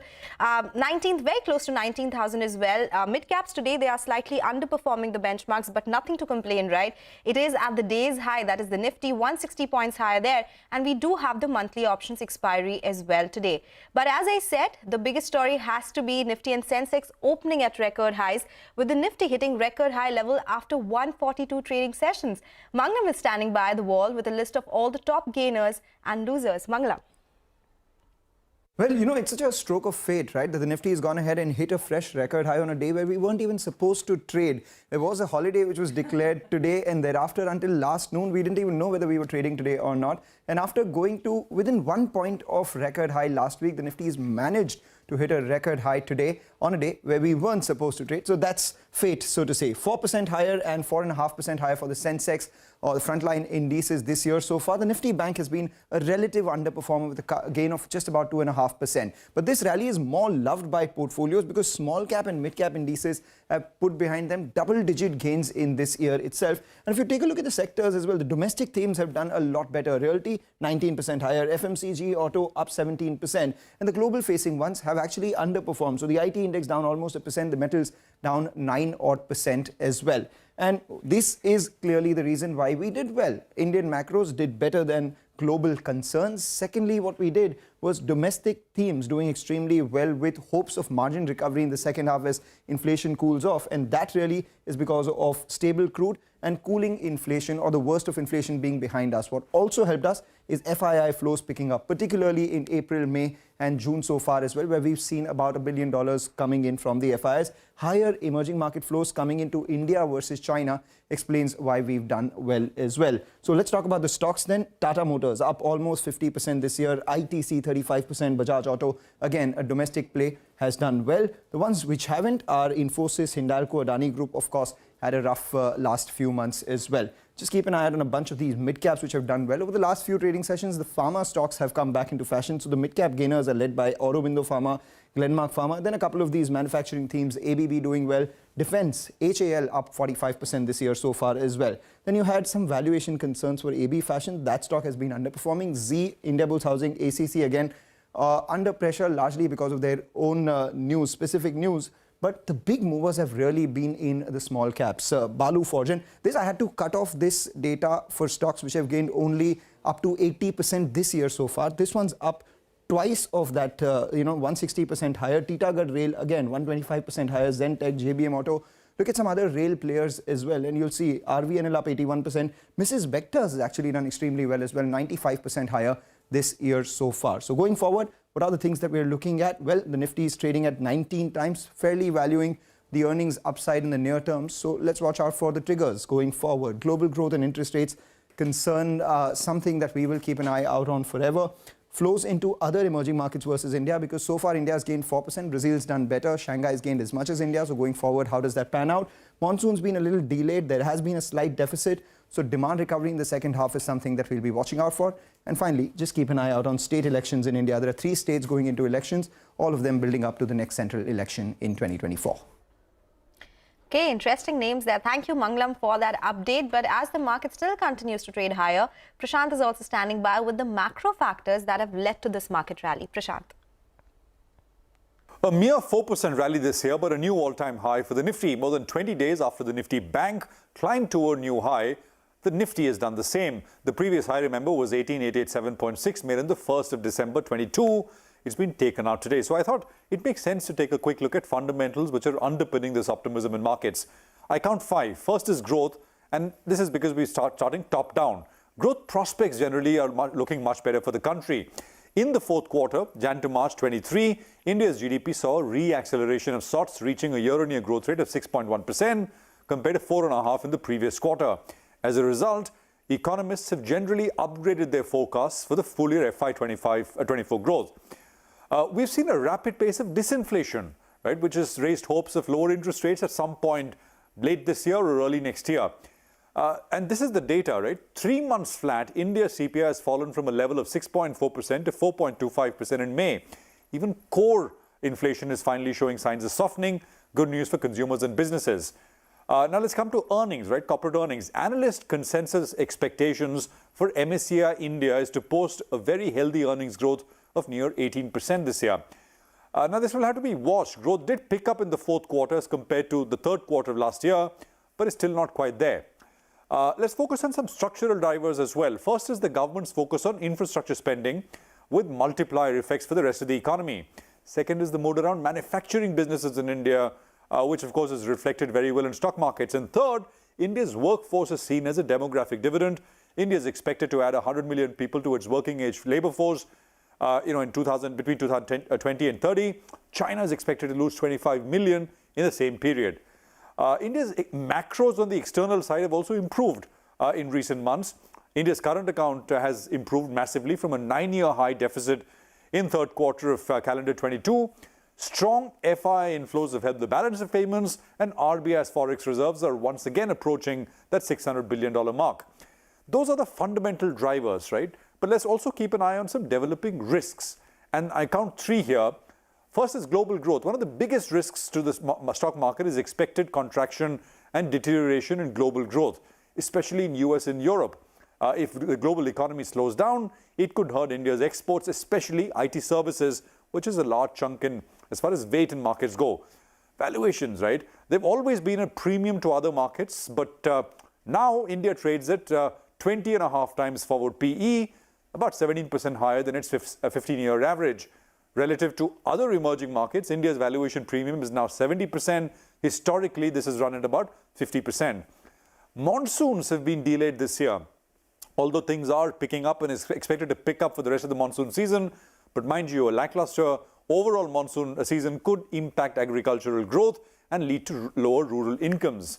So those are the 3 risks as well. Now, to sum up, while you enjoy the rally, watching your portfolio values swell, keep an eye on what you pay for stocks. Don't overpay and don't buy into shady stocks. Bull markets often lead investors to do both, which then comes back to hurt portfolios in a future downturn. Back to you. Okay, all right, Prashant, thank you so much for that interesting analysis. In fact, we'll discuss more on all the market action on our special offering on YouTube, Who Moved the Market, with Santosh Pandey of Numama Professional Clients Group. And it's time for a short break. When we return, we'll get you excerpts from our conversation with GMR Group Saurabh Chawla. Stay tuned for that.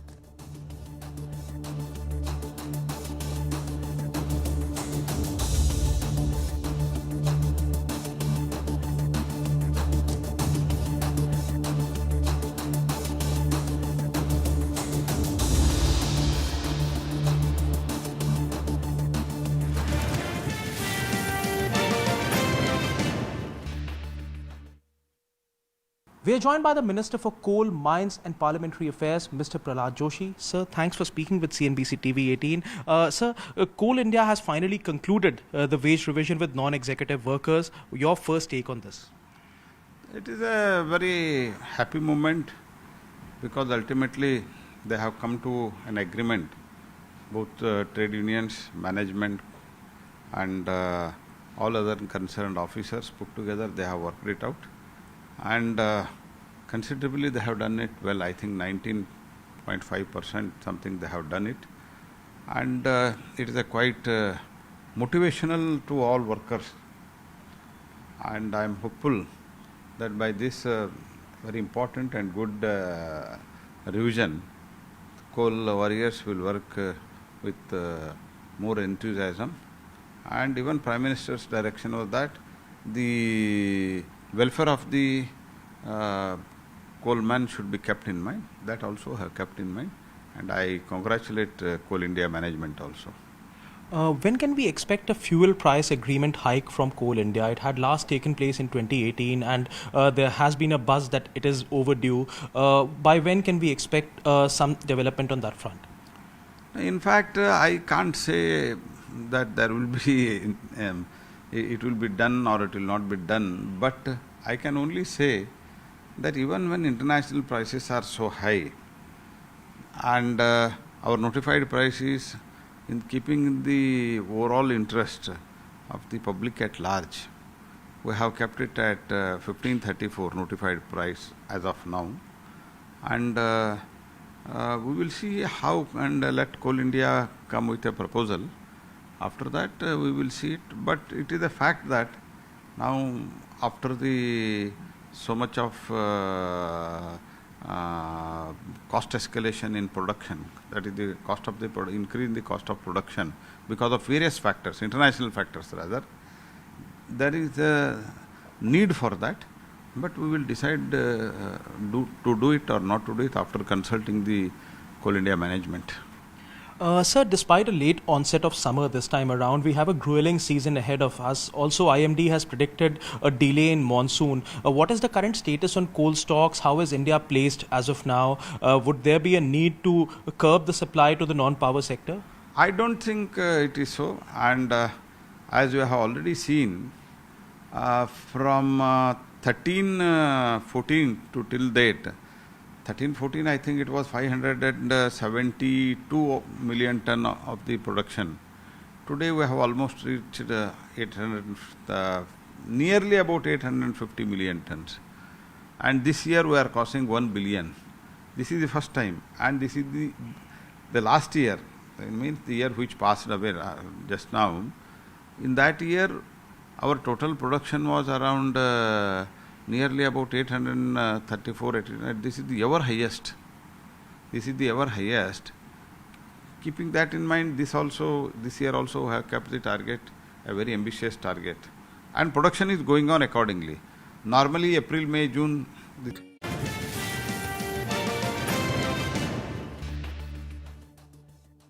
Welcome back. The Nifty continues to do well, just 40 points away from the 19,000 mark. Now that we've hit a record high, the street says that let's see how far we can stretch this rally, and is 19,000 on the cards or not. The last few minutes, we've seen a wee bit of a slip from the highs, but the biggest contributor today is Reliance, and that's doing extremely well. This morning there was a note coming in from a brokerage, a positive one at that, and Reliance actually has seen a big move at the high point of trade of the 140 points on the Nifty. While it has been a broad-based rally, Reliance is contributing around 22 points. The second one comes in from HDFC Bank. HDFC Twins have led the rally from second half yesterday, and now the baton has been passed on to Reliance itself. But that's about the frontline end of things. Let's talk about a bunch of other sectors, and this one is the GMR Group. Quarter 4 for them was pretty healthy, but multiple one-offs impacted the quarterly performance. Vivek Iyer caught up with the ED Finance and Corporate Strategy, Saurabh Chawla of the GMR Group, and started by asking him about the quarter gone by, but more importantly, the company's target for FY24. Let's hear this conversation. I think fiscal year 23 was a very good year. It was coming off the back of COVID, and we saw substantial improvement in our operations. If I were to adjust for the one-offs, in Q4, our EBITDA was up by almost 81% to about 540 odd crores. And for the full year, on an adjusted basis, our EBITDA was up to 2,118 odd crores, which was up by about 71% year on year. So FY23 was a good exceptional year, but you need to actually correlate with the pre-COVID levels, and hence I would say now in fiscal year 24, obviously we will be building upon this tailwind and the momentum that we have in traffic as this business goes forward. So you've spoken up a little bit about, how traffic has returned. Talking about Delhi Airport specifically, what is the traffic as well as volume pickup that you've seen since FY23, and how have the trends been in Q1? We understand, the travel has been back with a big bang, but we want to understand the clear trend of volumes. We did see the May updates, but can you give us some more light or some more color on that? So for Q4, the traffic at Delhi was about 17.7 million passengers, which is about 49% year-on-year growth. And this trend continues in the month of April and May.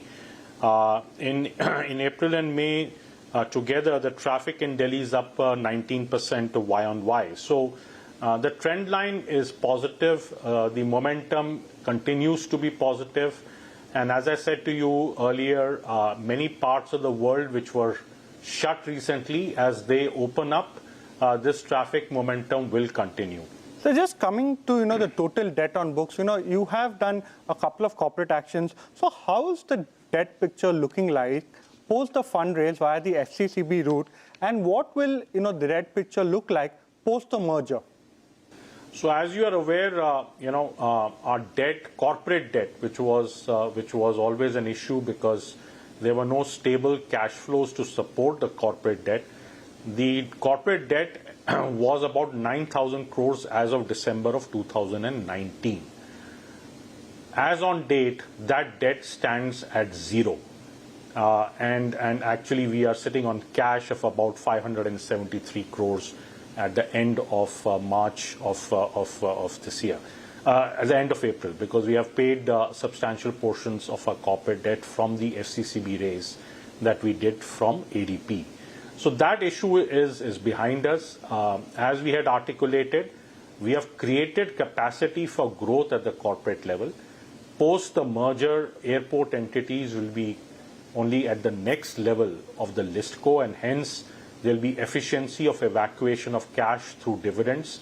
Hyderabad is at a head start because of low revenue share, but Delhi also in some time will start to declare dividends, and both a delevered corporate balance sheet plus flows of cash flow from the airport entities automatically will create substantial amounts of free cash for us to reinvest in new airport opportunities as we go forward. So you spoke about the merged entity, you spoke about new opportunities, and within the merged entity is where our next question lies. We want to understand, number one, give us a breakup of the revenue of operations in the merged entity. What is the breakup, especially between the aero and the non-aero business? That'll give us a sense of how to evaluate the business going forward. So on a merged entity basis, on a consol basis, the aero business actually contributes 26% of the revenue, and the non-aero business contributes about 65%. That's the broad breakup, while commercial property development contributes about 9%. As we go forward, while aero will continue to contribute as a percentage, but the growth that we expect will be more on the non-aero side of it, because as I was alluding to you earlier, the increased disposable income in the hands of the consumer is what we really want to tap. People who are going through our airports, we want to tap as much as possible their spend at the airport. So growth of the non-aero, which in the past has been around 14-15% on CAGR basis, that's how this business will grow. We want to also understand, you've spoken about increasing the share of the non-aero business. Talk to us a little bit more about your ambitions in the domestic market and the domestic businesses, and which are the key sectors that you're targeting, in order to go ahead and increase the revenue share there. We are in the airport sector, so as and when the new airports are privatized in India, which has been stated by the government, we will surely participate in those privatizations and increase our share of the airport business. That is something which is already there. On the international side, we continue to look at airports in Southeast Asia specifically. So Indonesia, Philippines, Vietnam, Thailand, these are destinations where we see opportunities come by, and we will surely tap into those opportunities at the right point of time as and when those governments open up for privatization. So finally, please leave us with your guidance that you have given for FY24. What internal targets are you working with? So revenues, EBITDA, as well as bottom line, what can we expect from GMR in FY24? So we refrain from giving guidance to the markets. We allow the markets to decipher themselves. But all that I can say is that the business has a lot of tailwinds.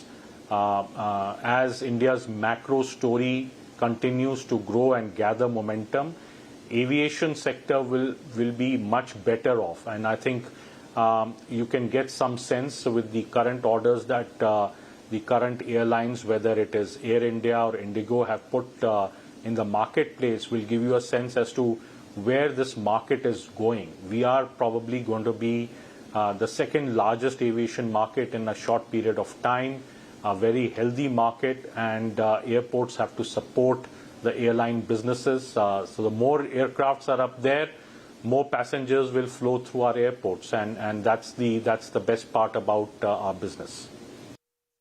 Okay, all right. That's the word coming in from GMR Group. But it's also time for a break. Ashish Kyal of Wave Strategy Advisors will join in with some trading ideas on the other side.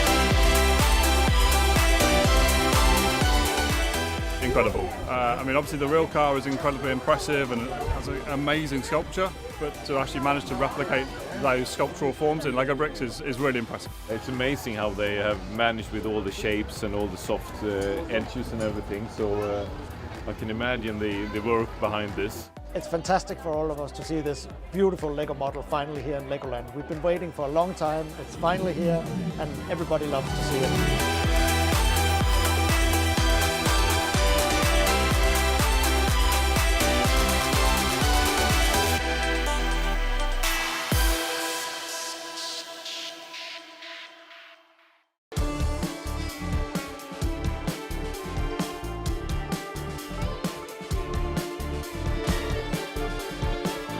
This is the best gift to Mumbaikars. Thanks to Maharashtra government, thanks to central government. This is the best gift. Very economical and very fast. You can save money, you can save your time. If we consider human as a capital, then this might really help to increase the productivity, because the hustle of a travel really takes out a lot, and so it is directly proportional to the productivity of a human being.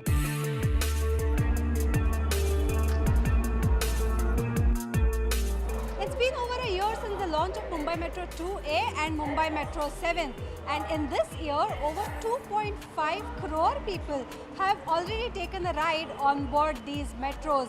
The daily ridership is 1,60,000 commuters. That's a record in itself. But what's it that inspired those who made these metros a reality? Let's listen. We were aware about suburban trains. There are nearly 330 suburban trains in Mumbai carrying every day more than 70 lakhs passengers to and fro, whereas their carrying capacity is 40 lakhs. So because of this overcrowding, many of the Mumbaikars, they are aware that there are more than 3,500 deaths every year. So on an average, more than 10 to 12 deaths per day. So we got motivated by this view also. Even if we can reduce 1 day of time in completion of our metro, we'll be able to reduce 10, or we'll be able to save 10 lives. Once these two metro lines start fully functional, there will be huge relief. Once all these 8 to 10 lines are completed, which are going on right now, we will be creating a carrying capacity in Mumbai more than 1 crore passenger every day. Investing.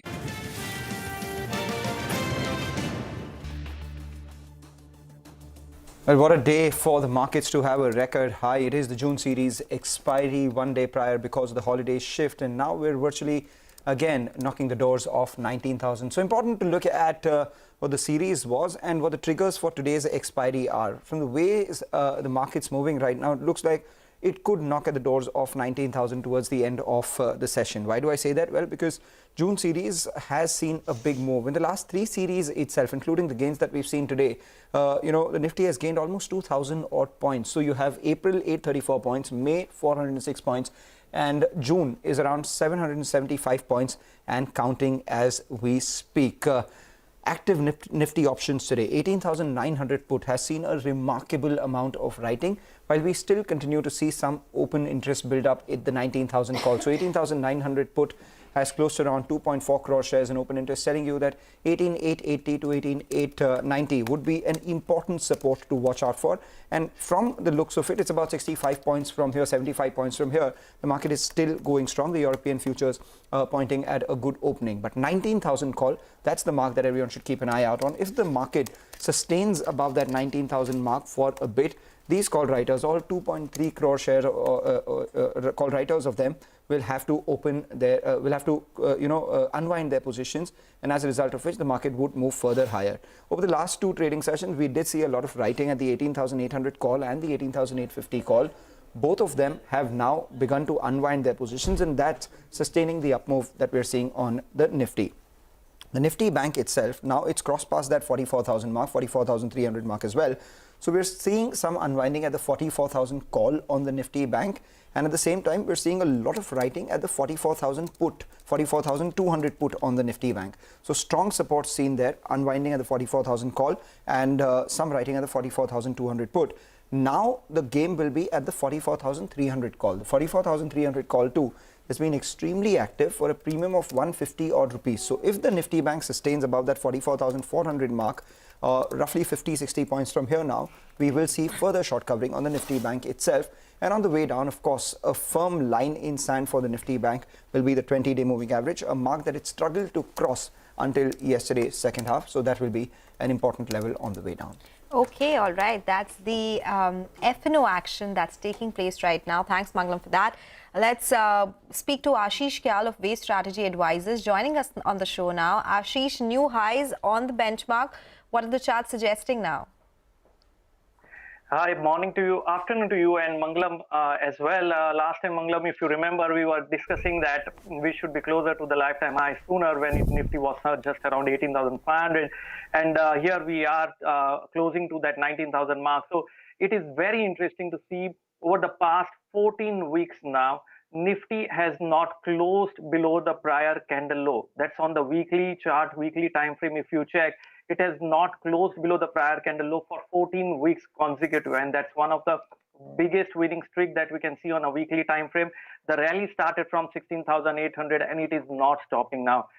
As of now, I think any dip from here on the downside towards the level of back to 18,920, use that as an opportunity to again buy Nifty for the targets of 19,050. But what remains to be seen is, will it cross that 19,000 mark? Because there is a huge call writing. If that manages to break and Nifty sustains above 19,020, another round of short covering can start, which can result into much higher levels. So in this entire move that you have seen over the past 2 days, it has been the call writers who have been panicking and resulting in the prices going up. So the overall outlook on Nifty is bullish. Use dips as a buying opportunity since we are a little overbought as of now. But do not try to catch a top here. It's better to get into the trend unless and until we see a close below the prior week's low. So this week, if you look at it, this week low has been around 18,646, which is far away as of now. But use dips to buy and keep riding the trend. Okay, and what would your individual technical picks be, Ashish? The first stock pick on the buy side is going to be IndusInd Bank. We can clearly see Bank Nifty after a lot of time, consolidating after a long time, is breaking out, and IndusInd Bank is outperforming during this period as well. So looks like the stock has now again reversed back on the upside after forming a flat pattern. The targets comes to around 1430 over short term, so long positions can be created here, keeping a stop loss of 1288. And the next stock on the buy side is going to be JSW Steel. We can clearly see a strong bounce back in the stock from that 740 mark, which was the 20 days average. And the stock looks like starting the third wave on the upside, which can be impulsive and sharp.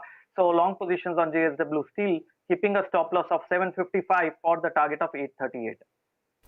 All right, Ashish, thank you for joining in and giving us your views on the markets as well as individual stocks. Point taken on the call writing at 19,000. But take a short break, come back. We talk macros. In fact, Anand Ramanathan, who's a partner consumer industry leader at Leader Consulting at Deloitte India, joins in to talk about their latest report, Future of the Retail Market. Stay tuned.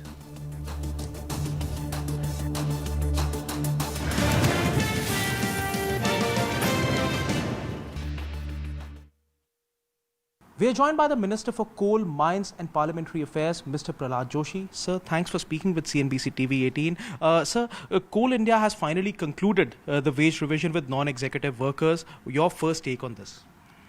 It is a very happy moment because ultimately they have come to an agreement, both trade unions, management and all other concerned officers put together, they have worked it out. And considerably they have done it well. I think 19.5% something they have done it, and it is a quite motivational to all workers, and I am hopeful that by this very important and good revision, coal warriors will work with more enthusiasm, and even Prime Minister's direction was that the welfare of the coalman should be kept in mind. That also have kept in mind, and I congratulate Coal India management also. When can we expect a fuel price agreement hike from Coal India? It had last taken place in 2018 and there has been a buzz that it is overdue. By when can we expect some development on that front? In fact, I can't say that there will be it will be done or it will not be done, but I can only say that even when international prices are so high and our notified prices, in keeping the overall interest of the public at large, we have kept it at 1534 notified price as of now, and we will see how, and let Coal India come with a proposal. After that we will see it, but it is a fact that now after the so much of cost escalation in production, that is the cost of the increase in the cost of production because of various factors, international factors rather, there is a need for that, but we will decide to do it or not to do it after consulting the Coal India management. Sir, despite a late onset of summer this time around, we have a grueling season ahead of us. Also, IMD has predicted a delay in monsoon. What is the current status on coal stocks? How is India placed as of now? Would there be a need to curb the supply to the non-power sector? I don't think it is so, and as you have already seen, from 13-14 to till date, 13-14 I think it was 572 million ton of the production. Today we have almost reached nearly about 850 million tons. And this year we are crossing 1 billion. This is the first time, and this is the last year, it means the year which passed away just now. In that year our total production was around nearly about 834, 800. This is the ever highest. This is the ever highest. Keeping that in mind, this year also have kept the target, a very ambitious target. And production is going on accordingly. Normally April, May, June, this is the time when production is reduced. But this time it is going on very well.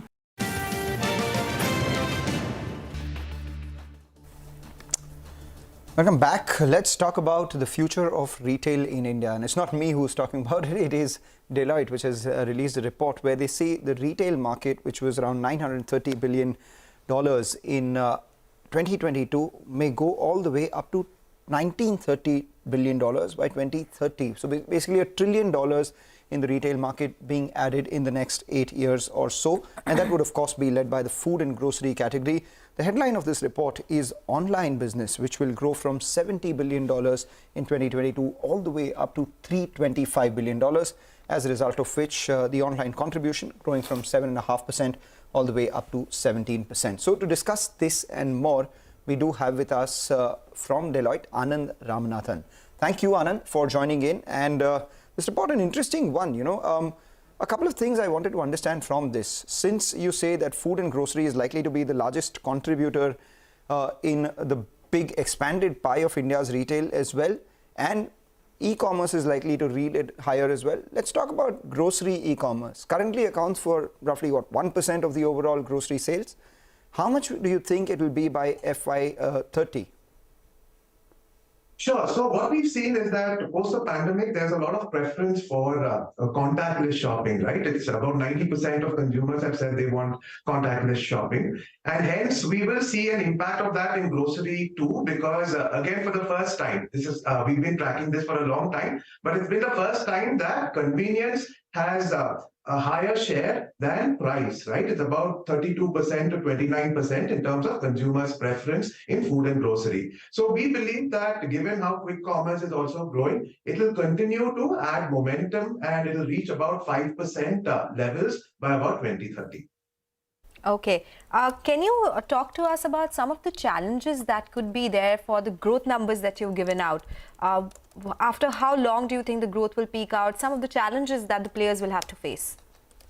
See, some of the biggest challenges is it's not so much about online versus offline, but it's more about integrating online with offline for a consistent experience. And hence, omni-channel retail and getting the right technology to provide a seamless experience to customers, getting the virtual and the physical to work in tandem to provide a customer experience is going to be really critical, right? So that's one big area. The second big area is, of course, profitability.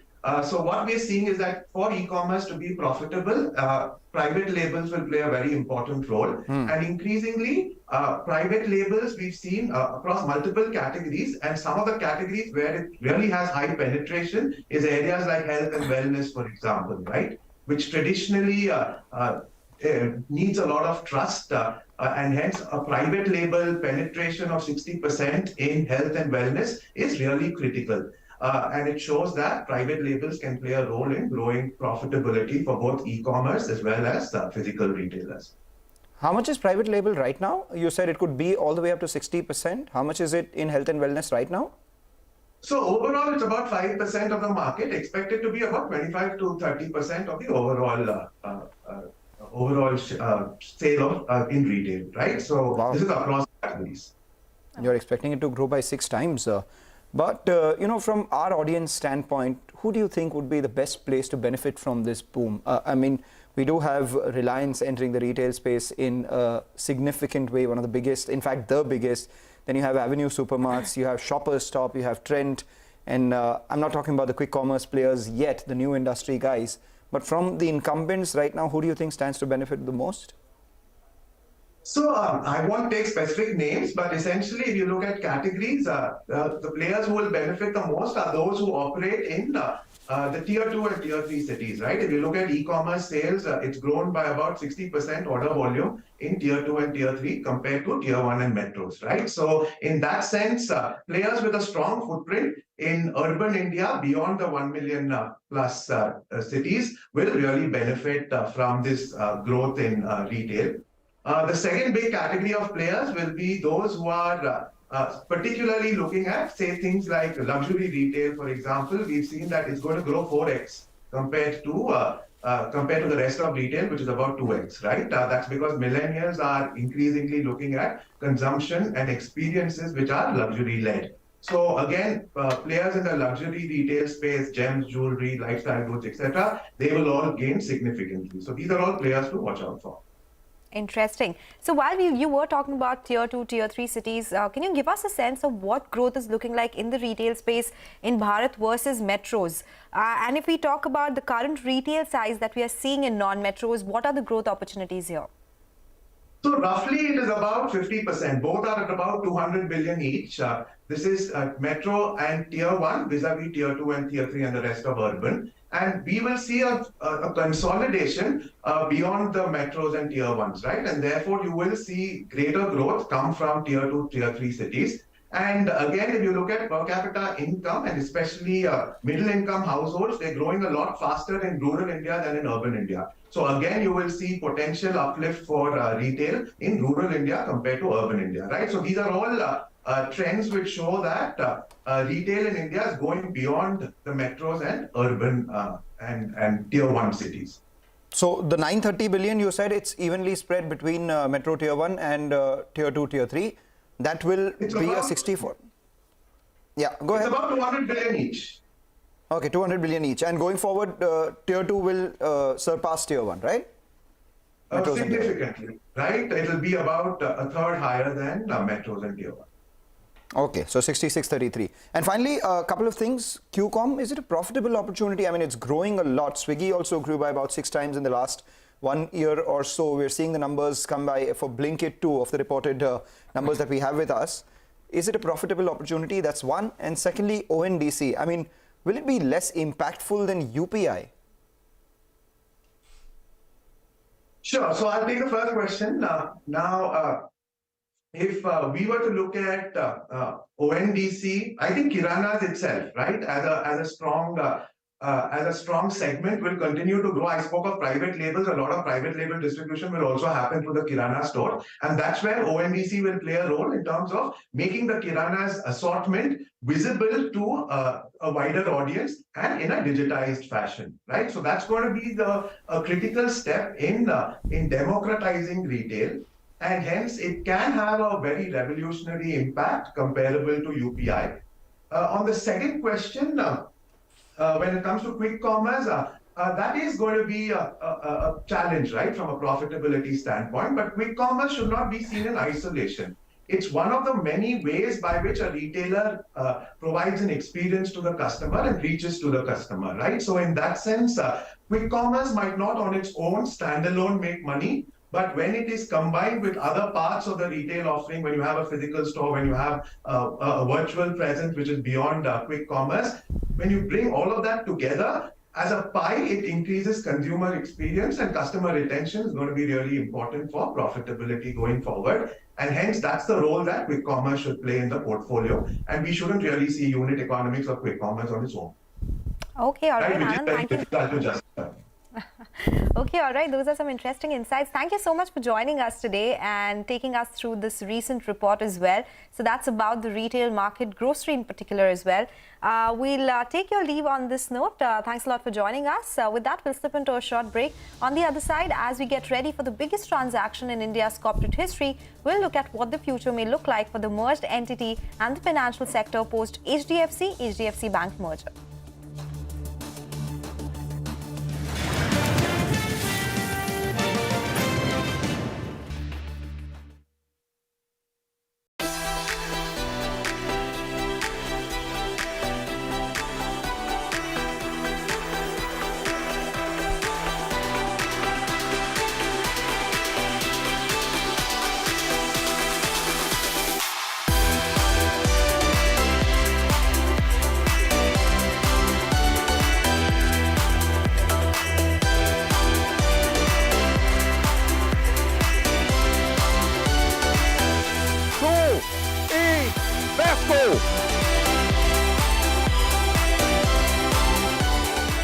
Incredible. I mean, obviously the real car is incredibly impressive and has an amazing sculpture, but to actually manage to replicate those sculptural forms in Lego bricks is really impressive. It's amazing how they have managed with all the shapes and all the soft edges and everything, so I can imagine the work behind this. It's fantastic for all of us to see this beautiful Lego model finally here in Legoland. We've been waiting for a long time, it's finally here, and everybody loves to see it.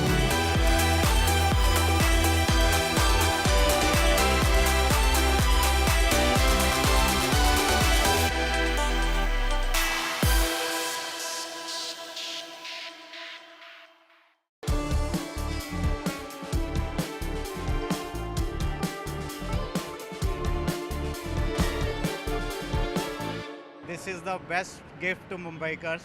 Thanks to Maharashtra government, thanks to central government. This is the best gift. Very economical and very fast. You can save money, you can save your time. If we consider human as a capital, then this might really help to increase the productivity, because the hustle of a travel really takes out a lot, and so it is directly proportional to the productivity of a human being.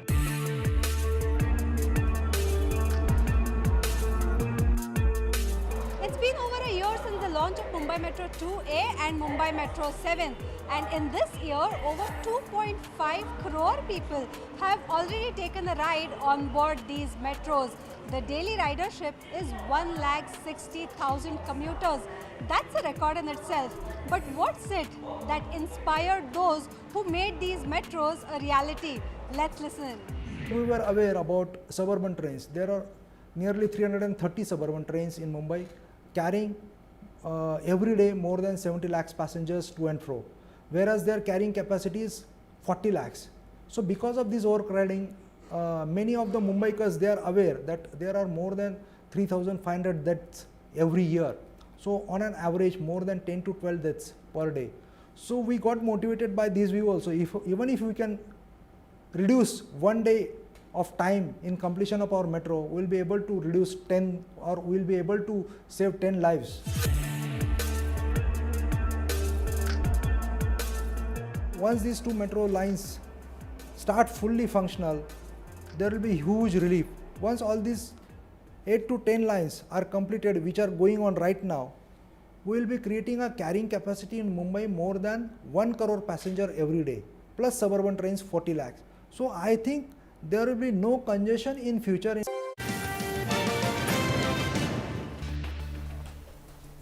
Welcome back. You're still tuned into Halftime Report on CNBC-TV18. The HDFC Bank merger is expected to happen soon, and it will create India's largest private lender by miles, twice the size of ICICI Bank.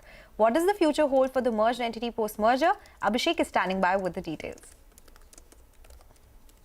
Well, a merger of HDFC Bank and HDFC Limited will be done in July of 2023.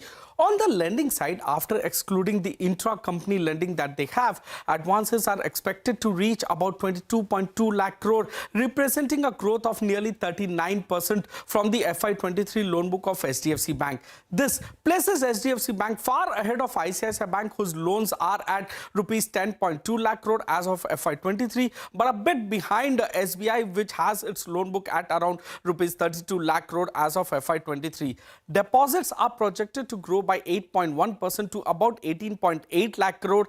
The net interest margin picture. So HDFC Bank currently has a better net interest margin compared to HDFC Limited. However, with access to lower cost of funds, it can be expected that HDFC Bank's NIM will see benefit from HDFC Limited as well.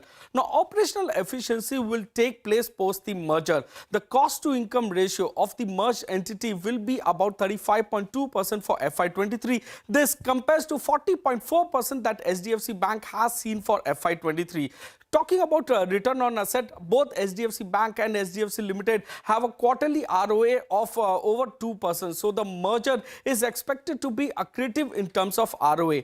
Talking about reserves, reserves are anticipated to increase by approximately 48% to about rupees 4.1 lakh crore. Thence, the bank may not require additional capital in the medium to long term on equity. So, equity increase, if you take into account the swap ratio and exclude HDFC Limited holdings in the bank, about 20.9%, the equity of HDFC Bank is projected to increase by 34.3%. Post the merger, take into account HDFC Limited's 20.9% holding in the bank, including the ADR portion that they have. So, asset quality and risk. Gross NPA or the gross NPA ratio is expected to rise by about 49.7% to a little under 26,800 crore, while net non-performing asset or net NPA are projected to increase by 96% to about 8,561 crore. Post-merger, gross NPA ratio is estimated to be around 1.16%, which compares to 1.12% that HDFC Bank reported in FY23, and net NPA ratio is projected to be around 0.37%, up from 0.27% that HDFC Bank has seen in FY23. Provision coverage ratio may decline to about 68.3% versus the current 75.8% that HDFC Bank. Let's take a look at the risk weight assets to loans, which is expected to decrease to about 92.8% from the current level of 99.1%. The restructured book is projected to increase to about 0.42% from the current level of 0.31% that HDFC Bank. On branches and employees, the number of branches is set to increase by 6.7% to about 8,344, and the employee base is expected to grow by 2.4% to about 1,74,000 odd crores. So get ready for the behemoth in the financial sector, and private bank leadership for SDFC Bank will be far away from the competition and the reach of next competitor as well in the private banking sector. Back to you. All right, Abhishek, thanks a lot for that. With that, we'll take a short break, come back, get you more on the markets and individual stocks on the other side.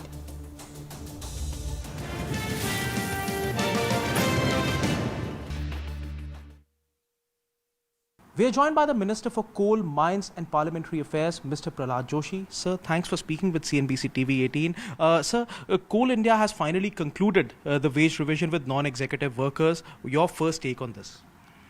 It is a very happy moment because ultimately they have come to an agreement, both trade unions, management and all other concerned officers put together, they have worked it out. And considerably they have done it well. I think 19.5% something they have done it, and it is a quite motivational to all workers, and I am hopeful that by this very important and good revision, coal warriors will work with more enthusiasm, and even Prime Minister's direction was that the welfare of the coalman should be kept in mind. That also have kept in mind, and I congratulate Coal India management also. When can we expect a fuel price agreement hike from Coal India? It had last taken place in 2018, and there has been a buzz that it is overdue. By when can we expect some development on that front? In fact, I can't say that there will be it will be done or it will not be done, but I can only say that even when international prices are so high and our notified price is in keeping the overall interest of the public at large, we have kept it at 1534 notified price as of now, and we will see how, and let Coal India come with a proposal. After that, we will see it. But it is a fact that now, after the so much of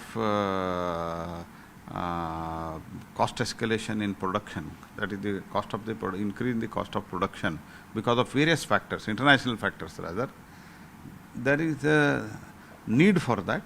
But we will decide to do it or not to do it after consulting the Coal India management. Sir, despite a late onset of summer this time around, we have a grueling season ahead of us. Also, IMD has predicted a delay in monsoon. What is the current status on coal stocks? How is India placed as of now? Would there be a need to curb the supply to the non-power sector? I don't think it is so. And as you have already seen, from 13-14 to till date, 13-14, I think it was 572 million ton of the production. Today we have almost reached 800, nearly about 850 million tons. And this year we are crossing 1 billion. This is the first time, and this is the last year. It means the year which passed away just now. In that year, our total production was around nearly about 834, 800. This is the ever highest. This is the ever highest. Keeping that in mind, this year also have kept the target a very ambitious.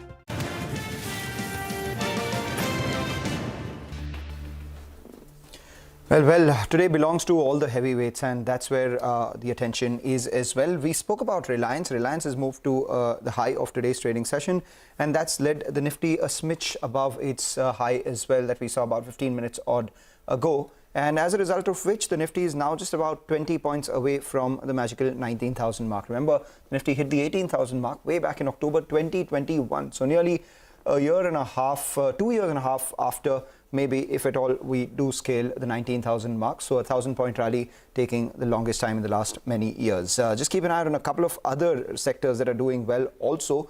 TCS has now moved to the high point of trade. So if along with Reliance, the Nifty Bank, we also see some support coming in from heavyweights like TCS and the IT sector as a whole, then we could see a further upscaling for the frontline index. The other heavyweight that's doing well is L&T as well. So L&T should come up for you. We're seeing decent gains out there. That's stock too at the high point of trade. Broad-based rally led higher by all the heavyweights. With that, we wrap up on this edition of Halftime Report. On the other side of the short break, we'll have Business Lunch.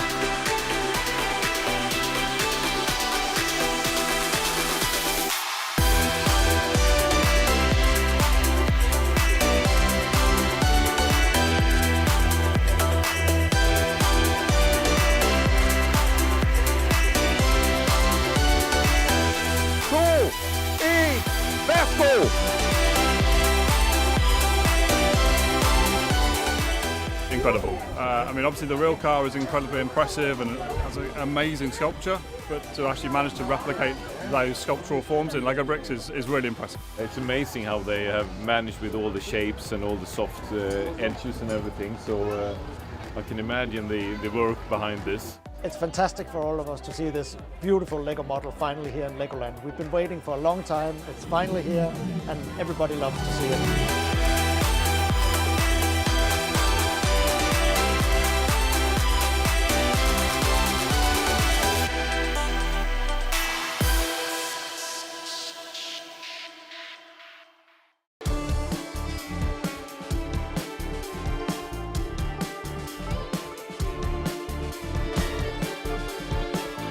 This is the best gift to Mumbaikars. Thanks to Maharashtra government, thanks to central government. This is the best gift. Very economical and very fast. You can save money, you can save your time. If we consider human as a capital, then this might really help to increase the productivity, because the hustle of a travel really takes out a lot, and so it is directly proportional to the productivity of a human being.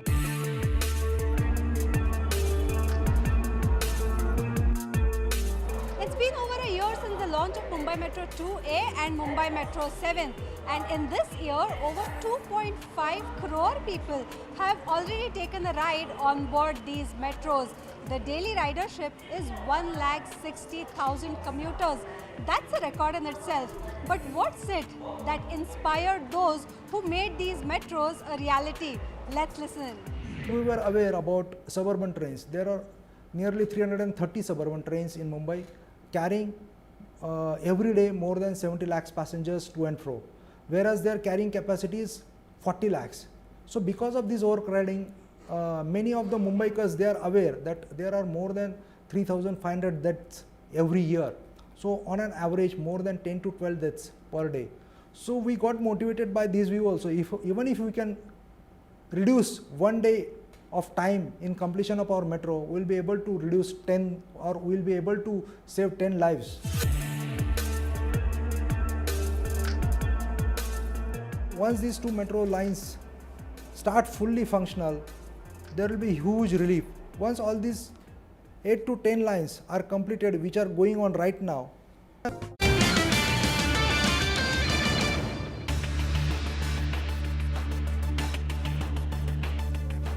The benchmark Nifty index inches past its previous lifetime high and nudges closer to the 19,000 mark. Metals as well as energy and autos lead the rally, while mid-caps are relative underperformers today.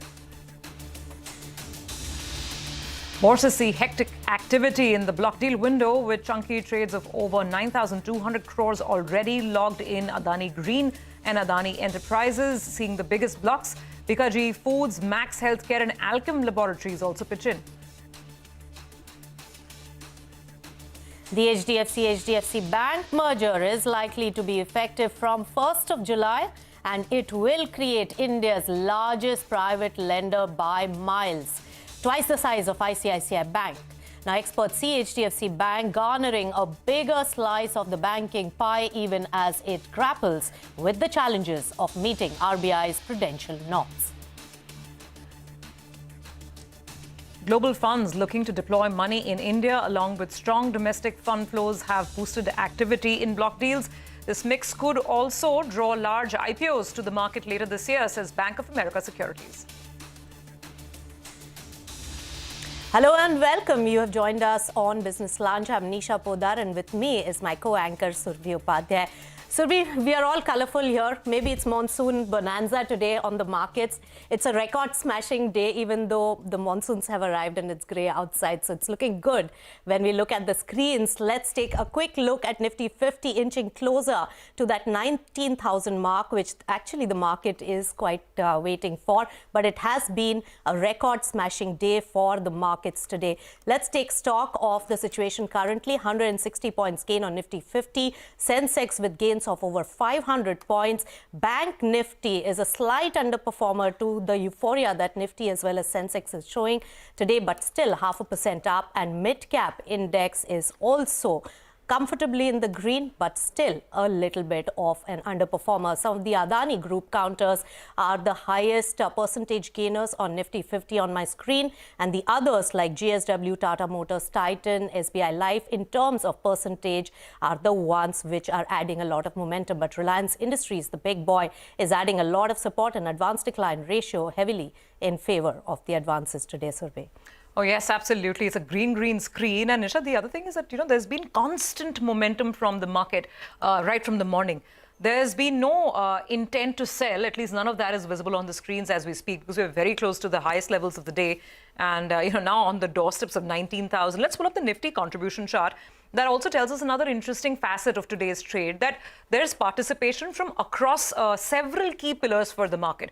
Whether it's a stock like Reliance, there you go, top contributor on the Nifty today is Reliance with almost a 27, 28 point tally. HDFC Bank, some of the IT names like Infosys, TCS, a lot of them on the upside. In fact, the downside on the Nifty, or the down stocks on the Nifty, aren't very many at all. There are, I can actually count 4 stocks in the red, the ones on your screen, but they're down not even 1% each, not even 1% a piece. And that's the extent of the rise that we're seeing today. The metals, so that's the contribution in terms of weightages. The metals part of the market is actually the strongest today. That's where the gains are most apparent. So your JSW Steel, Tata Steel, Hindalco, a lot of these stocks are up and about. That is one of the best performing indices on the bourses today. L&T, Infosys, lots of other names, even Lever for that matter. All the big boys are participating in what is a blowout midweek party for the bulls today. Well, we've been talking to several market experts to make sense of the markets now at these record high levels. We did catch up with Nilesh Shah, Managing Director at Kotak Mahindra AMC. He says the market right now is optimistic but not euphoric, and he expects that there will be more buying at lower levels. Take a look. We remain one of the fastest growing major economy with macroeconomic indicators which are very, very positive. And finally, it is the fundamentals which prevail over flows and sentiments over a long period of time. On a near-term basis, we remain one of the expensive market in emerging market. But if you take a longer-term view, then we remain one of the cheapest market. This is flow-driven rally to begin with, where there are many buyers and far less supply. Private equity funds are providing supply, balance advantage funds are providing supply. But bearing that, the IPO, OFS, QIP season has not yet begun. And invariably in such kind of scenario where demand is outstripping supply, buyers are more aggressive than sellers, there will be some amount of optimism. We haven't reached euphoric valuation for the market. Of course, there are certain stocks where valuations are defying gravity. There are some small and mid-cap stocks where I will urge caution because there is a wide gap between their prices, valuation, and fundamentals. But on a broad level basis, market is not euphoric, it is optimist. All right, Nilesh Shah says market not euphoric yet, but optimism is there. And as we wait for 19,000 levels, markets still continue to trade higher at this point. And Prashant is right here, standing by with all the macro factors that have really led to the market rally. A mere 4% rally this year, but a new all-time high for the Nifty. More than 20 days after the Nifty bank climbed to a new high, the Nifty has done the same. The previous high, remember, was 18,887.6, made on the 1st of December 22. It's been taken out today. So I thought it makes sense to take a quick look at fundamentals which are underpinning this optimism in markets. I count 5. First is growth, and this is because we start charting top down. Growth prospects generally are looking much better for the country. In the fourth quarter, Jan to March 23, India's GDP saw a re-acceleration of sorts, reaching a year-on-year growth rate of 6.1% compared to 4.5% in the previous quarter. As a result, economists have generally upgraded their forecasts for the full year FY24 growth. We've seen a rapid pace of disinflation, right, which has raised hopes of lower interest rates at some point late this year or early next year. And this is the data, right? 3 months flat, India's CPI has fallen from a level of 6.4% to 4.25% in May. Even core inflation is finally showing signs of softening. Good news for consumers and businesses. Now let's come to earnings, right? Corporate earnings. Analyst consensus expectations for MSCI India is to post a very healthy earnings growth of near 18% this year. Now this will have to be watched. Growth did pick up in the fourth quarter as compared to the third quarter of last year, but it's still not quite there. Let's focus on some structural drivers as well. First is the government's focus on infrastructure spending with multiplier effects for the rest of the economy. Second is the mood around manufacturing businesses in India, which of course is reflected very well in stock markets. And third, India's workforce is seen as a demographic dividend. India is expected to add 100 million people to its working age labor force, between 2020 and 30. China is expected to lose 25 million in the same period. India's macros on the external side have also improved in recent months. India's current account has improved massively from a 9-year high deficit in third quarter of calendar 22.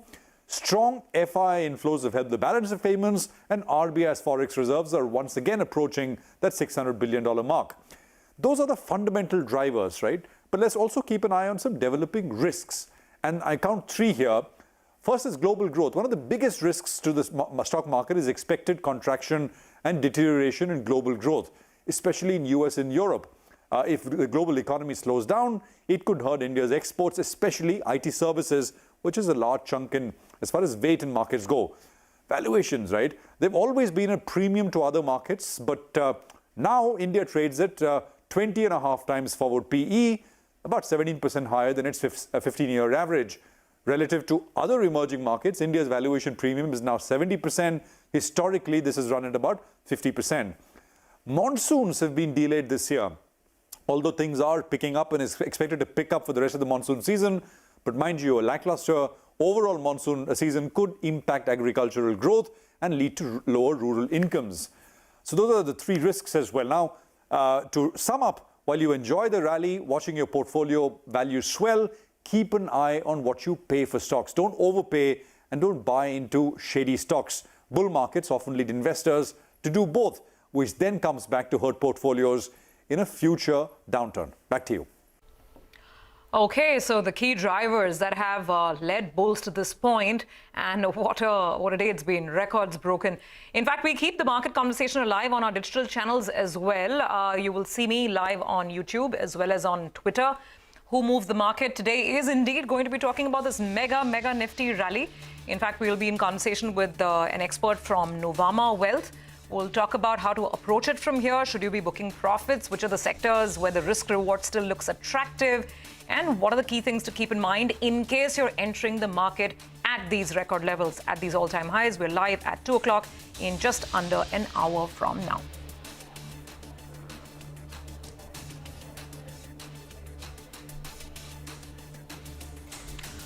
Okay, for now, a quick break on Business Lunch. On the other side, market regulator SEBI will be holding its board meeting today. We get you a quick peek into what could be on the agenda. Lots more coming up. Stay tuned.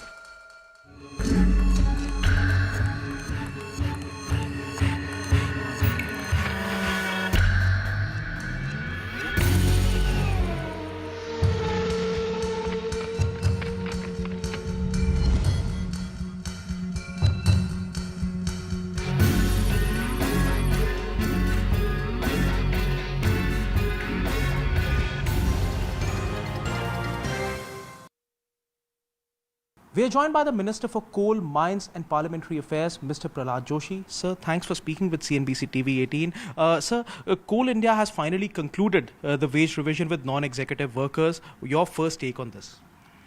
It is a very happy moment because ultimately they have come to an agreement, both trade unions, management and all other concerned officers put together, they have worked it out.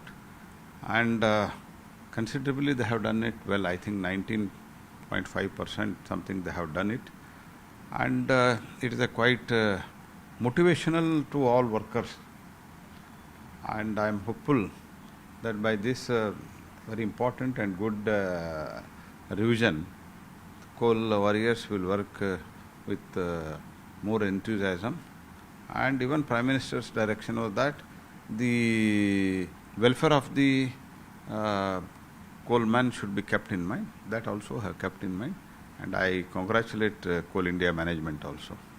When can we expect a fuel price agreement hike from Coal India? It had last taken place in 2018 and there has been a buzz that it is overdue. By when can we expect some development on that front? In fact, I can't say that there will be it will be done or it will not be done, but I can only say that even when international prices are so high and our notified price is in keeping the overall interest of the public at large, we have kept it at 1534 notified price as of now, and we will see how, and let Coal India come with a proposal. After that we will see it, but it is a fact that now after the so much of cost escalation in production, that is the cost of the increase in the cost of production because of various factors, international factors rather, there is a need for that, but we will decide to do it or not to do it after consulting the Coal India management. Sir, despite a late onset of summer this time around, we have a grueling season ahead of us. Also, IMD has predicted a delay in monsoon. What is the current status on coal stocks? How is India placed as of now? Would there be a need to curb the supply to the non-power sector? I don't think it is so, and as you have already seen, from 13-14 to till date, 13-14 I think it was 572 million ton of the production. Today we have almost reached 800, nearly about 850 million tons. And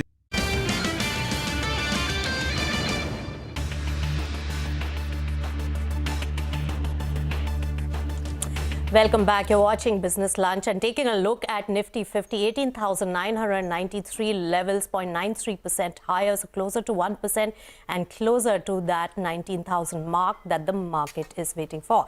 Well, June has been rather solid also as a month for block deals, and Vivek Iyer, my colleague, is joining in now to get us up to speed with all the block deals activity that we have been seeing in the month of June. Vivek.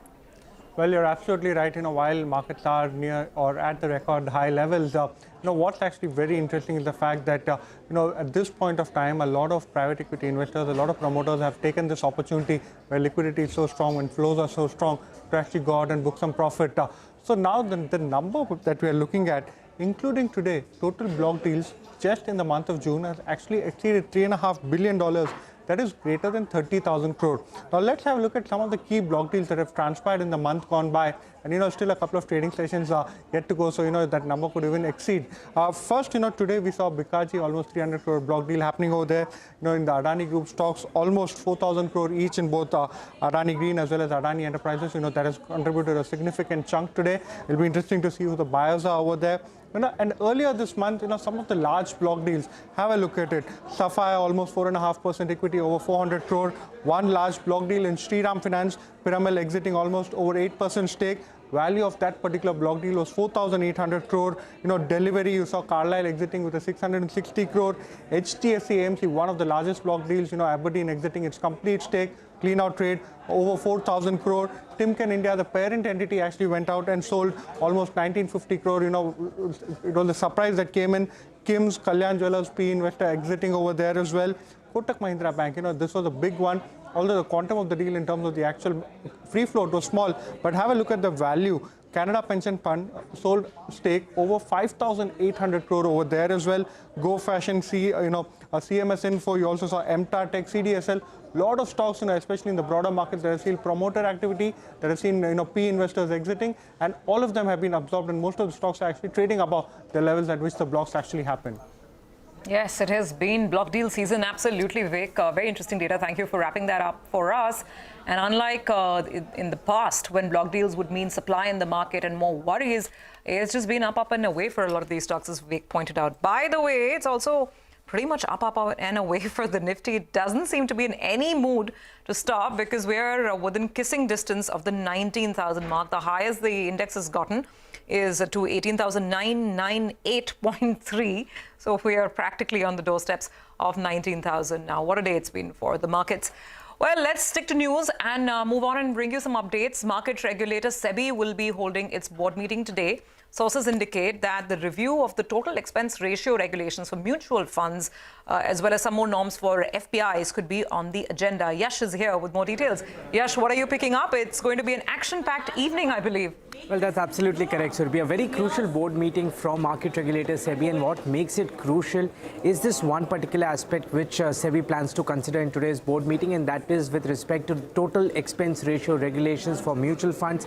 What is total expense ratio? It's essentially the cost which a mutual fund company essentially spends with respect to managing any particular scheme of that mutual fund. There are two aspects under this particular regulation which market regulator SEBI will consider. The first one is with respect to the ancillary cost. What market regulator SEBI is saying is that costs like securities, transaction tax, GST on advisory services, all of that should not be kept out of the cap on the total expense ratio, and it should be included. The second important aspect under this thing would be to essentially to have total expense ratio to be considered at a mutual fund level and not individual scheme levels. So essentially, if a mutual fund house has 250, 300 schemes, there will be a total expense ratio which will be capped and considered at the mutual fund AMC level itself. The second proposal which is expected to be considered by market regulator SEBI is to shorten the timeline with respect to listing of companies post the closing of IPO. So currently there are about 6 days post the closing of IPO, after which the company lists on exchanges and trading commences. The proposal is to consider shortening this time period to about 3 days. The last one is with respect to disclosure norms from high-risk foreign portfolio investors. Here the regulations are expected to be made more stringent. And what are high-risk FPIs? Essentially any FPI which has more than 50% investment in one group, or more than 25,000 crore investment in the Indian equity markets. All right, so pressure also coming in from SEBI. Thanks, Yash, for all the details, and that will be watched out very, very closely. As we slip into a short breather on Business Lunch, let's also look at something very important. Well, the lack of awareness around menstruation and also poor sanitation infrastructure can really undermine the educational opportunities and also health of girls in India. Here's a special report on how Reckitt, a leading hygiene, health and nutrition brand, is really working towards a future where no girl is held back because she menstruates. Take a look.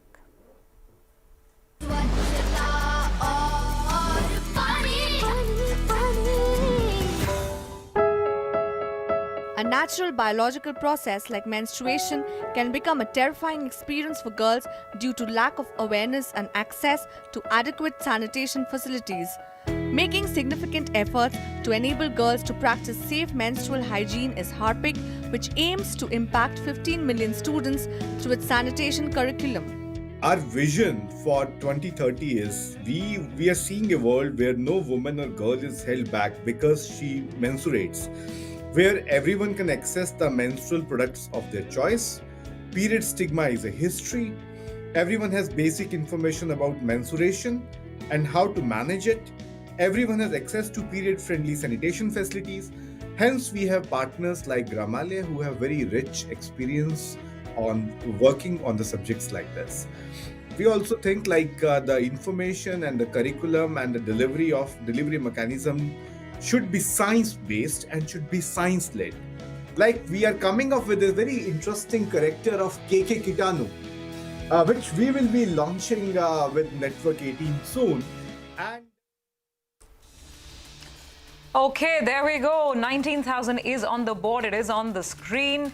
And this is the first time the index has scaled this milestone. It was 18,887. We crossed that in the morning itself within half an hour of opening trade. And within the next couple of hours, we are at the 19,000 level. What a charge it has been from the Bulls Brigade. And there's been participation pouring in from investors across the board, retail as well as FPIs. FPI flows, of course, have been very, very robust.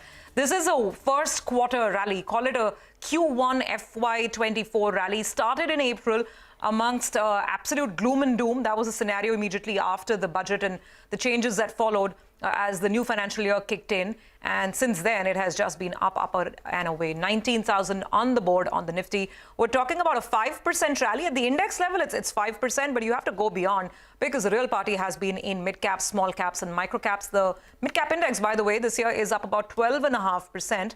And the small cap and micro cap indices also looking at double-digit gains this year. So there you go. That's right, Sulbi. 19,000. Yes, and all across participation, definitely. But if we really look at the contribution chart right now, Reliance Industries, the big boy, is contributing about 28, 29 points. And apart from that, HDFC Twins, ICICI Bank, Infosys, L&T, TCS, ITC. These are some of the counters which are adding to that 180 odd levels of points of gain that we have seen on Nifty 50 to reach this particular target of 19,000 levels. We did provide an equity market window, and since April we have been in that stage. And right now also, despite the interest rate concerns, high concerns still lingering, and there are some geopolitical issues as well, despite all that, the market has been defiant of a lot of macro factors and then has really come in at 19,000 levels at the moment. There's all across participation, Surbi, and mid-caps are the underperformers, but Bank Nifty is also participating in full gusto, and at the moment 175 points gain for Nifty 50, 0.93% up on Nifty 50, and kissing distance in 19,000 level mounted for Nifty 50, and record levels really smashed. So historical day, Surbi, when it comes to the Indian markets as of today. And right before we break for Eid, it's a truncated week, remember, and the expiry dates have also been changed to adjust for the Thursday break that we are seeing. But despite a truncated week, a lot of volumes, huge amount of inflows, as well as the 19,000 level conquered. Sensex crosses 64,000, and the breaking news at the moment is that Nifty 50 hits 19,000, and it's a record smashing day, and I would call it a monsoon bonanza for our markets. Okay. You know, would just say that the flows picture has been very, very interesting in this market, Nisha. We've had record flows in the month of May from foreign investors. May flows are close to 43,000, 44,000 crore rupees. In June, the flows tapered down a little bit. June FPI flows are closer to the 30,000 mark. But nonetheless, it's a lot of money that's come in. And it's an absolute, polar opposite of the dismal way in which we started the year. That time we had negative outflows, FPI outflows to the tune of 27, 28,000 crores. That turned very positive in April, even more positive in May. May was a bumper month for flows, and June is not too bad at about 30,000 odd crores. It is actually the retail investor story that's been a little perplexing because of perhaps a lot of the changes that are happening, and we are expecting more changes in mutual funds today as well with TER, or the total expense ratio norms, that will be rejigged. MF flows have come under a bit of a cloud if you're talking about pure equity flows, because we have seen flows dip for almost 2 consecutive months now. And they've come down to a very paltry figure of around 3,200 crores in the previous month, and it was 5,000 crores in the month before. So MF net inflows into MF have been a little more muted. Perhaps, I mean, the industry talks about some redemption also coming in, profit booking at higher levels. But that's a parameter we need to watch. But the FPIs have come back with the bang, which was always the narrative. Yes. That once let's look beyond China theme comes alive, because the China reopening was not as strong as anticipated. It's Japan, which has got that's the mother market in Asia, which has got the bulk of the money, and the trickle, or should I say more than a trickle, the river has started flowing towards India as well. Oh, that's right. We have been the beneficiary of a lot of global factors, but this definitely defying a lot of macro concerns which lie ahead of us. Our markets have defied that. Sensex, Nifty at record levels. We'll end the show on that, but don't go anywhere. Mid-Cap Radar is coming up with all the market action. Stay tuned. Thanks so much.